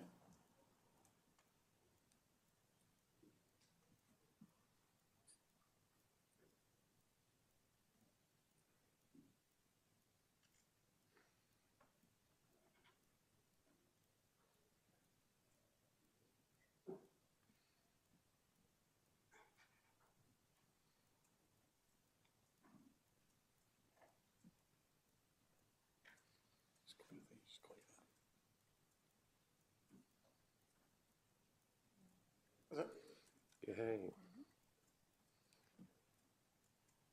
Great, we've got there in the end.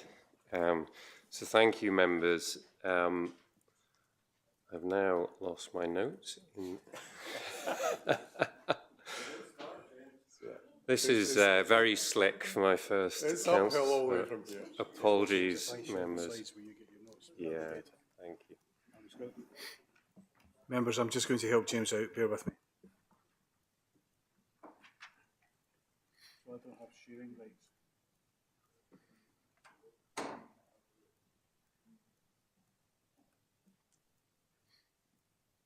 So you can...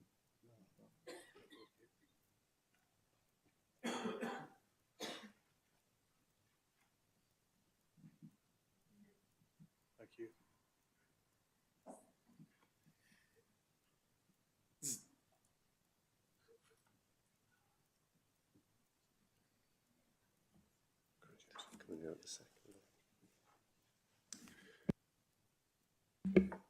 Great, thank you for your patience, members. There are technical issues, but I'm delighted to bring this paper forward. This is a great opportunity for the region, Inverness Highlands' opportunity to bid for 2029 UK City of Culture. We're one of 9 on a long list, so we are competing with 8 other cities. It is a competition. We are the only large-scale non-urban bid, so we are distinctive in that list. But just to reinforce that this is Inverness Highlands, this isn't just the city itself. It's a great opportunity to celebrate arts and culture across the Highlands. It is a competition, but there is an opportunity to strengthen partnerships through this beyond that 2029 programme year. Whether we win or not, there's a legacy opportunity to build on. There's also the economic opportunity. So whether we win, there is an opportunity for uplift in visitor numbers. There's evidence that suggests 25 to 40% uplift in visitors in that 2029 programme year, but an ongoing opportunity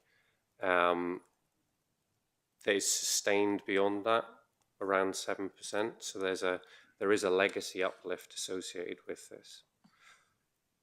In terms of where we've got to date, Council will act as lead partner and accountable body, supported by a bid team who work day to day on the delivery of the bid.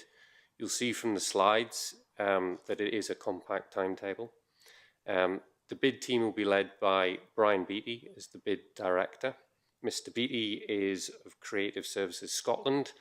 They've been appointed to deliver the bid submission, and Brian will run the day-to-day team. He has extensive experience in this. We met him earlier in the week. He was involved in the Heir of Highland Culture 2007, Inverness European City of Culture bid, Dundee's shortlisted City of Culture bid, and the V&A in Dundee, to name but a few. There's an information day in terms of next steps. That'll be in early June. It's actually the 2nd of June. We now have a date for that. That's hosted by Department of Culture, Media and Sport, DCMS, who are running this. That will give us a bit more information. So it will be an information day. It will help us understand what's going to be required from us to deliver that bid come the 10th of August, and help us with the application process and some of examples of good governance along the way. It's recommended, and you'll see in the recommendations today, that as a follow-up to that, a cultural assembly is convened to bring together representatives from across the arts and cultural sectors in Highland and allow them to input and help shape this bid. We're not going to do it alone. As I mentioned, compact timetable. You'll see from the slide there, work is progressing to a tight timescale with a submission on the 10th of August. Thank you, members. Members, there have been few better opportunities to highlight the wonderful place we all call home than this. The UK City of Culture bid will, if successful, have an immense impact on the whole of the Highlands. And it's important that we remember that our innovative bid is not solely city-based, but encompasses the length and breadth of our area. The benefits will not be solely cultural. There will be a massive economic and social impact, as well as the opportunity to tell the whole country about our culture and our heritage. Even if our bid is unsuccessful, and I can't think of a single reason why it would be, the amount of work that will be put into our proposal will deliver significant changes that will benefit the Highlands for years to come. This bid must be pan-Highland and done in complete collaboration with our various and diverse communities. Certainly, as far as we members of the councils are concerned, it must be completely cross-party. To reach the winning post, we all need to speak with the same voice. And with that in mind, members, I recommend the paper to you and move the recommendations contained within. Councillor Christie. Thank you, Convener. It gives me great pleasure to second the recommendation on this item. This is a chance for us to showcase Highlands and Inverness and everything that we all love and appreciate about our area. And I think we've got to do this collegiately. We've got to draw people in to support it. And we've got to, all of us as councillors, be champions for this whole project, because the benefits economically that we could gain from this are astronomical. You know, we use words quite lightly sometimes, but we've seen in the papers the benefits that other areas have had from obtaining this status.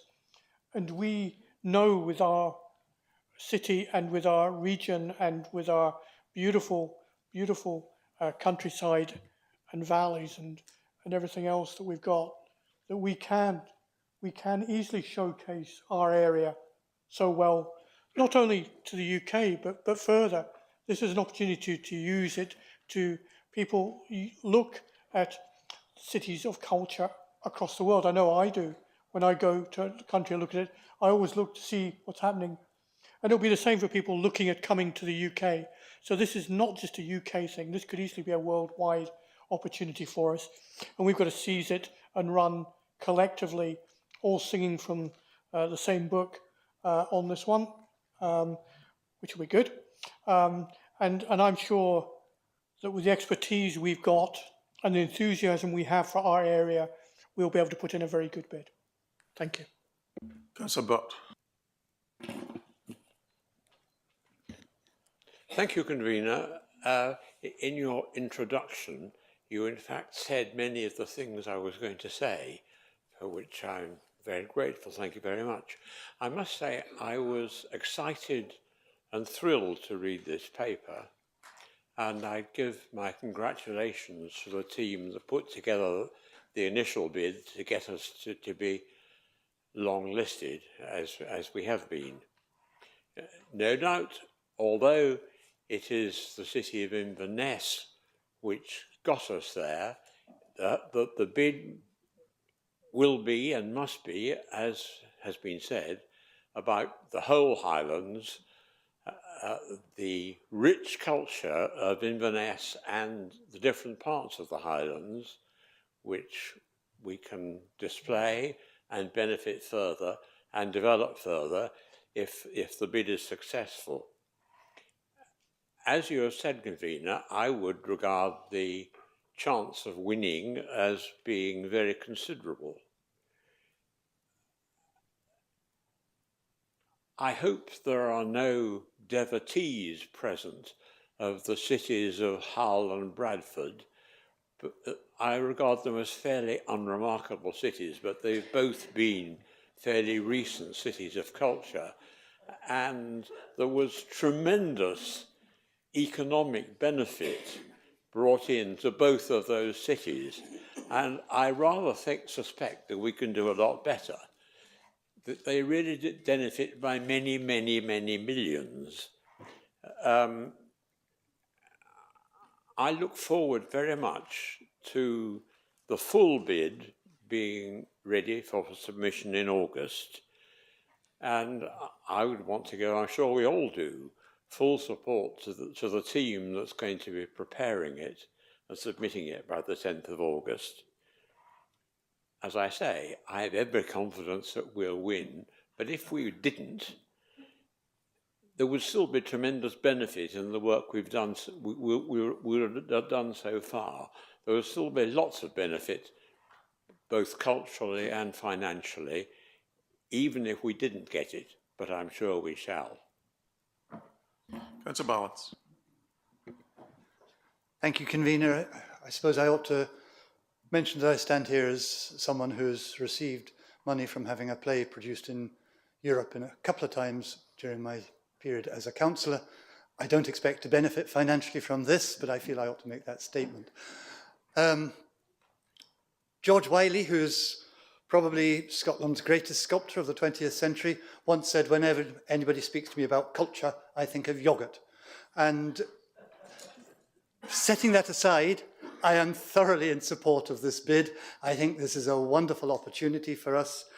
I moved down to Glasgow in 1988 and took part in the European City of Culture activities, and saw how that year transformed the city from no mean city of gangs and gang culture into the creative heart of Scotland. This can really, really make a difference to what we do. The only criticism of that, of course, was James Kelman's famous, there's not a lot of Pavarotti for the Poverati, and I think it is vital that all arts activities include everybody, and that we develop a programme which includes the whole of the Highlands and everybody within the Highlands, because the arts can create communities, they can build communities, they are how we see each other, how we see our communities, how we want to see our communities, and I think that must be at the heart of our bid. I do have other comments, Convener, which I'd like to make later if possible, but thank you very much, and I fully support this bid. Councillor Kennedy. Thank you, Convener, and thank you for James and everybody for bringing this to us. And what was said at the beginning, you know, it's not just about Inverness, but the whole Highlands. So, you know, taking into account, you know, some of the little small holdings around the Highlands. At point 4, instead of agree, I would like to suggest, if it's possible, that this little summit could maybe be held in the cultural capital of the Highlands, north of the Keswick Bridge, in Dingwall, that is celebrating its 800th year this year. What more can you get? Something cultural there, yeah. Not only that, with the headquarters of Fayrosh, there's a huge capital, you know, there's a lot of capital and things like that. And it might just help, you know, the relationships throughout the Highlands, yeah, that we could put this myth to bed that Dingwall doesn't exist, that we absolutely can completely put it on the map as well. So just a suggestion, if I may. Thank you. Councillor McIntosh. Thank you, Convener. 800 years of Dingwall, there's a thought. And never in that time was ever called Inverpfeffer until very recently. A Viking town, and it's certainly full of Vikings now. I need to come clean. I once earned a living for a considerable period of time in the arts and in culture as a solo performer. I used to walk down the streets of Comedy and be mobbed by my fan. I have had considerable experience of little festivals of culture around the north, and they always end up inward looking. If it doesn't contain tartan and shortbread and free haggis with your dram, it isn't worthwhile doing. I make a plea that the people organising this look outward from the shortbread tin. There is a huge amount of talent up there, a huge amount of talent standing here, by the way. If it's going to showcase Highland talent, we have to think of out of what we can traditionally provide. There is more to Highland culture than pipes, much as I love the pipes.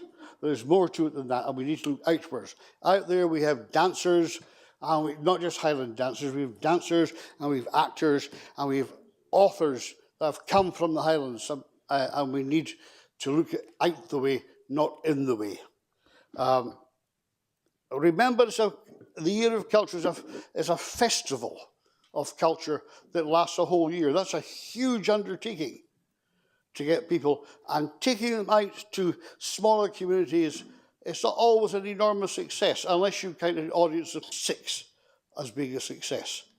So we have to maybe tone our expectations to the communities that we're going to serve.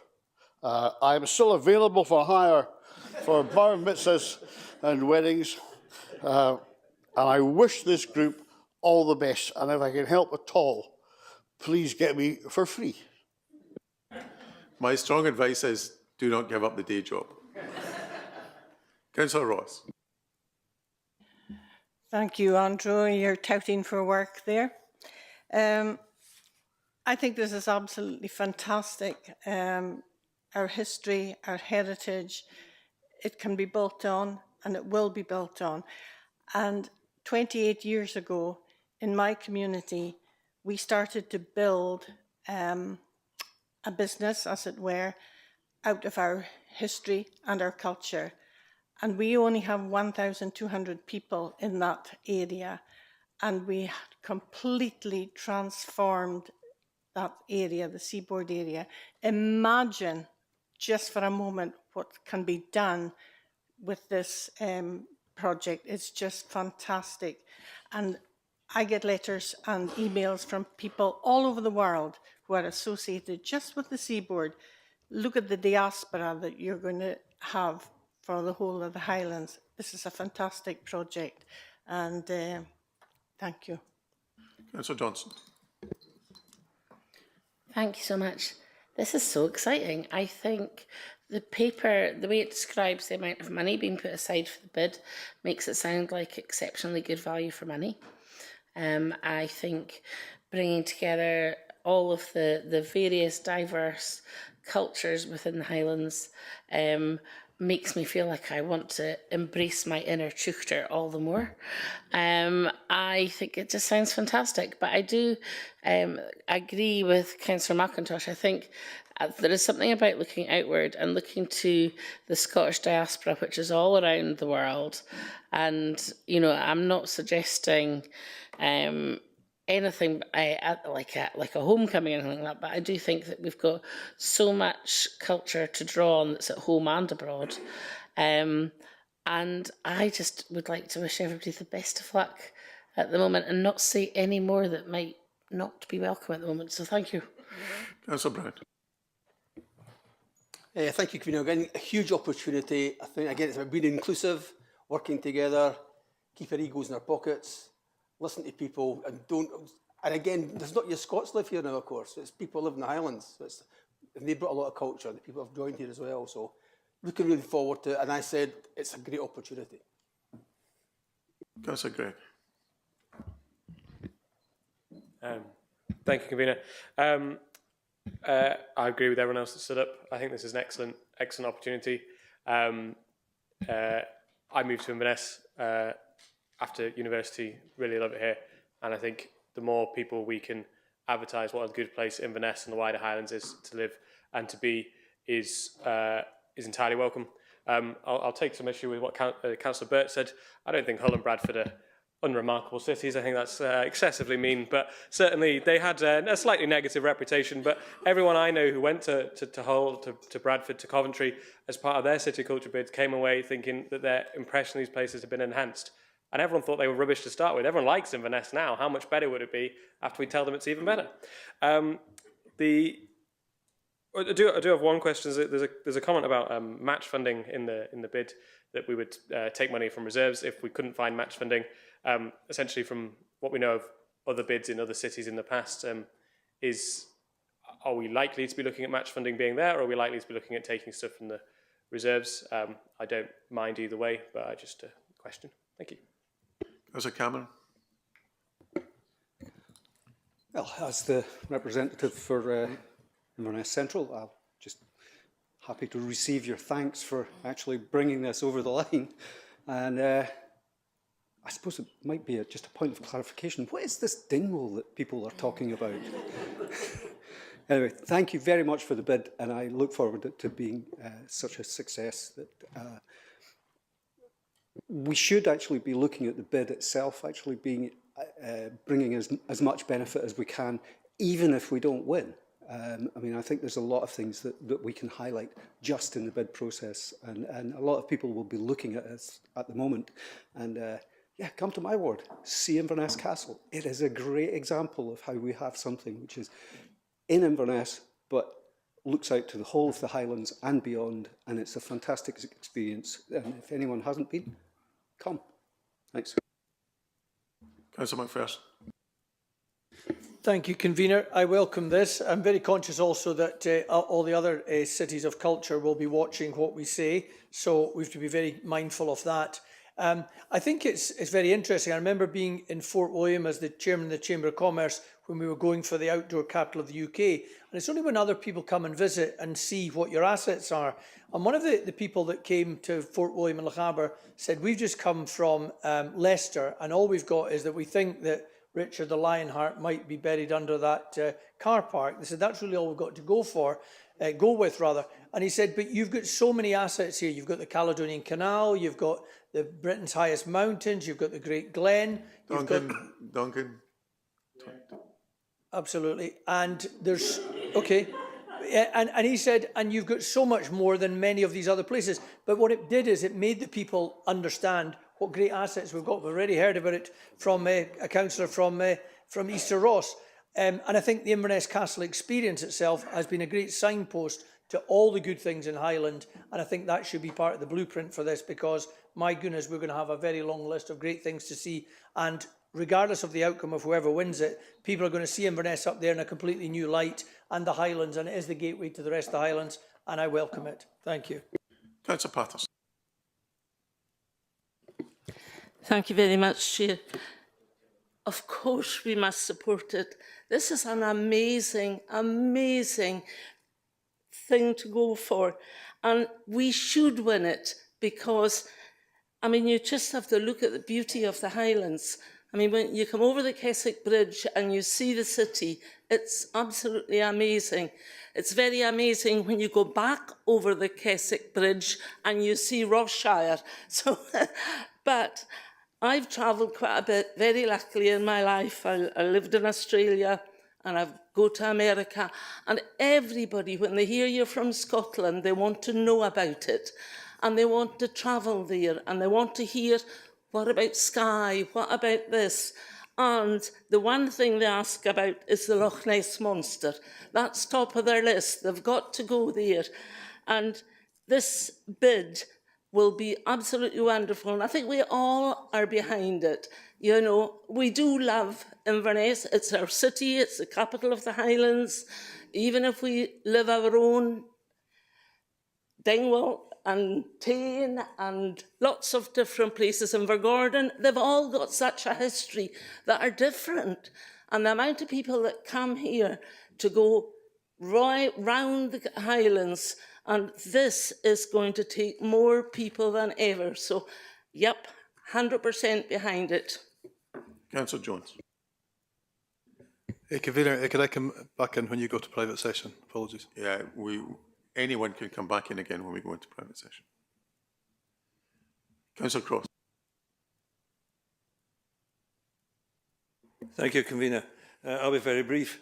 Councillor McIntosh gave us a litany of cultural references, but he forgot to mention our prize in the Ward 6 of the traitors. However, that's probably a questionable cultural asset, but actually also in Invergordon we have the Bouchardon bust, and I hope that this might actually have some influence in retaining that great asset within the Highlands. Who knows? But I believe there is some attempt being made to do precisely that. And if that were successful, maybe it will be the first steps in actually changing the fortunes of this poor deprived town into a town with some great culture recognised around the world. So that will be a real success. Thank you, sir. Councillor Colker.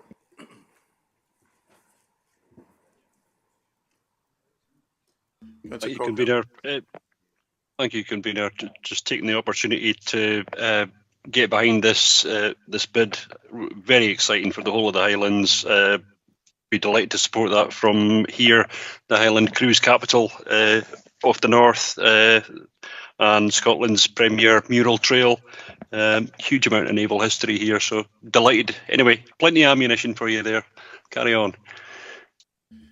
Members, before I'm going to suggest that under Section 58 of the Local Government Scotland Act, that we move into private session from now onwards, as likely involves disclosure of exempt information. So, but before we do that, I would like firstly to hand over to Stuart for a second. Yeah, thank you, Convener and members. Just whilst we're still in the public session, to advise you that Councillor Barbara Jarvie has asked to make a transparency statement in respect of this item as a member of the Nairn Book and Arts Committee. Thank you. And so can we agree the recommendations, please? Great. Can we now move into private session?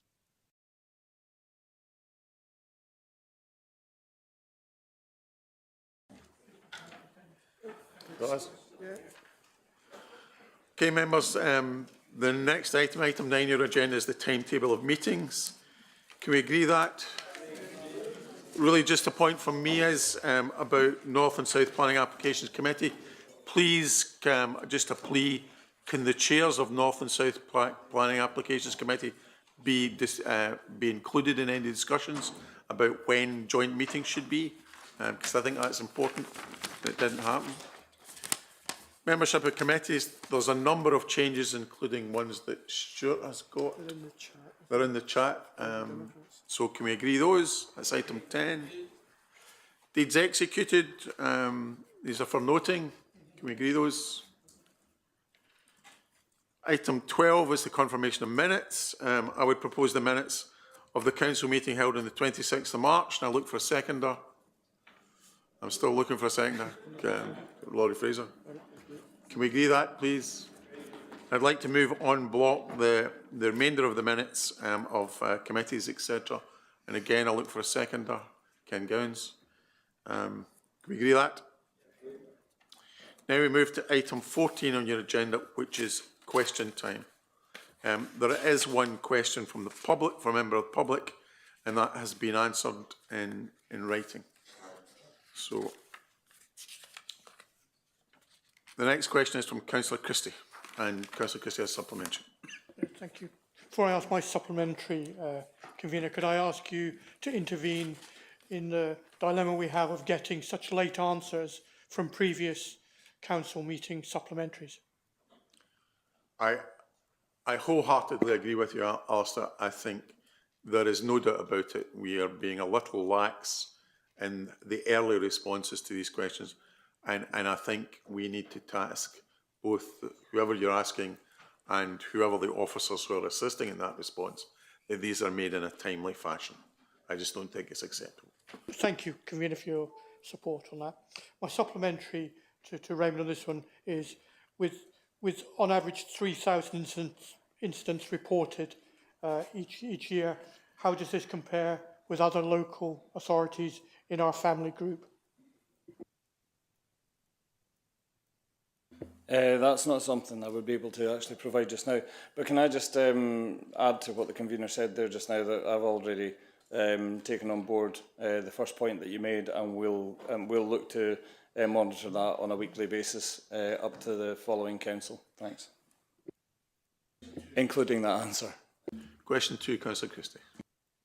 No, I thank the leader for his response, and I hope that it actually happens, because I think it will benefit all members of council greatly. Thank you. Then we move on to notices of motion, members. There is one notice of motion from Councillor Gregson, and that motion is unopposed. Councillor Gregson. Thanks, Convener, and thanks for confirming support. It's very much a cross-party issue. We're learning here from the Irish experience, where a 3-year pilot ran very successfully. It was recognised that many artists, many of the greatest creative and cultural figures, were having to manage a tenuous living with a day job probably to keep them going. And so by giving them somewhere around about €900 a month, a great many artists were able to produce more creative work. And it wasn't just a loose definition. This was all the groundwork has been done in Ireland, and this is something which our own Scottish cultural ministers have considered already, and it's very much been sitting there on the back burner, and I understand was in the SNP manifesto, and certainly endorsed by Scottish Labour as well. But the study in Ireland identified that a number of areas that, as Councillor Green has identified, cultural and creative activity, not just for the participants but the recipients, is tremendously beneficial in terms of mental health and engagement in society. And the result was that not only were people who were already maybe exhibiting, publishing, performing, able to do more of it, which is obviously great for residents, visitors, everybody benefits from that. We've got a very rich cultural sector, as we've been saying for the last half hour, but there are tremendous economic benefits as well as social and psychological and cultural benefits. So for us, perhaps to request the new Scottish Government to make Highland a pilot for the basic income scheme would be a very positive step for our own creative and cultural sector, and would maybe even have economic benefits in that the more money is generated because there's more activity, and this is very much a positive step, confirming the richness of our culture, our heritage, and our creativity of our population. Thanks.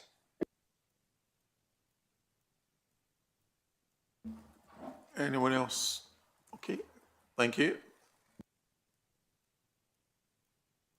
That seems to be it, members. So thank you very much for your attendance today, and please take care on the way home.